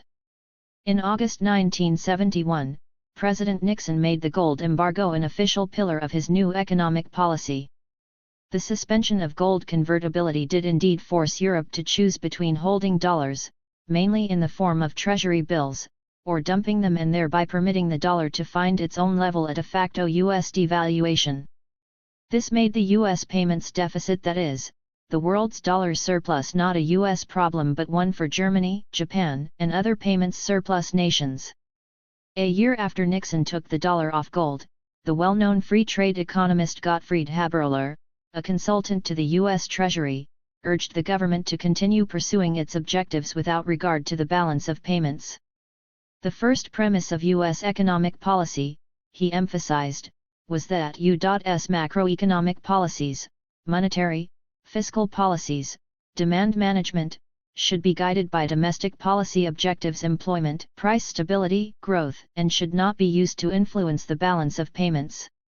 In keeping with his free market views, Haberler urged that the government not try to improve the balance of payments by measures of control, such as import restrictions, export subsidies, capital export controls, buy American policies, and the like. It should ignore the trade deficit and pursue a passive balance of payments policy, a policy of benign neglect. Actually, until August 1971, the Nixon administration had been pursuing substantially a passive policy with respect to the balance of payments, although official statements vigorously denied that this was the case. In fact, Haberler observed, the great sweep of monetary and fiscal policy extending back into the Johnson administration had been independent of the balance of payments too. Curiously, Haberler did not reflect that the absence of monetary self-control within the U.S. economy obliged other governments to impose controls over their own currency and capital markets in order to defend themselves against the dollar glut. His conclusion was simply that the U.S. should not try to devalue the dollar, but leave it to other countries to change the par value of their currency, thereby changing the exchange value of the dollar. If the value of one currency after another could be forced up, the dollar would be left in a uniquely abandoned position at the end of the process, remaining low against the revaluing currencies. This would enable the U.S. government to strike the moral pose that it was not devaluing, other economies were revaluing their currencies. But if the United States itself devalued the dollar, other governments probably would follow, so that the net effect would only be to revalue gold upwards. Haberler echoed Peterson and Deaver in pointing out that the choices for the world's payments surplus nations to cope with the U.S. payments deficit were a. Inflation, b. Appreciation or floating of their currencies, and c. Accumulation of dollar reserves. Any of these responses would be in the U.S. interest, as would be the policies of foreign countries importing more, especially from the United States, and being able to reduce their trade barriers. This array of options would have an intriguing conclusion if countries experiencing dollar inflows let this money work in an inflationary way. In that case, the U.S. payments deficit would inflate their economies until a new monetary equilibrium was reached. It is not impossible that at some future date a foreign dollar holder may engage in excessive inflation, Haberler explained. Then he would see his dollar reserves melt away. If this happened on a large scale in many countries, it would bring back the days of the dollar shortage and imported inflation for the U.S.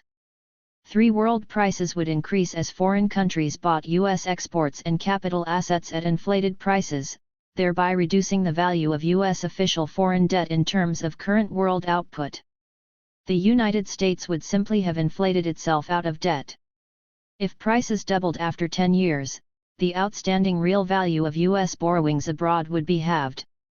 This monetary adjustment process would enable the United States to repay its foreign debts in devalued dollars, that is, dollars that had been borrowed at a time when the dollar bought a maximum amount of foreign exchange to finance the U.S. investment takeover of foreign economies.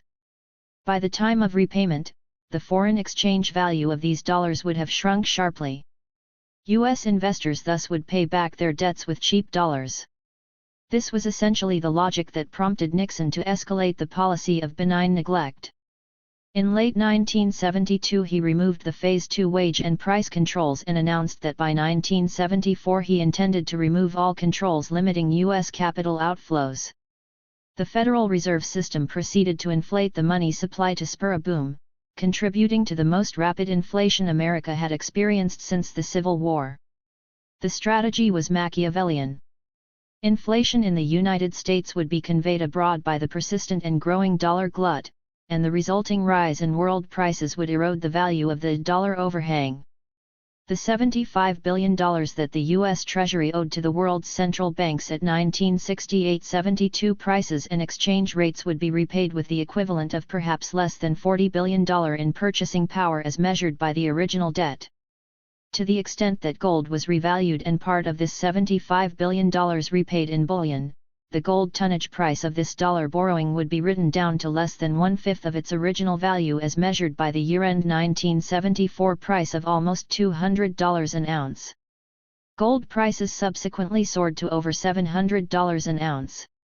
U.S. monetary self-interest thus spurred a worldwide rise in commodity and gold prices.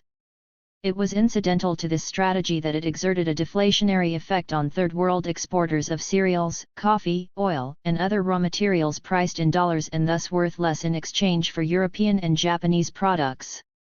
But to the OPEC economies, the inflation became a major reason prompting them to quadruple oil prices. Whereas foreign countries had been rendered satellites of the U.S. economy in the 1940s and 1950s by virtue of America's world creditor status, they now became satellitized by its debtor position. In fact, the words satellitized and satellization made their entry into the vocabulary of economic journalists as Europe seemed hopelessly fragmented in the face of America's new strategy. As Gordon Tether wrote in his Lombard column of the London Financial Times, the Nixon administration has already provided a working example of the way in which it intends to employ divide-and-conquer techniques to help it discipline the outside world through economic pressure in the same way as it kept it in its place through monetary manipulation for so long. It took the form of a refusal during the recent monetary conference to offer to collaborate in devising arrangements for joint support of the dollar in case of need. The absence of any firm U.S. commitment to support the dollar in a general way means that Washington retains full freedom to allow or even encourage market forces to bring about yet another American devaluation should the rest of the world, for instance, not show a suitable readiness to indulge American wishes and ambitions in other directions. Washington's refusal to discuss how dollar support would actually be apportioned between other currencies strikes an even more sinister note. For what it means is that, to the extent that the U.S. plays a part in the work of preventing dollar weakness from revaluing other countries, it is free to decide which currencies it will help to keep down currencies, and which it will allow to go up. Needless to say, this puts Washington in an excellent position not only to play one country off against another but also to bring pressure to bear on those that display less willingness to cooperate in making the economic satellization plan work than the rest. For by inviting American discrimination against them in the exchange field, they will risk having unilateral revaluations that they do not want inflicted on them with all that this entails. And this, of course, is only the start. The U.S. is equipping itself with the power to operate quota restrictions and tariff barriers on a discriminatory, country-by-country basis. And that will obviously put it in an even more favorable position to penalize any countries that resist. Point 4. The problem, observed Tether, was Europe's inability to form a united front against the United States, especially as Germany had replaced Britain as America's cutting wedge against European unity. The outcome of the recent crisis revealed that the Germans are so vulnerable to the American threat to withdraw troops from Europe that they are apt to see things in very much the American way. It is no secret, Tether wrote in another column, that an overriding purpose of the administration's drive to cheapen the dollar to a sufficient extent to procure a massive excess of U.S. exports over imports is to provide scope for unlimited U.S. capital investment abroad. This might appeal to export-oriented businesses in the United States, he observed, but American consumers would suffer. After all, the perpetual undervaluation of the dollar such a scenario requires will add unnecessarily to their cost of living at home. 5. But American industry would be provided with the foreign exchange to buy up the most profitable and technologically critical sectors of European and Asian industry. This indeed has been the aim that has guided American policy for the past 3 decades, culminating in the purchase of public enterprises being privatized from Chile to Britain and Russia. American strategies to deal with Europe's growing dollar holdings were grounded on the recognition that because of the many U.S. overseas transactions that were not functions of price, or, as economic jargon expresses it, were price inelastic and had to be made regardless of price, the U.S. payments deficit in all likelihood would continue rather than responding positively to devaluation. In view of the major role played by price-insensitive raw materials such as oil, no protracted turnaround in the U.S. trade balance was likely. As the dollar fell in value, the dollar price of many imports from the industrial nations rose, but this did not induce a proportional decline in U.S. demand. Nor were exports helped much. More American goods were exported, but the foreign exchange equivalent of their sales proceeds was reduced by the dollar's devaluation. In the spring of 1972, the International Economic Policy Association published a report on the United States balance of payments, From Crisis to Controversy. Its main author, Dr. Danielian, acknowledged that foreigners had become restive at giving real goods and services in exchange for paper, which depreciated in value as American inflation grew. Meanwhile, the money flows from the United States abroad increased foreign inflationary pressures. 6. But the system's strength lay in the fact that despite this foreign restiveness, there simply was little room to maneuver against the United States. Europeans were caught in an all-or-nothing dilemma. The only way to protect themselves would be to make an outright break with the U.S. economy. It was precisely this threat that had led Britain to knuckle under to U.S. demands in the World War II Lend-Lease negotiations and the 1946 British loan. The 1971 dollar crisis all but precluded further rounds of world tariff cuts, so there was little likelihood of foreign economies lowering their tariffs against U.S. exports. The average 11% devaluation of the dollar in return to major trading currencies effectively negated the average 10% tariff reductions granted by the United States in those negotiations. Understandably, other industrial countries are determined to insist on reciprocal concessions in another round of trade negotiations to regain lost territory. They are also opposed to connecting monetary negotiations with discussions on trade matters. 7. The major prospect for U.S. payments improvement seemed to lie on capital account. Foreign affiliates of U.S. firms might remit more of their earnings to their American head offices, and foreign investors might increase their stake in the United States. Former French Prime Minister Pierre Mendès France suggested that Europe use its surplus dollars to buy back U.S. affiliates in Europe, presumably on a compulsory basis, and thus disenclave the American investment presence. There are some precedents, as he points out, since both Britain and France were forced to requisition private assets abroad to pay the United States for their public external liabilities in connection with the 2 world wars. An official of the United Auto Workers has advanced precisely this suggestion as a solution to the accumulated balance of payments deficit. 8.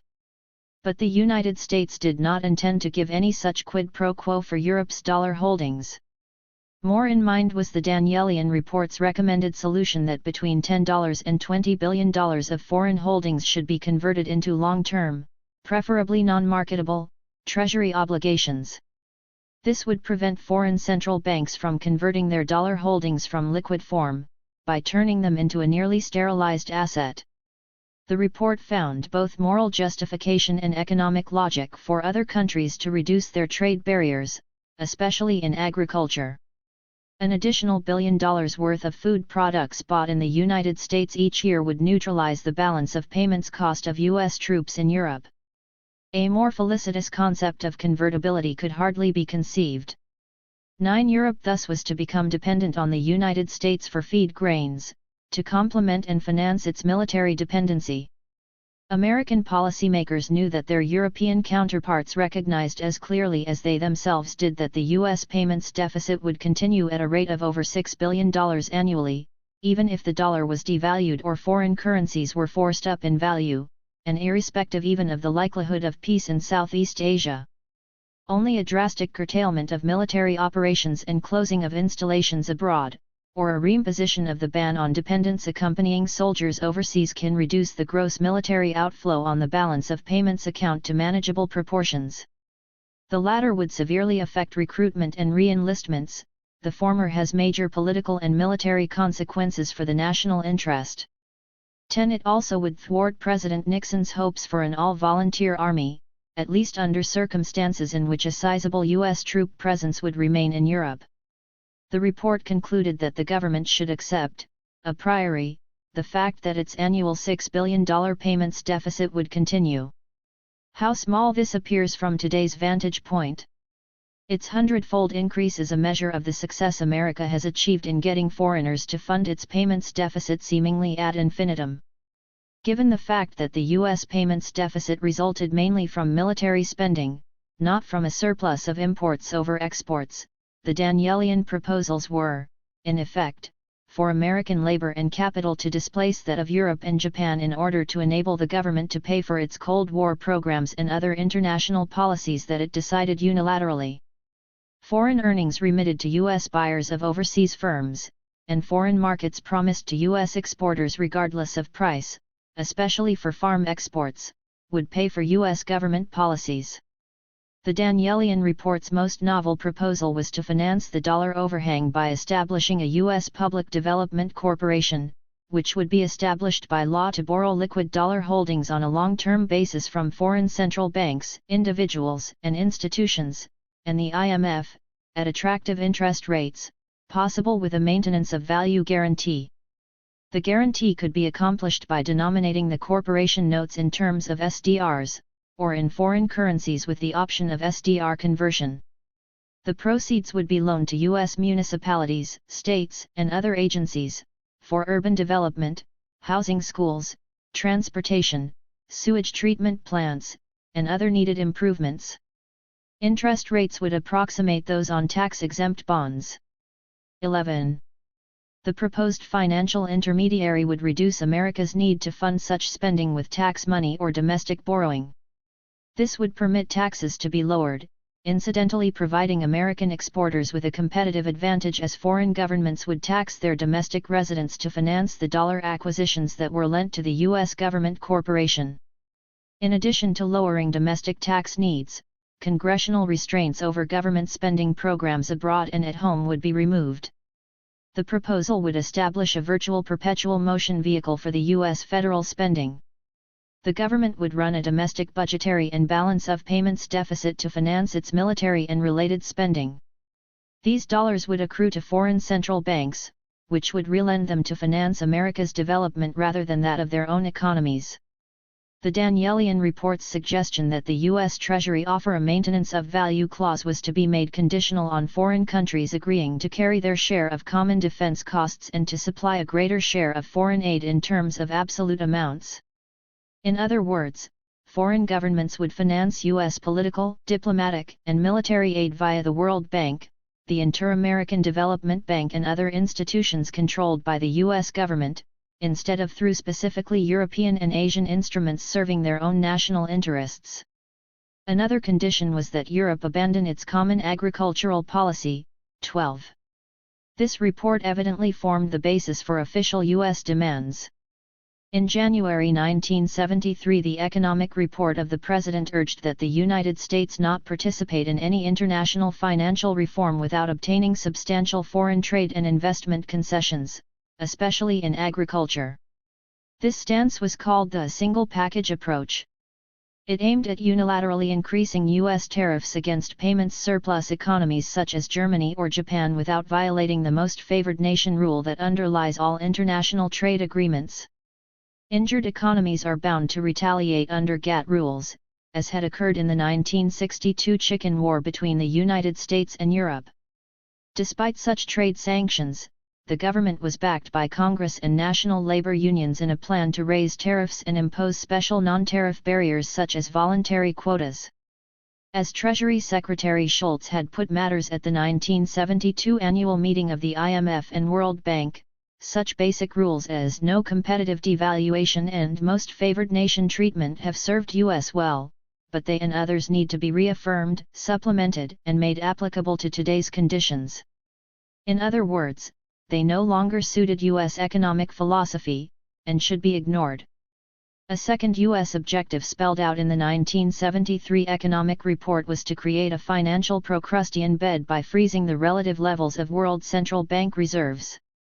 Payments surplus nations whose reserves rose beyond a specified proportion of the world total would be obliged to revalue their currencies, presumably on the ground that this would hurt their balance of payments and restore equilibrium to the international economy.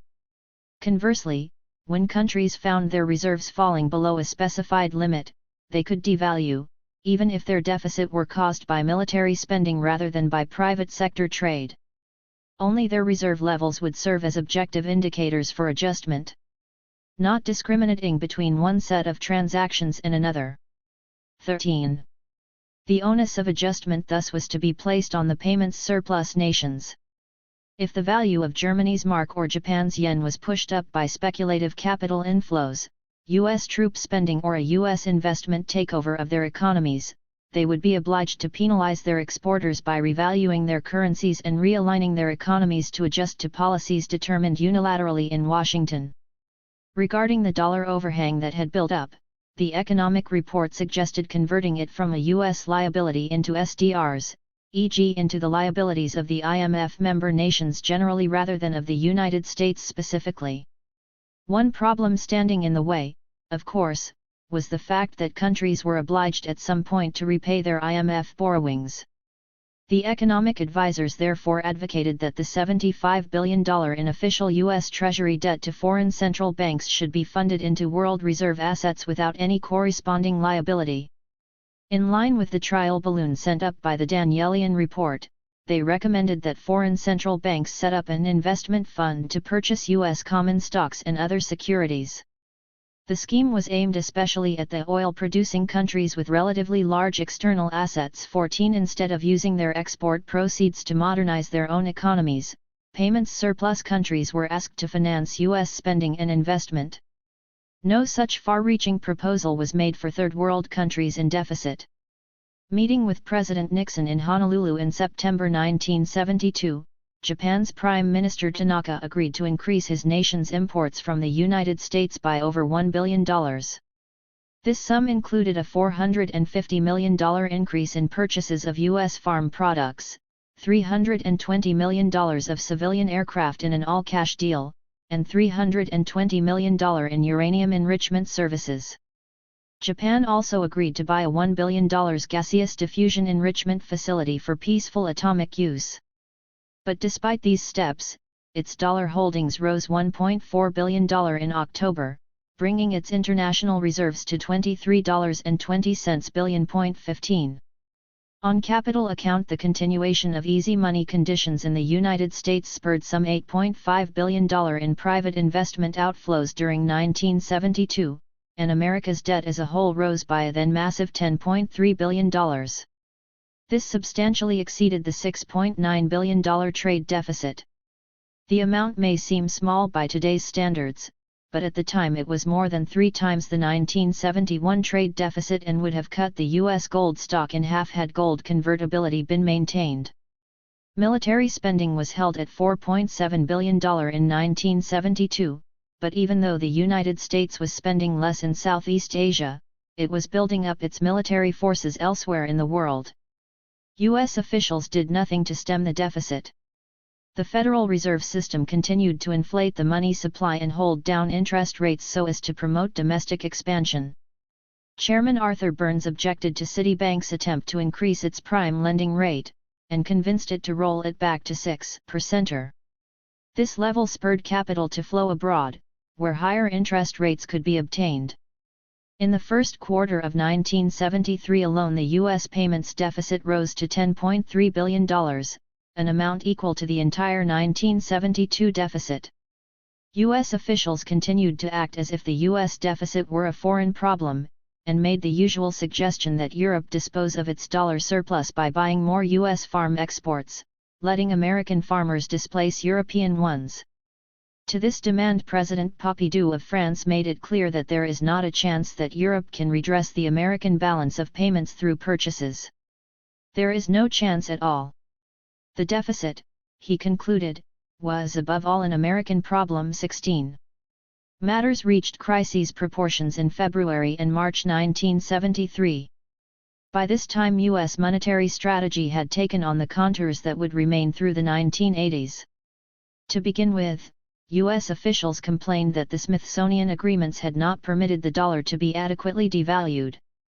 On February 7, Congressman Wilbur Mills announced that the exchange relationship between the dollar and other major currencies will have to be realigned some more, above and beyond the 11% December 1971 devaluation.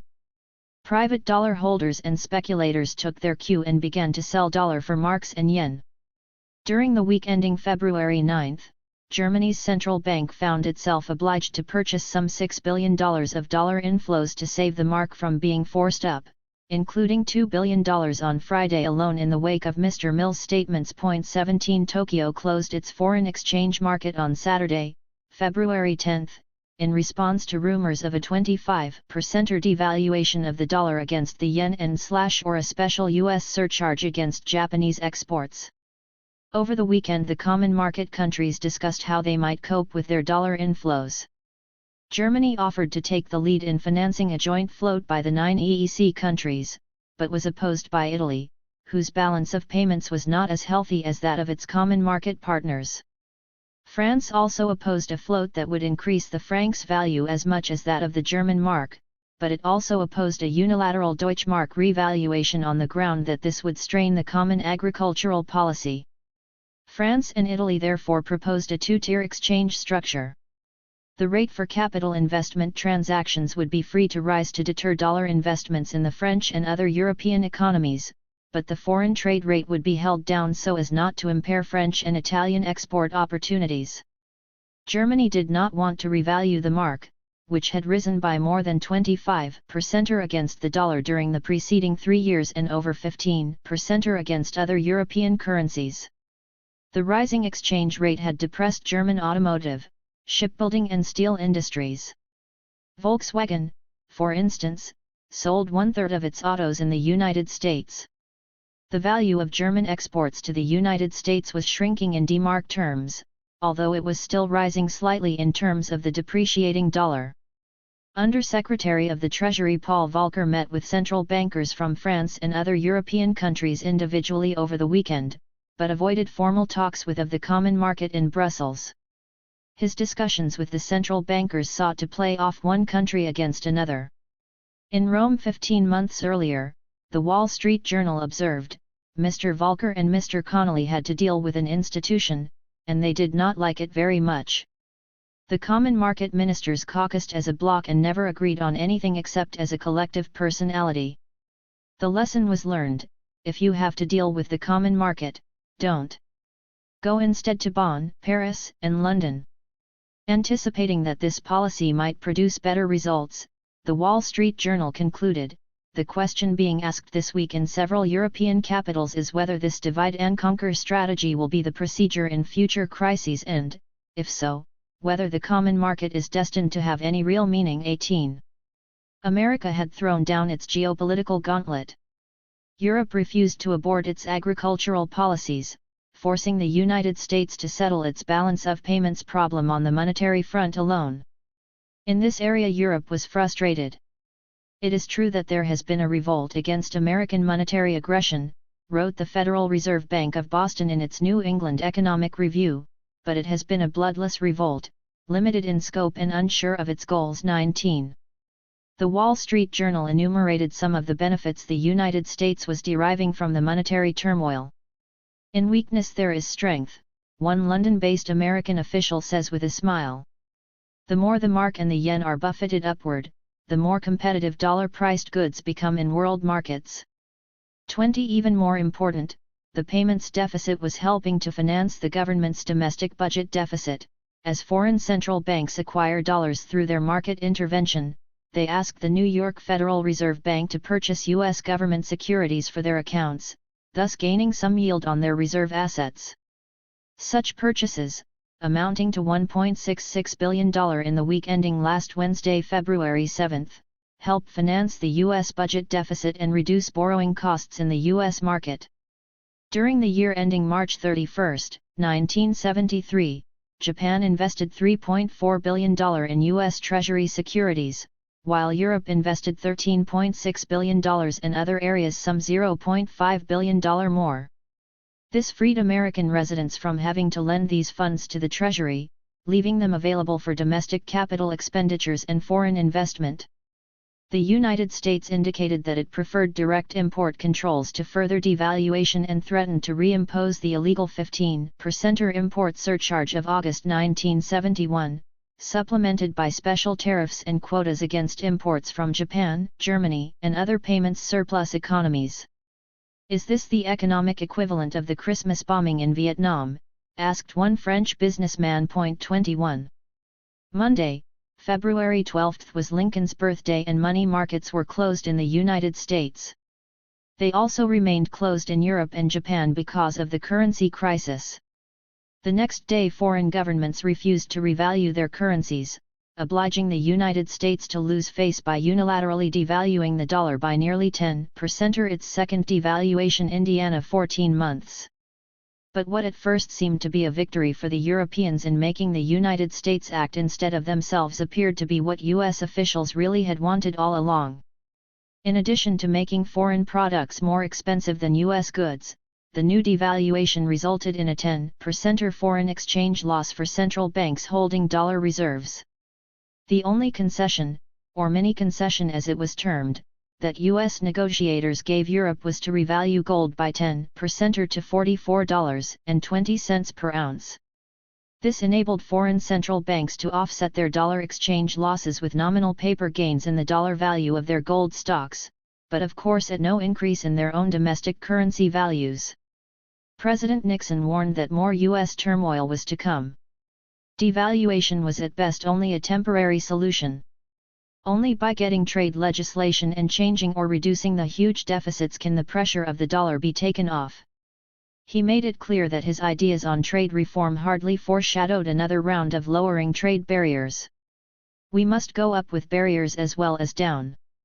Making use of the Uncle Sucker myth, he reflected that the United States had entered into too many negotiations abroad in which all we have done is negotiate down, whereas others have negotiated up. He gave no examples. The protectionist pressures that had found expression in Wilbur Mill's trade bill now were being exerted at the presidential level. The Wall Street Journal reported that the president is likely to ask for authority to impose an import surcharge on a country-by-country basis, selectively applied against certain nations where large payments surpluses are accumulating.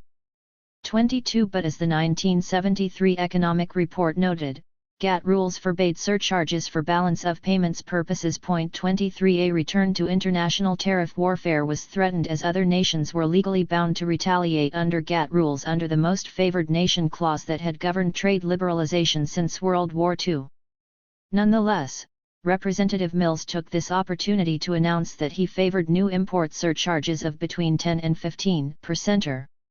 President Nixon threatened to levy special import quotas on French steel for starters, and urged foreign governments to impose voluntary export quotas on all items whose sales to the United States were rising significantly.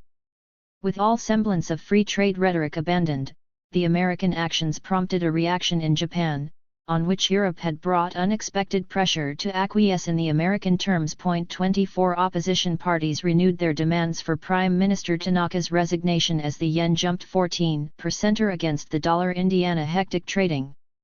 Tanaka denied responsibility for the monetary developments, placing the blame directly on the United States and pleading ignorance of the pre-devaluation conversations between his finance minister and the chief American negotiator. European officials hastened to complete plans for full monetary union, which alone could enable them to become independent from U.S. balance of payments aggression. The free market price of gold, which had closed at $72.30 per troy ounce on Friday, February 9, jumped to $80 an ounce when markets finally were reopened on Wednesday, February 14, and to $92 an ounce the next day. The U.S. stock market meanwhile fell by 5 points on Tuesday, 17 points on Wednesday and 6 more points on Thursday. American Samoa capital funds moved out of the U.S. economy to seek more stable refuge abroad. None of this induced the United States to do anything to stem the crisis. Treasury Secretary George Shultz made an effort to push down the dollar's value even further by announcing that the administration sought yet another devaluation, without specifying how much he wanted. Announcement of a devaluation target, the New York Times explained, could undermine Washington's position, since should the target be achieved, Washington might decide that it would like a little bit more. Shultz underscored the administration's aggressive trade stance by insisting on selective authority to impose selective tariffs or quotas, or combinations of the two, to safeguard American industry. 25 Congress gave Nixon unprecedented personal authority to wage a tariff war against the rest of the world. Europe was forced to choose between permitting the dollar to devalue further or acquiescing voluntarily in the U.S. tariff and quota offensive. U.S. officials were quite open in acknowledging how the crisis situation favored their maneuverability. In an atmosphere of presumed crisis, Shultz explained, one often finds that one can get something done if you know what it is you want to get done. The administration has found a crisis, it took an initiative, and it obtained results. His assistant Paul Volcker echoed these comments, observing that the monetary crisis and dollar devaluation had helped to reinforce the thrust of a constructive reform of the international monetary system. This view was echoed throughout the Wall Street community. Sam Nakagama, chief economist for Kidder Peabody & Co., reflected that the so-called crises of the past 2 months appear to have been almost deliberately induced by the Nixon administration in order to achieve its monetary goals. Treasury Secretary Shultz appears to have almost everything he wanted in the way of creating a more flexible monetary system. 26. The European response was angry, but was not backed up by any meaningful action. Jacques Servan Schreiber, author of The American Challenge, attacked the brutal act of devaluation which would affect every family in Europe. The French socialist opposition leader François Mitterrand warned that the devaluation marks the opening of commercial war. 27 Pierre-Paul Schweitzer, outgoing head of the IMF, sought to ward off further U.S. devaluation by emphasizing that the dollar already had become an undervalued currency. But Europe's fears of continued U.S. dollar inflows for yet more investment takeovers were increased by President Nixon's announcement that he intended to remove all U.S. foreign investment restraints in 1974. The controls indeed were removed in January of that year. Academic U.S. economists were as glib as administration officials in their proposed solutions to the dollar problem. Professor Richard Cooper of Yale, along with Charles Kindleberger of MIT and Lawrence Krauss of the Brookings Institution, suggested that the International Monetary Fund lend SDRs to the United States without limit or, failing that, lend $6 billion which would be repaid over a 40-year period, by which time inflation no doubt would have wiped out most of its capital value. Point 28 This would require the IMF to eliminate its existing holding limits of SDRs for individual countries, which would find themselves stuck with SDRs as they earlier had been stuck with dollars. The New York Times observed that from the end of 1969 to the fall of 1972, the United States covered the $45.5 billion increase in its dollar liabilities to other countries simply by requiring that the other nations add that amount of dollars to their monetary reserves, i.e., invest this amount in U.S. Treasury bills. American officials think this dollar standard works tolerably well, and are in no hurry to change it. Some Europeans complain that the ability of the United States to create international monetary reserves by printing dollars gives it a free ride on foreign policy and, in effect, has forced others to finance such American adventures as the Vietnam War. The Europeans see this ability of the United States to get credit without international constraints as an exorbitant privilege, in the words of the late General de Gaulle. Some still regard an international credit system controlled by a single country as a great obstacle in the way of perpetual peace, as Immanuel Kant wrote in 1795. Professor Robert Triffin of Yale notes that Kant also said, "The other states are justified in allying themselves against such a state and its pretensions." 29. Raw materials exporters were hurt, as well as Europe and Japan. The big Australian mining companies, whose contracts for ore have been written in American dollars largely with Japan, estimate that the 10% cut Indiana the value of the United States currency this week will cost the industry up to $250 million a year in lost profits unless Australia also reduces the price of her money. $30 devaluation, which had already forced a number of Australian coal mines to shut down, threatened cotton growers in New South Wales with losses of more than $6.50 million, and wheat growers with losses of more than $20 million per annum. Oil exporting countries suffered much more. European economists stepped up their planning for the Common Markets Economic and Monetary Union, EMU, scheduled to begin in 1974. Their immediate desire was to replace the dollar with a more stable standard of value, one that did not oblige them to finance the U.S. government's domestic budgetary deficit via the U.S. balance of payments deficits. Professor John Williamson of England and Signor Magnifico of Italy developed a plan that anticipated the euro, which would be introduced 28 years later, in 2002. The plan envisaged a European Reserve Bank issuing Europas to national central banks in return for their reserves and quotas of national currencies. It would act as central bank to commercial banks issuing bonds denominated in Europas.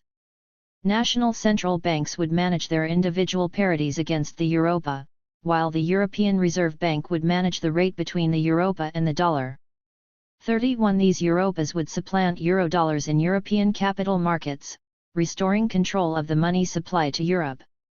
Eurodollars would have nowhere to go except back to the United States, inflating the latter's economy instead of Europe's. For a change, good money might chase out bad. Europe's choice lay between being divided and conquered, or proceeding full steam ahead toward economic and monetary integration. Most Europeans wanted the latter option, but the dollar outflow from America rose to such a pace that Germany and other payments surplus economies were unable to defend themselves. On March 5 the world's foreign exchange markets closed once again and remained closed for 2 weeks, an event unprecedented in modern history. During this crisis, U.S. negotiators refused to yield to Europe on any point. Treasury Secretary Shultz even rejected suggestions that the United States raise its interest rates to attract more dollars home, on the ground that domestic credit measures will be taken in the context of domestic economic development, not foreign concerns. 32 This inward-centeredness was reminiscent of the abortive London Conference of 1933. As the price of gold pressed toward $100 an ounce, Jacques Rueff of France urged that the official price of gold at least be doubled, to about $80 an ounce. This would increase the value of U.S. monetary gold from $10 billion to $20 billion. Perhaps, he suggested, Europe could loan the gold revaluation profits back to the United States at low interest. But U.S. officials urged just the opposite policy, a reduction in the official price of gold leading to its demonetization, so that Europe and Asia could not use their gold reserves vis-à-vis the United States in the way that it had used its gold reserves itself against Europe in the 1920s, 1930s, 1940s, and 1950s. U.S. economic strategists discussed the prospect of the Treasury suddenly dumping its gold holdings on world markets, perhaps joined by Britain and a few other central banks in client countries. If America was to lose its gold, so its must allies, so the reasoning went. This would remove the last hope for an objective constraint on the ability of nations to run payments deficits at the expense of others. 33. During February and early March 1973, the German central bank was obliged to purchase over $8 billion in dollars to support the latter's value against the Deutschmark. Finally, on March 14, Germany revalued the mark yet again. 2 days later, the finance ministers of 13 countries, plus the United States, met in Paris and announced that all 9 EEC members, except Italy, England, and Ireland, would be joined by Sweden and Norway in maintaining their currencies within a 2.14% margin. The 3 floating currency countries agreed to associate themselves with the new European fixed-rate system as soon as practicable. The United States agreed not to remove its controls on capital outflows in 1974 unless its balance of payments had improved, and also promised to remove inhibitions on the inflow of capital into the United States.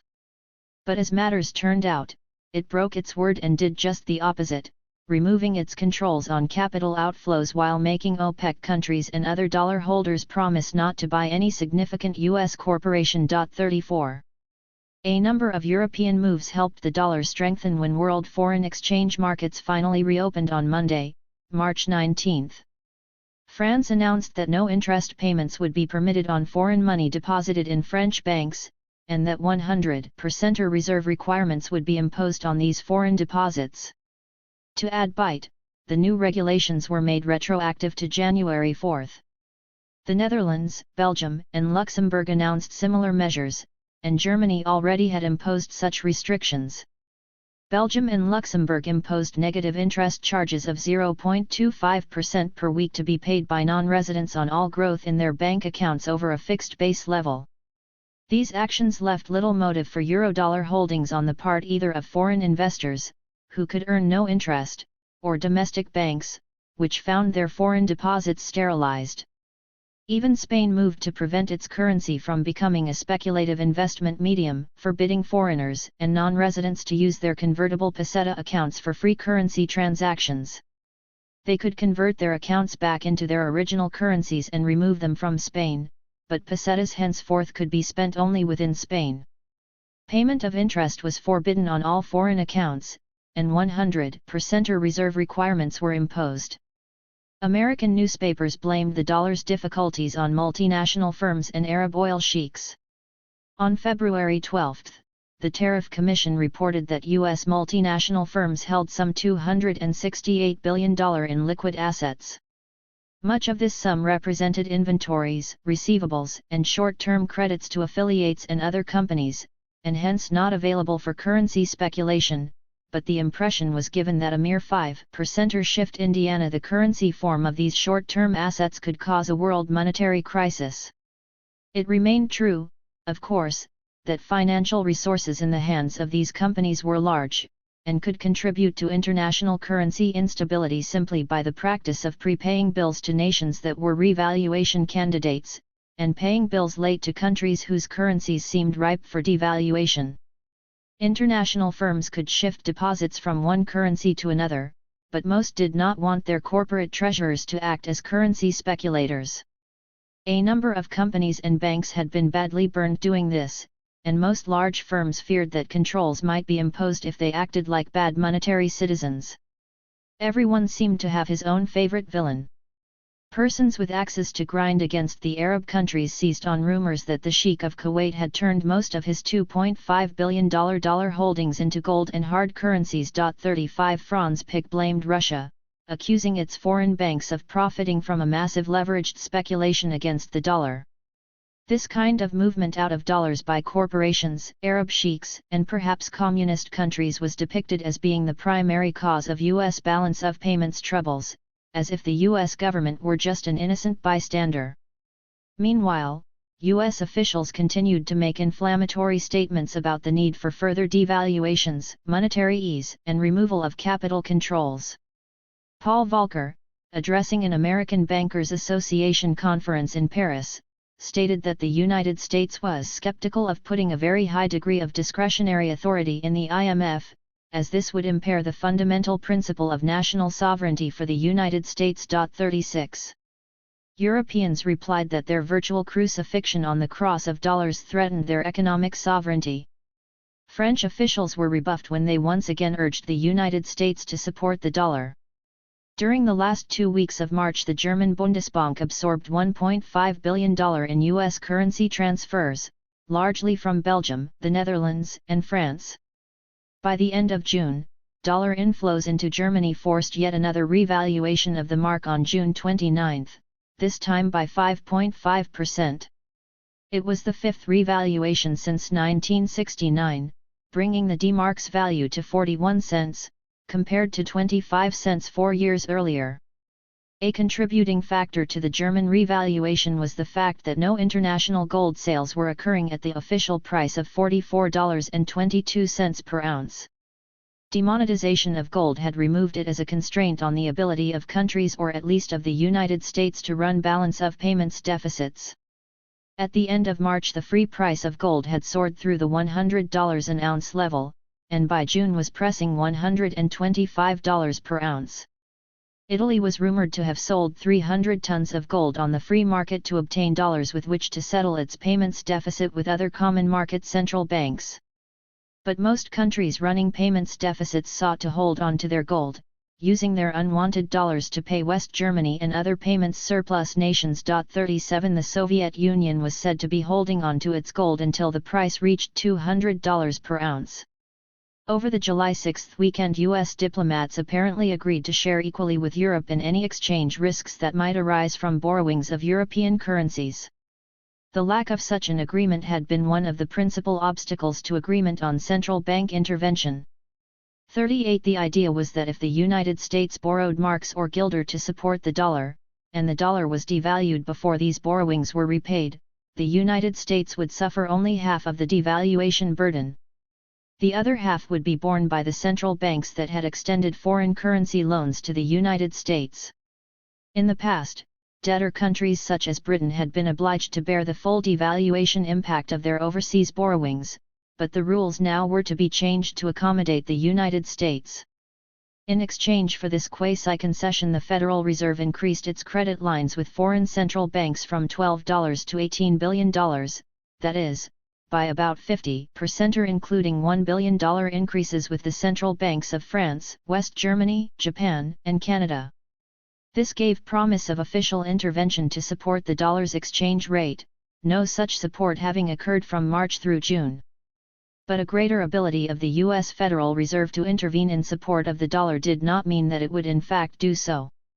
Writing in the New York Federal Reserve Bank's monthly review, Charles Coombs, head of U.S. official foreign exchange trading, attributed the dollar's weakness not to the payments deficit throwing increasing sums of dollars onto world markets, but to sporadic bouts of nervous and, at times, heavy trading to levels unjustified and undesirable on any reasonable assessment of the U.S. payments position. He claimed that the problem concerned the price of American goods and services relative to those of foreign countries, not the volume of military spending and capital outflows to buy out foreign industry. Coombs was putting forth what economists called the purchasing power parity theory of exchange rates, sometimes popularized as the McDonald's principle, which defines a country's natural exchange rate as that at which a McDonald's hamburger will sell for a uniform world price. This would be the case were it not for international distortions. Of course, the real world is driven by what academic economists belittle as distortions, headed by government spending and private investment. The U.S. argument had been refuted already in the mid-19th century by John Stuart Mill, and subjected to a more refined critique by Keynes in the 1920s, both of whom pointed to the impact of capital transfers or other non-trade spending on international pricing. The German and French hyperinflations a half-century earlier had shown that exchange rates have more to do with structural factors, capital flows and relative interest rates than with relative product prices. This fact of life was clearly perceived in Europe. Labeling the U.S. devaluation a new form of protectionism, Mitterrand called for France to boycott the world trade liberalization negotiations scheduled for September. At the Bank for International Settlements in Bâle, French officials threatened to press for establishment of a common market gold bloc, which would in effect create a much higher official price for gold. 39 Europe and America prepared themselves for battle at the September IMF meetings. Trade negotiations had become a dead issue. Freer trade was ruled out by the fact that the dollar's devaluation had wiped out most of the tariff concessions America had made during the 1960s. This was underscored on July 14 when Belgium's Sabena Airlines ordered 10 Boeing 737 jets at about $6 million each, instead of the French twin-engine Mercure whose price had been increased in dollar terms to nearly $8 million each. 40 In 1969 the price for these two planes would have been roughly equivalent, throwing the advantage to the French plane inasmuch as its seating capacity was 140 passengers, compared to 115 for the Boeing jet. The result was a setback for Europe's hope to build an all-European aircraft industry as the foundation for military autonomy from the United States. Another blow to free trade was struck when President Nixon obtained from Congress personal authority to impose import surcharges on a country-by-country basis if foreign economies did not acquiesce in U.S. trade plans and impose voluntary export quotas on their own producers.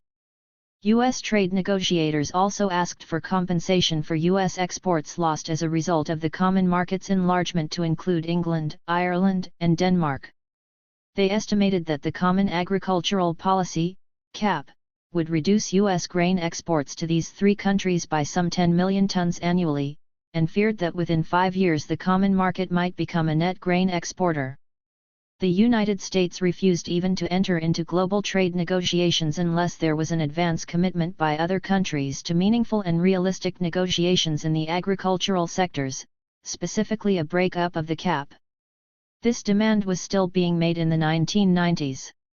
What the United States wanted from Europe and Japan was made evident by its proposed agreement with South Korea to make it obligatory for South Korean exporters to the American market to import a certain amount of raw materials from the United States. 41 On another front, the United States struck a blow at the common market's proposed associate membership status for its former African colonies by making it clear that it would not grant new U.S. tariff preferences for any third world country that granted reverse preferences to other industrial nations. What had appeared in 1945 as a liberating dissolution of European colonialism was taking the form of a U.S. attempt to lock the world's economies into a new dependency on the United States, above all American agricultural, aircraft and military-related technology. The American plan was for foreign countries to become dependent on the United States for basic food, grains, arms, and technology, and to sell their commanding heights to U.S. investors regardless of the fact that the U.S. economy was not generating the foreign exchange to pay for such control. On May 9, Treasury Secretary Shultz told the House Ways and Means Committee that the forthcoming trade negotiations with other leading nations probably should not be reciprocal, adding that there may have to be more giving than taking as far as other people are concerned. The negotiations won't be all tit for tat. The Nixon administration threatened Europe that if its conditions were not met, Congress might pass the labor-backed Burke-Hartke bill, threatening to cut U.S. imports by $8 billion. France took the lead among its common market partners in seizing upon this statement to insist that failure to reform the monetary system would rule out further trade liberalization. 42. What made the posturing so hypocritical was that the United States was enacting precisely the type of quota restrictions for which it was criticizing Europe. The Nixon administration's Omnibus Farm Bill included a sleeper provision imposing permanent import quotas on dairy products, already limited under Section 22 of the Agricultural Adjustment Act. The bill placed permanent limits on dairy imports, restricting them to only 2% of the previous year's domestic U.S. consumption. The President could increase this amount of quota-free imports only if he determines and proclaims that such increase is required by overriding economic or national security interests of the United States. Such a finding would presumably be difficult to make in normal circumstances. 43.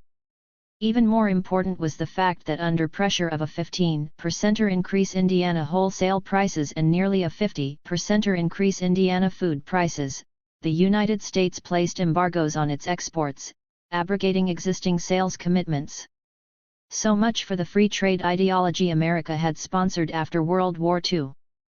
As early as March, U.S. officials had asked Japan to impose voluntary import quotas on U.S. timber in order to hold down the demand for U.S. exports. These quotas were to complement the equally coercive export controls on Japan's textile and steel exports to the United States. But if it were not to import U.S. forestry and farm products, how could it be expected to reduce its trade surplus with the United States?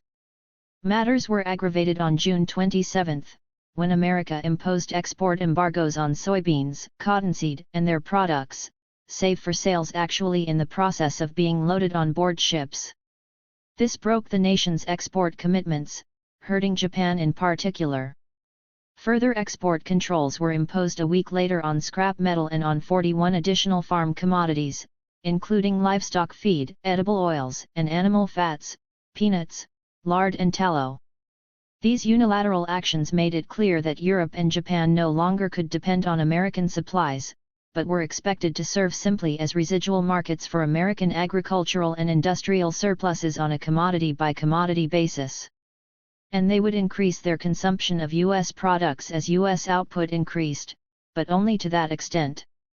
They would obligingly curtail their consumption when U.S. output diminished, so that domestic U.S. consumption and prices could remain stable. American trade strategists urged nations accumulating large trade surpluses to purchase specific types of American exports, particularly those of a military character, as the arms trade was one of the few areas in which the United States retained some competitive advantage. It sought to balance its oil imports from Iran by exporting jet fighters and other military equipment totaling nearly $4 billion, including laser bombs, helicopters, and other items which were to become part of the Shah's 5-year modernization program. 44 In June, the Pentagon announced a $2 billion arms sale to Saudi Arabia and Kuwait, including some $14 million F-14 fighter planes so new they had not even been introduced into the U.S. Armed Forces. Rising U.S. oil exports from the Near East thus were financed by a rising stream of arms exports to the region. It seemed that U.S. payments balance was to be achieved only by arming the rest of the world. The implicit end of this process was military hostility. An ideal scenario to U.S. eyes might have been one in which Iran, Saudi Arabia, and other U.S. arms clients invaded OPEC countries that did not choose to recycle their oil export proceeds to the Defense Department. Instead, the Arabs attacked Israel in October. Even America's foreign aid programs were becoming militarized. On June 5, President Nixon reversed the official ban on aid-financed military exports, citing the fact that the United States was losing foreign arms markets to French and Russian producers. Even Communist Chile was included in the list of candidates for American arms aid in an attempt to induce it not to buy Russian MiG-21s. Secretary of State William Rogers rationalized the change of policy by testifying before the House Foreign Affairs Committee that the United States should no longer attempt to determine for the Latin Americans what their reasonable military needs should be. 45 It should sell them whatever their regimes wanted on credit to be repaid by future generations. U.S. aid strategists had pondered the question of export credit for some time. In February 1972, the National Advisory Council on International Monetary and Financial Policies argued that the U.S. payments deficit prevented the government from promoting exports on a no-cash, pay-later basis. The report urged nations to avoid a credit race in export financing by eliminating credit as a factor of export sales competition. 46 In other words, to prevent other governments from using their balance of payments strength to offer more favorable terms, the Council urged international arrangements to assure that government-supported export credit is developed along rational lines. Other governments should correspondingly curtail their own export financing, despite their evolution into creditor status that was enabling them to emulate traditional U.S. credit policies. Having won the first lap of this credit race during the quarter-century since the ending of World War II, the United States tried to call the race to a halt as it watched other nations threatening to overtake it. U.S. exports were less competitive in world markets as productivity growth trailed that of other industrial nations. Losing the financial as well as commercial strength it had possessed in the early post-war years, America no longer had the means to sell its exports on credit rather than for cash, but other countries now had these means. The U.S. economy was evolving toward what some observers called a post-industrial society, but which seemed simply to be deindustrializing. Seymour Melman blamed matters on a lapse into Pentagon capitalism with its cost-plus pricing contracts which bloated costs for America's leading arms manufacturers. Internationally, the United States was burdened with $6 billion in annual military outlays throughout the world, about to suffer ignominious defeat in Southeast Asia, and unable to withdraw from Europe and other regions without reverting to the status of being just another nation in a world of equals. This it refused to do. America's admittedly immense agricultural powers were constrained by a decaying transport system, and the nation was breaking its export contracts to all areas of the world, prompting them more urgently to seek self-sufficiency in essential foodstuffs. This was just what U.S. economic planners worked so hard to stave off in 1945 and in the intervening years. Almost the only remaining U.S. advantage lay in military goods. Restoration of a favorable U.S. trade balance therefore seemed conditional upon the rest of the world arming itself rather than developing its own capacity to feed itself by promoting farm investment behind an agricultural protectionism similar to that which America had applied so effectively. Prospects seemed dim for an underlying improvement in the U.S. payments balance. Devaluation of the dollar by 10% in 1973, over and above the 11% Smithsonian devaluation of December 1971, was calculated to have increased overall military outlays by a reported $300 million annually. 47 The trade deficit meanwhile was widening as a result of increased payments for energy and other raw materials, while the collapsing stock market was discouraging foreign investment inflows. U.S. Soviet condominium. The United States found itself in a position not unlike that of Germany in the 1920s. Unable to compete successfully with its capitalist allies, it could turn only to the Soviet Union for prospective growth in exports. This about-face helped resolve America's Cold War tensions with the Soviet Union. After all, the US and Soviet economies were largely complementary. Russia needed wheat and was a major producer of gold and oil. Whereas U.S. Soviet trade had seemed more important to war-torn Russia in 1945, it now appeared to offer equal benefits to the United States. Perception of the new state of affairs led to an ironic turn in the U.S. Cold War economic system. The United States agreed to sell surplus grain to the Soviet Union for cash and, perhaps, gold. An important byproduct of the Cold War had been to pump dollars into the central banks of America's allies. Now that this process no longer was desired by either the United States or its allied non-communist nations, U.S. officials sought to draw foreign exchange into the treasury through the most promising avenue, trade with the Soviet Union and China. The Iron Curtain began to lift. Already in the election year of 1960 the United States and Soviet Union had seemed near to establishing somewhat normal commercial relations. The United States asked Russia for $800 million to settle its World War II debts, and the Soviet Union offered $300 million. As the National Advisory Council on International Monetary and Financial Policies later described these negotiations, they were broken off when the United States could not accept the Soviet position that such settlement be accompanied by the simultaneous conclusion of an agreement granting most favored nation treatment to the Soviet Union and the extension of long-term U.S. credits to the Soviet Union. 48 Now, in another election year 12 years later, the United States was willing to accept the Soviet conditions. A joint declaration was issued at the conclusion of President Nixon's visit to Moscow in July 1972 asking Congress to grant Soviet Russia most favored nation tariff treatment, conditional upon satisfactory settlement of the Lend-Lease debts stemming from World War II. As matters turned out, the United States was soon to sell its grain to Soviet Russia, thereby financing its European troop support costs by feeding Soviet troops across the NATO border. The Soviet Union had been making regular payments on that portion of the debt on which it had been able to reach agreement with the U.S. Treasury on October 15, 1945, when it undertook to pay for pipeline deliveries which ultimately totaled $222.5 million, in 22 annual installments, at an interest rate of 2.38% per annum. The Soviet Union has been making annual payments on this account and as of December 31, 1970, had paid a total of $187 million. But it had made deductions not recognized by the United States, including $88 million for damage suffered by Soviet commercial vessels in the port of Haiphong during U.S. raids on North Vietnam. In addition, the United States claimed that the Soviet Union owed some $2.6 billion for civilian goods still in use at the end of World War II. These debts finally were to be negotiated as Soviet diplomats arrived in Washington in summer 1972. The United States began by asking about $1 billion in payment, claiming that some $200 million in interest had accrued since the 1960 discussions. The Soviet Union countered with its 1960 offer to pay $300 million. A midpoint level of $500 million was agreed upon, leaving only the terms of payment to be settled. The Soviet Union asked for the same treatment the British had received after World War II, 2% interest over 30 years. The United States explained that such terms no longer were adequate and suggested 6% interest over the same 30-year period.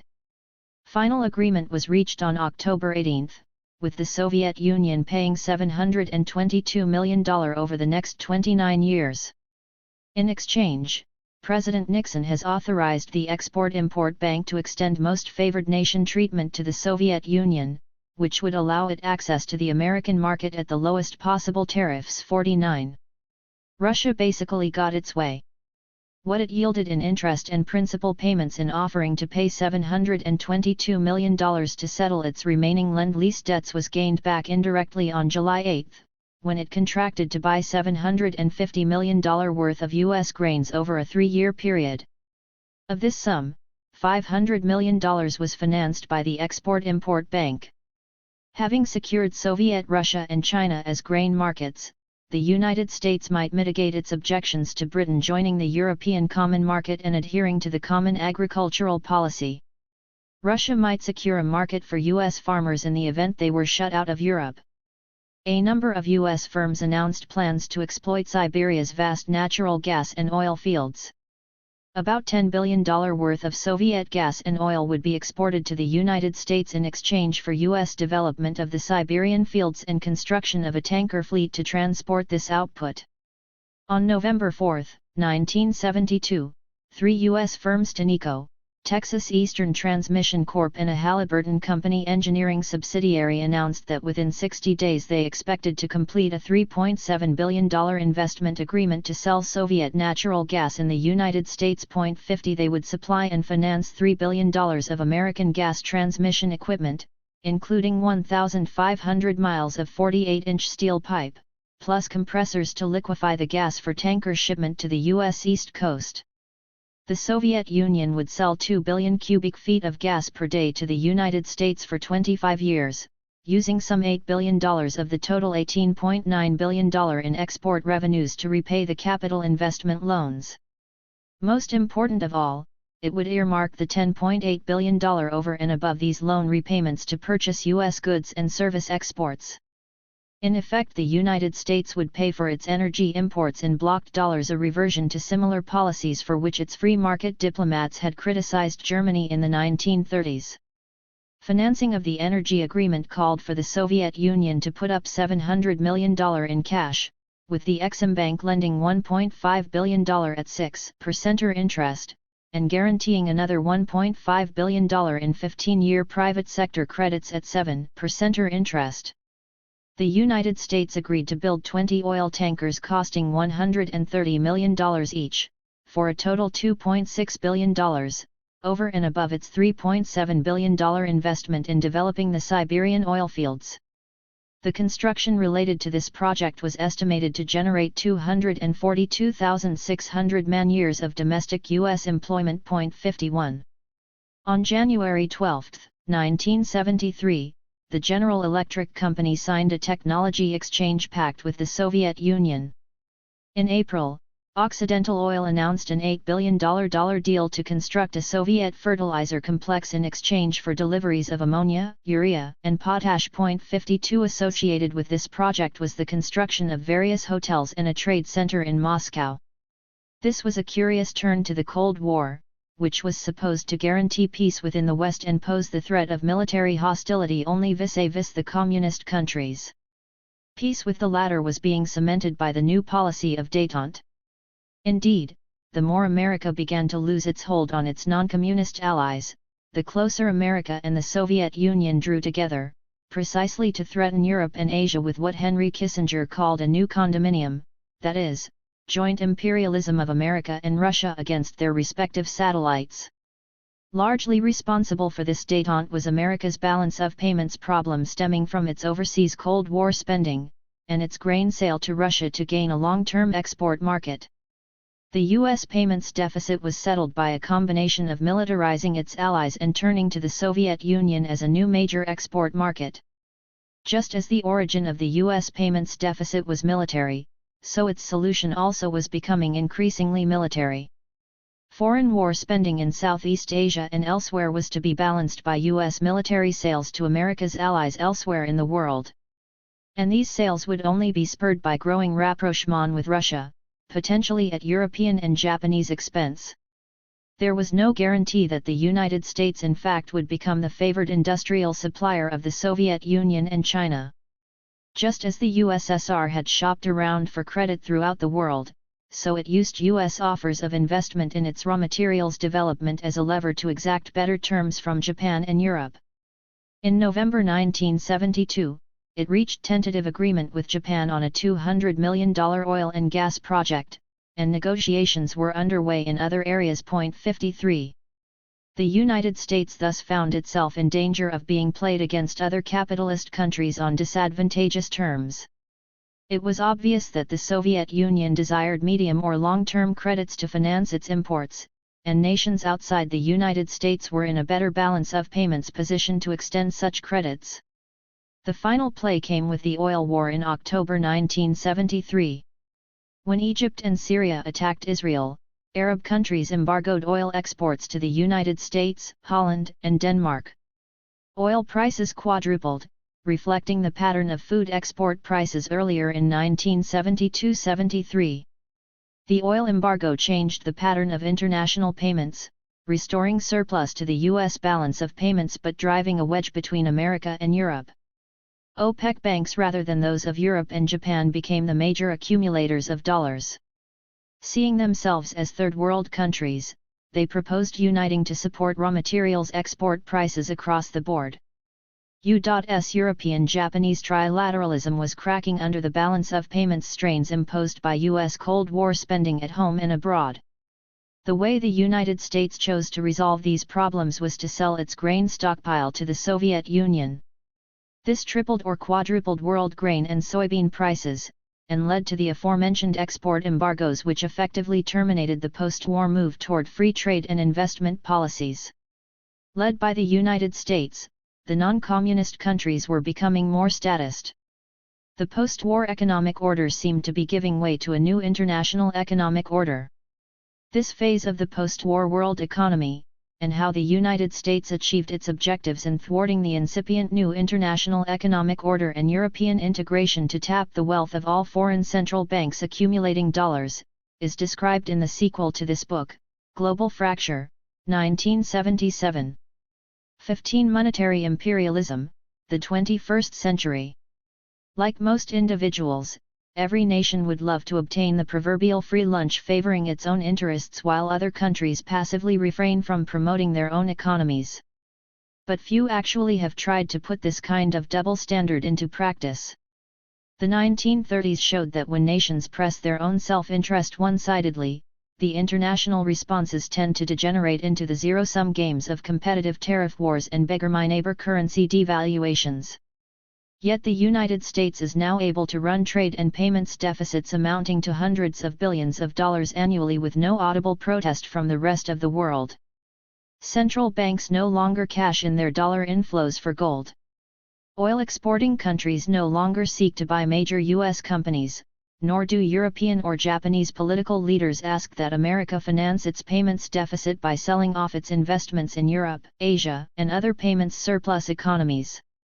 Conditions today are not such that foreign diplomats are willing to take the creditor-oriented stance vis-a-vis the U.S. economy that U.S. officials did from the 1920s through the early years of World War II, when they insisted that Britain sell off its international investments as a condition for obtaining credit. The sense of shock at the United States' rising trade and payments deficit has been lost as the deficit has been built into the world economic system. The upshot is that almost without anyone really recognizing what has been happening, America's shift into debtor status turned the post-war economy into an exploitative double standard. Since the nation went off gold in 1971, the Treasury bill standard has enabled the United States to draw on the resources of the rest of the world without reciprocation, governing financially through its debtor position, not through its creditor status. As dollar debts have replaced gold as the backing for central bank reserves, and hence for the world's credit supply, the entire system would be threatened if questions into its intrinsic unfairness were reopened. No nation ever before has been able to invert the classical rules of international finance.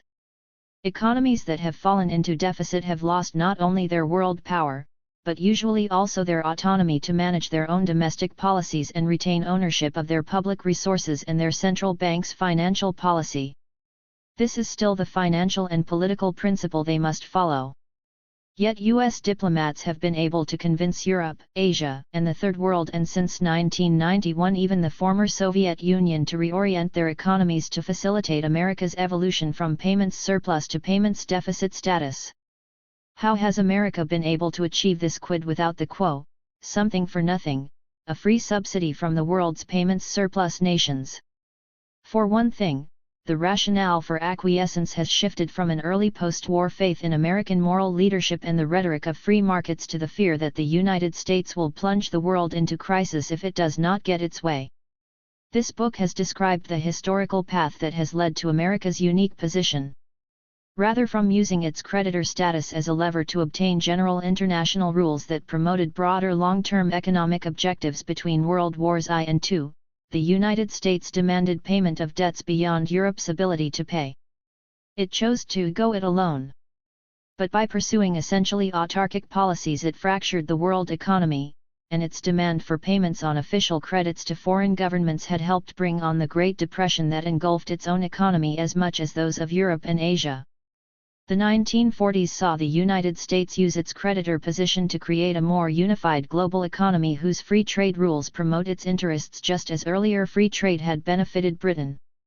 The terms of Lend-Lease in 1940-41 and the 1946 British loan provided the model by obliging Britain to give up its empire, relinquish its sterling area and unblock the wartime balances that Commonwealth countries had accumulated by during the war.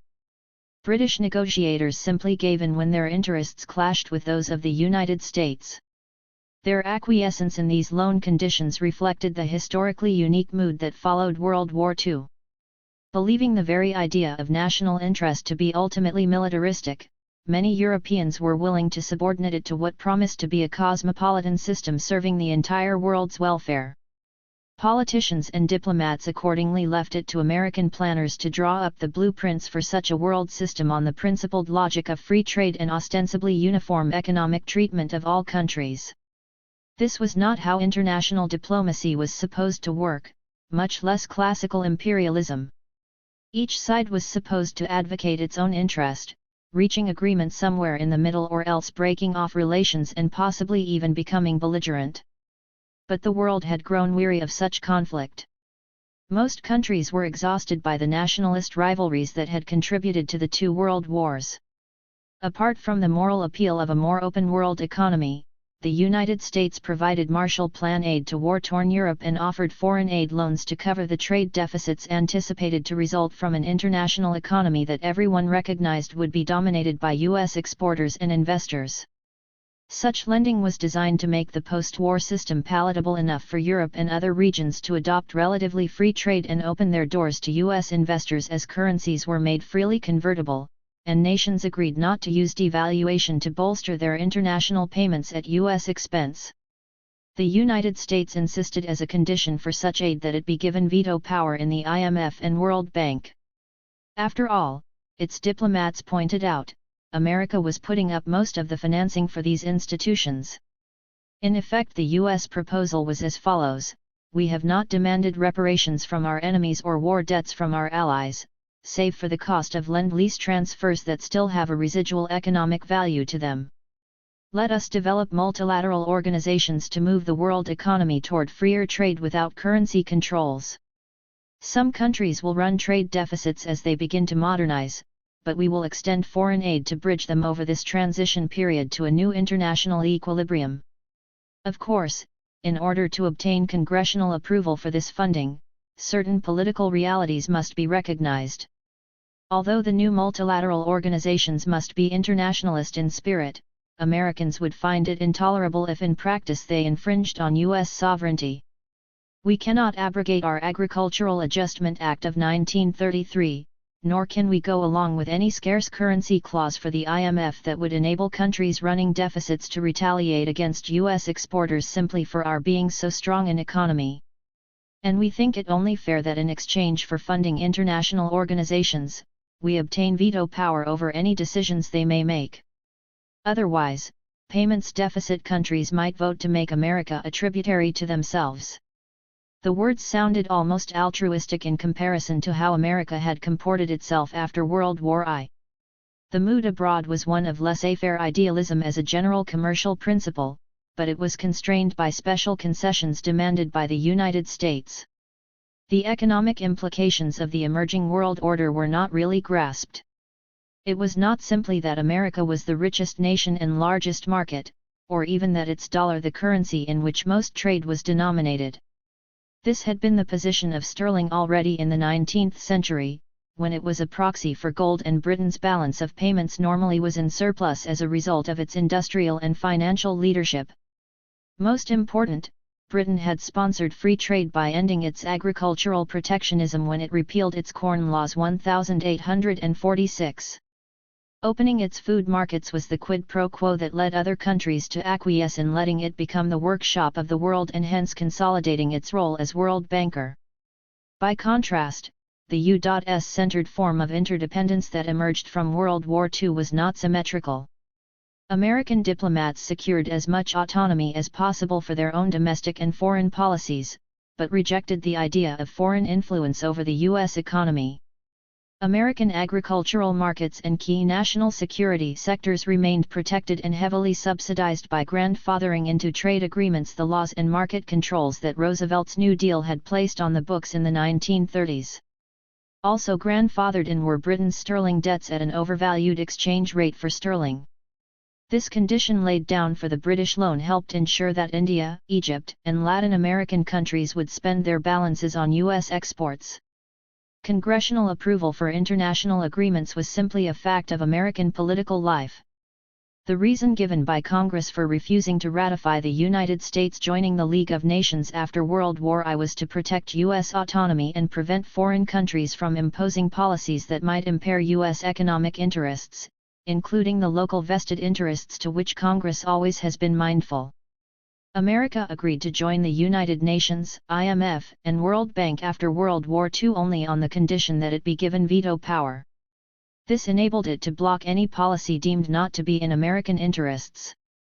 Not clearly perceived at the time was the degree to which this condition would enable U.S. representatives to hold these organizations at ransom until they yielded to American policy demands. Diplomatic initiative in these organizations was held by U.S. representatives answerable to Congress and the special interests of its constituencies. In no other country have local politicians had an equivalent ability to reject international agreements reached to by their executive branch, nor have other countries calculated their self-interest on so narrow-minded a basis in negotiating treaties. The upshot has been that the policies of nominally multilateral institutions such as the IMF and World Bank, as well as the Asian Development Bank and other offshoots, reflect an American nationalism writ large. U.S. food imperialism versus a new international economic order. Structural problems were built into the DNA molecules of the World Bank that made its evolution into development lending dysfunctional from the outset. It could lend only dollars and other foreign exchange, not the domestic currency needed for agricultural modernization. And although land reform initially was needed in many former colonial areas of the world, the bank was not allowed to insist that governments modify their policies along these lines, as that was deemed to be an intrusion into domestic political affairs. By the time the World Bank finally began to insist that governments change their domestic policies in order to qualify for loans, its economic philosophy had become so dysfunctional that instead of promoting policies to make debtor countries more self-reliant, its administrators demanded that loan recipients pursue a policy of economic dependency, above all on the United States as food supplier. The World Bank has become much more interventionist since 1991, most notoriously in the neoliberal mode epitomized by the Russian reforms, that is, on the side of kleptocratic oligarchies. The terms of bank support on which IMF loans have been made conditional in many cases have been such as to cripple the long-term viability of governments seeking to finance the modernization of their economies in the way that the United States itself has done. The net result of World Bank and IMF lending programs thus has been to cripple the planning options of economies, leaving them with dollar debts without having put into place the means to generate the foreign exchange to pay, except by selling off more of their public domain. Dependency has been subsidized rather than self-sufficiency being financed. The World Bank should have advised Russia and other countries to tax natural resource rents in the public domain rather than letting these revenues be taken by insiders and sent abroad as capital flight. Economic rents from public enterprises, and from the land and its mineral wealth, the radio spectrum and other natural monopolies could have saved governments from having to tax labor and capital. But rather than mobilizing resources to enhance national self-sufficiency while funding government policy in this way, the bank insisted on client governments privatizing their public domain under kleptocratic conditions favoring U.S. investors. The effect was to help impose dependency and oligarchic policies as a condition for aid.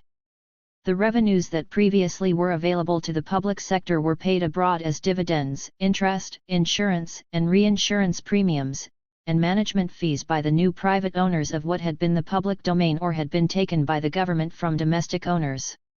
Within the IMF, its Chicago school monetarists evidently have learned nothing from the failure of their austerity programs in the 1960s and 1970s. The alternative is to conclude that their crippling programs are deliberate. Their standard demand is for the governments of debtor countries to tighten the screws by administering high interest rates and levying onerous taxes on labor and domestic capital, not foreign-owned properties. This austerity stifles the development of domestic market, leaving raw materials to be exported rather than worked up at home. It also keeps domestic wages low, while wrecking government budgets, forcing client regimes to submit to virtual bankruptcy. Solvency is maintained under such conditions only by selling off national endowments to foreigners, e.g. as occurred in the second stage of Russian privatizations in the late 1990s. Such sell-offs mean that natural resource rents and monopoly rents cannot be used as the basis for domestic taxes, nor can infrastructure costs be subsidized to keep down the economy's overall cost structure.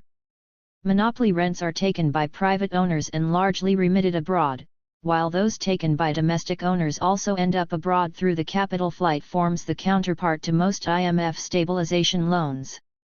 What is stabilized is the rate at which domestic financial interests are able to convert domestic revenues into dollars or other hard currencies.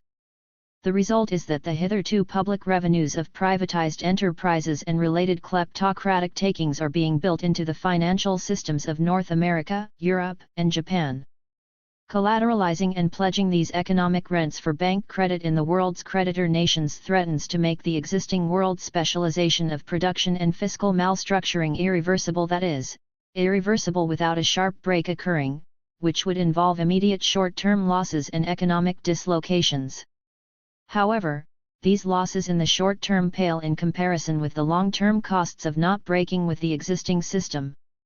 For the past half-century, U.S. diplomats have discouraged foreign governments from managing their own economies to achieve self-sufficiency or using foreign aid and loan proceeds to develop the capacity to compete with U.S. exporters.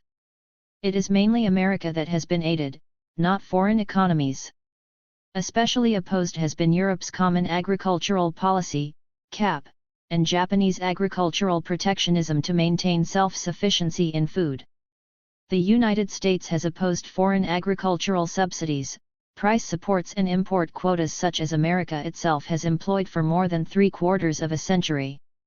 Even foreign quality controls on trade in beef and crops have been denounced and remain a thorn in U.S. trade diplomacy with Europe, Asia, and the Third World.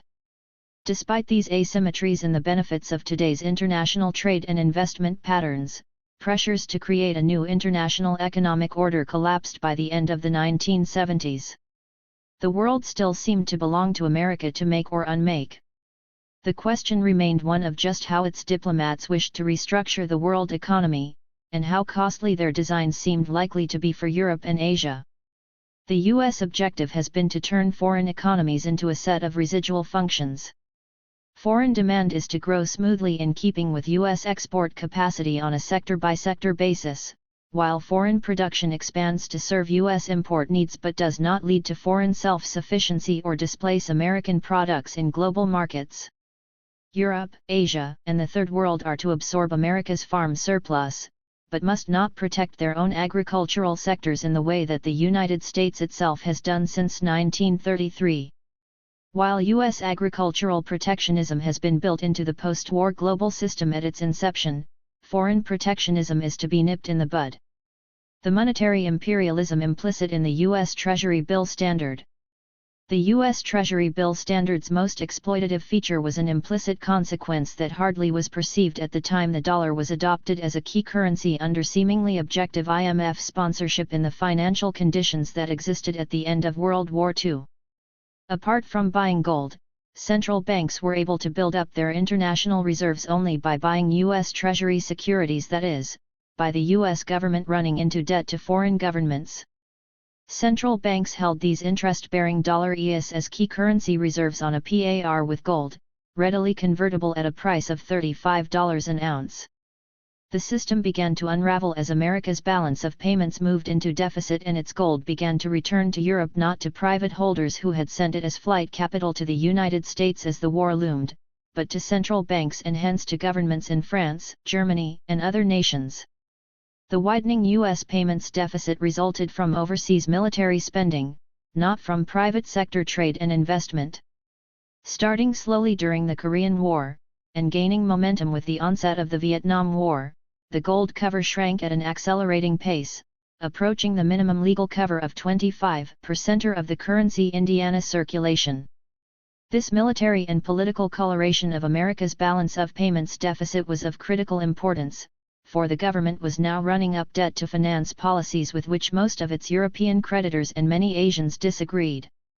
Under pressure of its military deficit, the government intruded increasingly into the realm of international trade and investment, highlighted by the controls it imposed on bank lending abroad and the overseas financing of U.S. companies so as to oblige U.S. companies to buy out foreign firms with foreign-held dollars.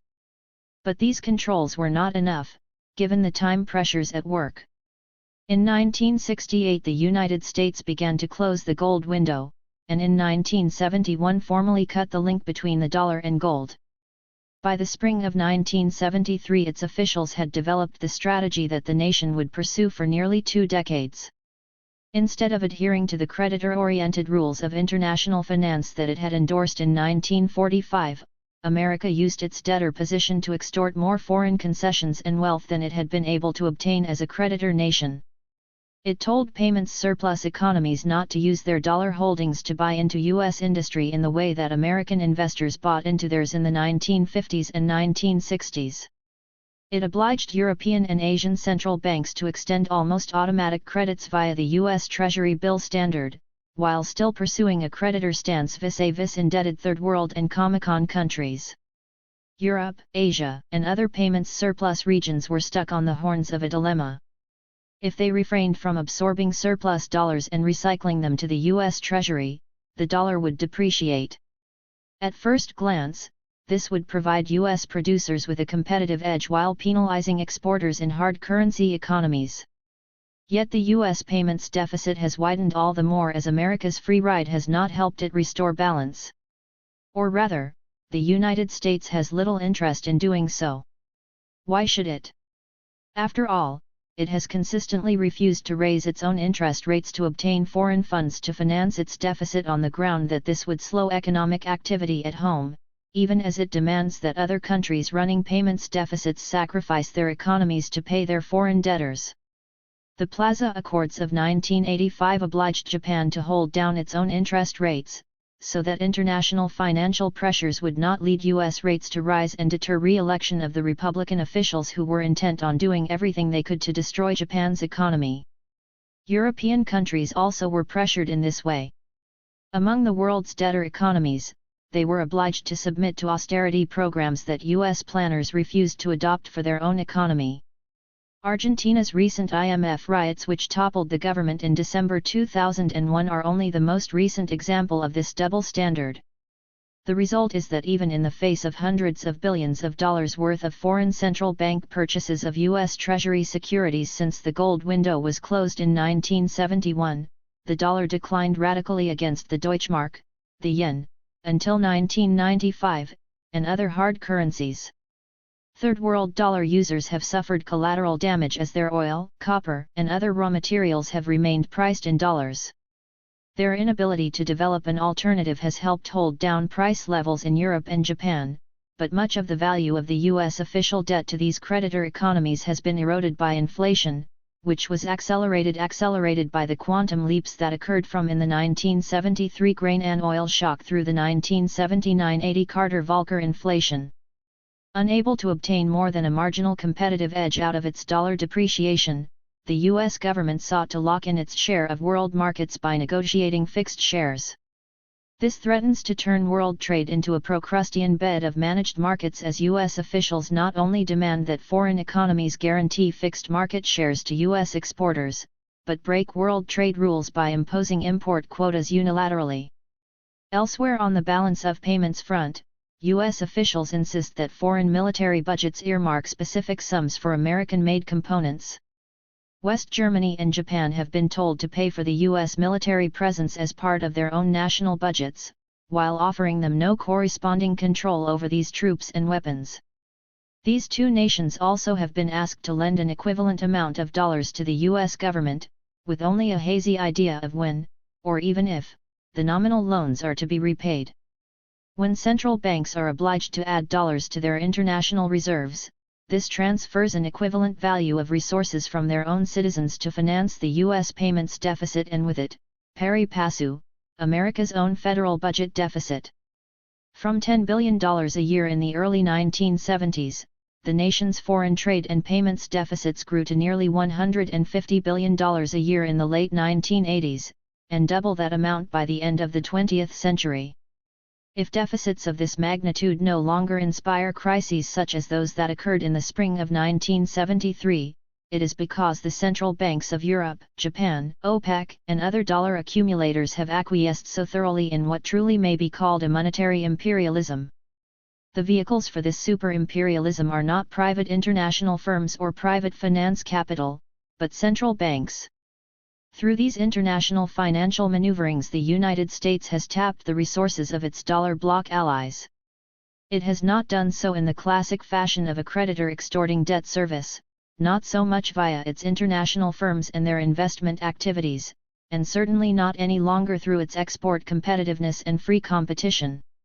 Rather, the technique of exploitation involves an adroit use of central banks, the IMF, World Bank, and its associated regional lending institutions to provide forced loans to the U.S. Treasury. This rigged game has enabled the United States to flood the world with dollars without constraint, as it has appropriated foreign resources and companies, goods, and services for nothing in return except Treasury yields of questionable, and certainly shrinking, value. In sum, the United States is able to rule not through its position as world creditor, but as world debtor. Rather than being the world banker, it makes all other countries the lenders to itself. Thus, rather than its debtor position being an element of weakness, America's seeming weakness has become the foundation of the world's monetary and financial system. To change this system in a way adverse to the United States would bring down the system's creditors to America. Widespread European and Asian fears of such a breakdown has enabled the United States to dominate the world economy through just the reverse process from that by which Britain ruled in the 19th century. Britain governed its empire not only through its position as world banker, but because as world banker it took responsibility for ensuring an international payments mechanism that worked on long understood lines that were deemed to be equitable to its users. As central banker to the world, Britain took responsibility for keeping the international financial system in working order. It would have been against what had become a political economy elevated to the status of a veritable civic religion for Britain to have threatened its fellow Commonwealth members that if you do not let sterling ES be issued simply as paper, with no solid assets or willingness to pay to back up these ES, your economies will collapse. Other countries would have broken away, perhaps even risking war to become independent of so financially aggressive an economy. What a contrast the modus operandi of Britain's empire provides to that of the United States today. Unwilling to relinquish their nation's position as food exporter to the rest of the world, U.S. officials demand food dependency on U.S. exports on the part of Asia, the former Soviet Union and Third World countries, having lost the fight against Europe's common agricultural policy. Military dependency also is demanded, while the sectors of U.S. industrial dominance are based mainly on electronics and military-related technology, which it puts forth as a post-industrial economy, as heavy industry and blue-collar employment is being downsized throughout the U.S. economy. If America is to remain the world banker through the government's Treasury bill standard of international finance, it is as a debtor country, not as a creditor, basing its banking position on tangible collateral as did Britain. What began as an ad hoc system in 1945 has become a one-sided American ability to tap the resources of its dollar bloc allies without their having the ability to stop the process, short of bringing on world financial collapse. Since 1968, the key pressure point has been the readiness of U.S. diplomats to play the role of world wreckers if foreign central banks stop relending their dollar inflows to the U.S. Treasury. This is the monetary equivalent of President Nixon's mad bomber threat, metastasized into the financial sphere. If the United States does not get its way, it will act irascibly and quite likely irrationally, and the world will suffer. In taking this position, the United States enjoys an alternative that other countries have not been able to duplicate. Thanks to the large size of its domestic market, it can go it alone. Its financial claims and the superstructure of dollar debts that now permeate the world economy, taken in conjunction with the high levels of direct investment in America by foreigners, mean that a U.S. move towards autarky would fracture the world financial system. The specter of bringing on such a collapse has given U.S. diplomats an option not available to nations whose economies are more highly dependent on smoothly functioning international commerce and payments. Foreign trade accounts for only about 5% of America's GNP, compared to some 25% for many European economies. Foreign central banks held over $1 trillion in U.S. Treasury securities. Until Europe and Asia are able to replace the dollar standard with a currency system of their own, and until they are willing to run the risk of a trade and investment war as an intermediate step toward achieving their own self-sufficiency, the U.S. economy will have little reason to feel that it needs to live within its means. What prevents steps from being taken to create a more fair and equitable international economy than is provided by the U.S. Treasury bill standard is the fact that its inherently exploitative character is not more generally recognized. This recognition should become the central premise of global financial diplomacy. The United States has managed to rule third world debtor countries through client elites. In the advanced industrial creditor nations, it has found that all it needs to represent U.S. interests are central bankers trained in the Chicago schools' monetarism for export doctrines of financial subservience to the United States and IMF. To hold European and Asian politicians and their electorates, American officials loudly and almost incessantly repeat that their economy is the leading practitioner of an objective technocratic wisdom that provides the bulwark for world economic stability. But the academic doctrinal basis of these claims, their economic theory and even their statistical models, rests on the same dysfunctional monetarist policies that the IMF and World Bank have used to cripple the Third World and formerly communist economies for the past few decades. And in Japan, when that nation mounted an industrial challenge, U.S. diplomats easily broke its power by getting it to agree to the Plaza and Louvre Accords.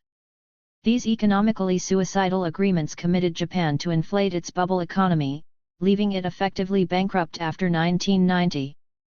Japan has let its economic policies be dictated by U.S. advisors, much as Britain succumbed in the aftermath of World War II, as if American proposals really had foreign interests in mind and put world development above their own national self-interest. It should now be obvious to every nation that such trust in U.S. leadership has been misplaced. Yet how many Japanese are reminded that in 1985-86 their country was asked to lower its rates and create a bubble simply to help promote boom conditions in the United States to help the Republican administration be re-elected. The equitable world economy based on free markets promised at the close of World War II under U.S. aegis has led instead to an epoch of unprecedented government control. Outside of the United States, centralized economic planning is promoted via the financial sector, not to increase production or living standards as promised by monetarist economic textbooks, but to squeeze out interest and dividends and transfer them abroad. Free market economics of this sort has degenerated into a mere attack on governments intent on protecting their societies from this corrosive exploitation. It pretends to oppose public taxation merely in order to leave a larger economic surplus to be transferred to the United States, either in the form of interest and dividends from debtor countries, or by central bank loans from creditor nations to the U.S. Treasury. The classical economic world has been turned upside down. It remains for academic economists to incorporate this new reality into their theorizing, and for other nations to incorporate an analysis of the new dynamics into their future foreign policy. However, the role of vast vested interests in the evolution of post-Bretton Woods monetary arrangements suggests that global financial meltdown rather than mutual diplomacy must precede, indeed, pave the way for monetary reform at national and international levels. For it has been the threat of such a meltdown that has deterred alternatives from being put forth, as Europe was deterred in 1933 and 1973. It looks like collapse will have to force Europe's hand rather than it taking the lead in protecting its economic self-determination. Asterisk. Parts I and II of this book have traced how the upsweep of U.S. power from World War I through the Korean War reflected its creditor position, augmented by its annual balance of payments surpluses. There were of course two sides to this international diplomacy. Europe, and later, Asia, acquiesced because for centuries these regions had elevated creditor power to the determining crown of global policy-making, even above the goals of national growth and employment. The crisis came in 1933 at the London Economic Conference, when creditor and debtor philosophies met head-on. What gave the year 1933 a special twist was that while America took a creditor-oriented stance toward Europe, it pursued a debtor-oriented policy at home to help alleviate farm debt, mortgage debt, and business debt. Roosevelt's New Deal transformed the financial framework within market forces worked. A second unprecedented twist was the fact that America's creditor position was an expression of government power, not that of private banking and other investor interests. Through 1929, private lending had found a market in facilitating the triangular flow of funds from the U.S. private sector to German municipalities and private borrowers, from them to the European allies and from these allies to the U.S. government to pay war debts. Government debt was paid off by private lenders providing the money that enabled governments to pay. Hence, growth in private debt was what enabled public debt to be wound down, and the wind down was slow, as most government debt service took the form of interest charges, not amortization credits to work off the balance. In the case of America's S&L collapse, by contrast, governments took over liability for private debt, socializing the losses. That is the essence of public debt stemming from moral hazard, i.e., government bailouts of debtors, which really should be called bailouts of bankers, bondholders, and other savers. When the growing debt superstructure led to economic collapse and Europe's ability to pay was constricted by shrinking production and employment, something had to give. It was at this point that private bankers took a responsible internationalist position and asked that intergovernmental debts be waived. Their intention, Roosevelt and his advisers believed, was simply a euphemistic theoretical wrapping for the policy of freeing up the shrinking available debt-paying powers of Europe to pay private sector lenders, not the government. On this logic, the United States did not relinquish its debt claims on Europe. Instead of negotiating the terms on which the U.S. government would give up its destabilizing claims for interest and amortization by Europe, a sharp break occurred in 1933 at the London Economic Conference. America went its own way, and European countries were forced to go it alone. Their response at that time was to create rival systems of imperial trade preferences, competitive currency depreciation and tariffs, capital controls, and other statist policies along the path leading to World War II. By 1945, U.S. diplomats took a more enlightened stance, incorporating a global strategy. Foreign debts to the United States, they recognized, would find their counterpart in U.S. payments to foreigners to import foreign products, to buy out foreign firms and to finance a world military umbrella. America unilaterally put in place a multilateral political structure to serve U.S. policies, and specifically to serve the United States as the world's major creditor power. The post-war years therefore saw U.S. economic, political, and military power increase to a degree unprecedented in history for any single nation vis-a-vis others. Its government debt became the international money used by central banks throughout the world as their means of settling mutual balances amongst themselves. The United States had come to rule not only by gold credit, but by fiat credit. The final part of this book, Part 3, traces how the international financial system was transformed after the U.S. balance of payments moved into deficit during the Korean War, becoming seriously disrupting of international finance.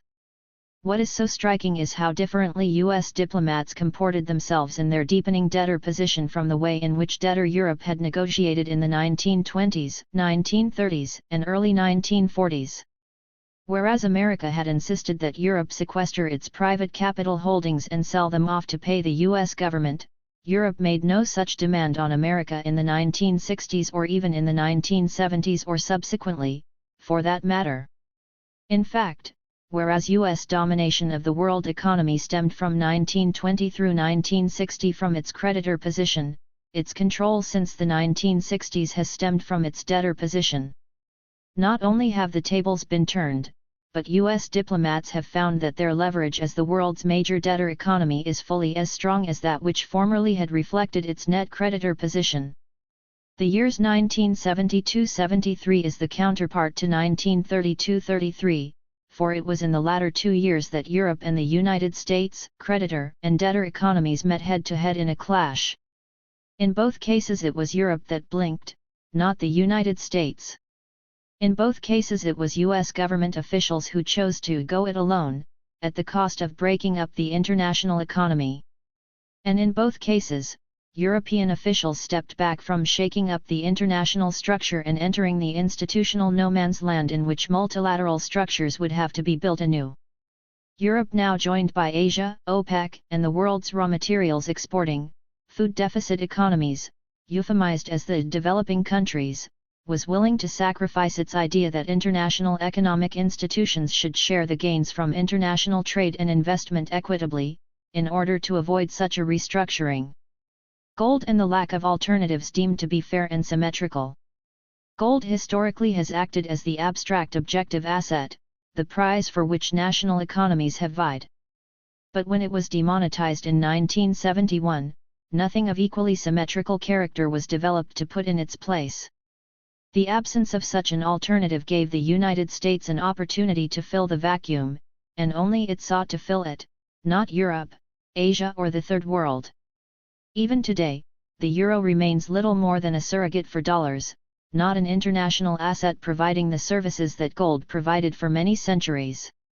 Keynes called gold a barbarous relic because it constrained domestic credit creation and hence imposed deflationary conditions that limited markets and employment, and ended by transferring property from debtors to creditors through the foreclosure process. On the international front, gold constrained economies from running balance of payments deficits. As most such deficits were historically military in character, gold served as a constraint against war. By the 1970s, the United States was running deficits by buying out European companies and output. Under these conditions, a gold standard would have deterred the war in Vietnam, the buyout of European industry with its own funds, and the free ride enjoyed by America by importing foreign products in exchange for EIS of the U.S. government. Would this have been a bad thing? Domestic credit has been freed from gold in order to obtain the volume needed to ensure rising employment, production, and transactions levels. In the international sphere, it is not needed to finance production, but rather imbalances in international payments. It is a constraint on imbalances, not on production and employment. The IMF devised SDRs, special drawing rights, as paper gold that really were paper dollars. The purpose was to give countries outside of the United States some kind of freely created IOU that was not a dollar obligation of the U.S. government. One therefore might say that Europe and Japan abandoned gold prematurely, before developing an alternative to the dollar or dollar proxy issued by multilateral institutions acting as arms of the US government. Recent proposals to give new IMF credit to the world's poorer countries are a euphemism for paying the large bankers by giving debtors who otherwise would default an asset that other countries will accept, not their own ES, but those of a superdollar. The objective of this ploy is to enable the volume of international debt to keep growing exponentially rather than being brought back within the ability to pay by the gold standard constraint. The reasoning is much the same as when U.S. international bankers in 1933 urged the U.S. government to forgive the inter-ally debts and the Allies to forgive German reparations. This would leave the available revenue of these countries free to be pledged to bankers for new loans. These probably would have been of a non-military character, but would just as likely have been military in view of the political forces already carrying Europe toward World War II. Would it be a bad thing to wipe out bad debts?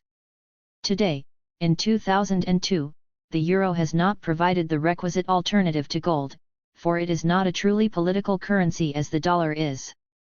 It lacks critical mass, politically speaking. But even more important, there has been no political will for Europe or Asia to take an alternative route.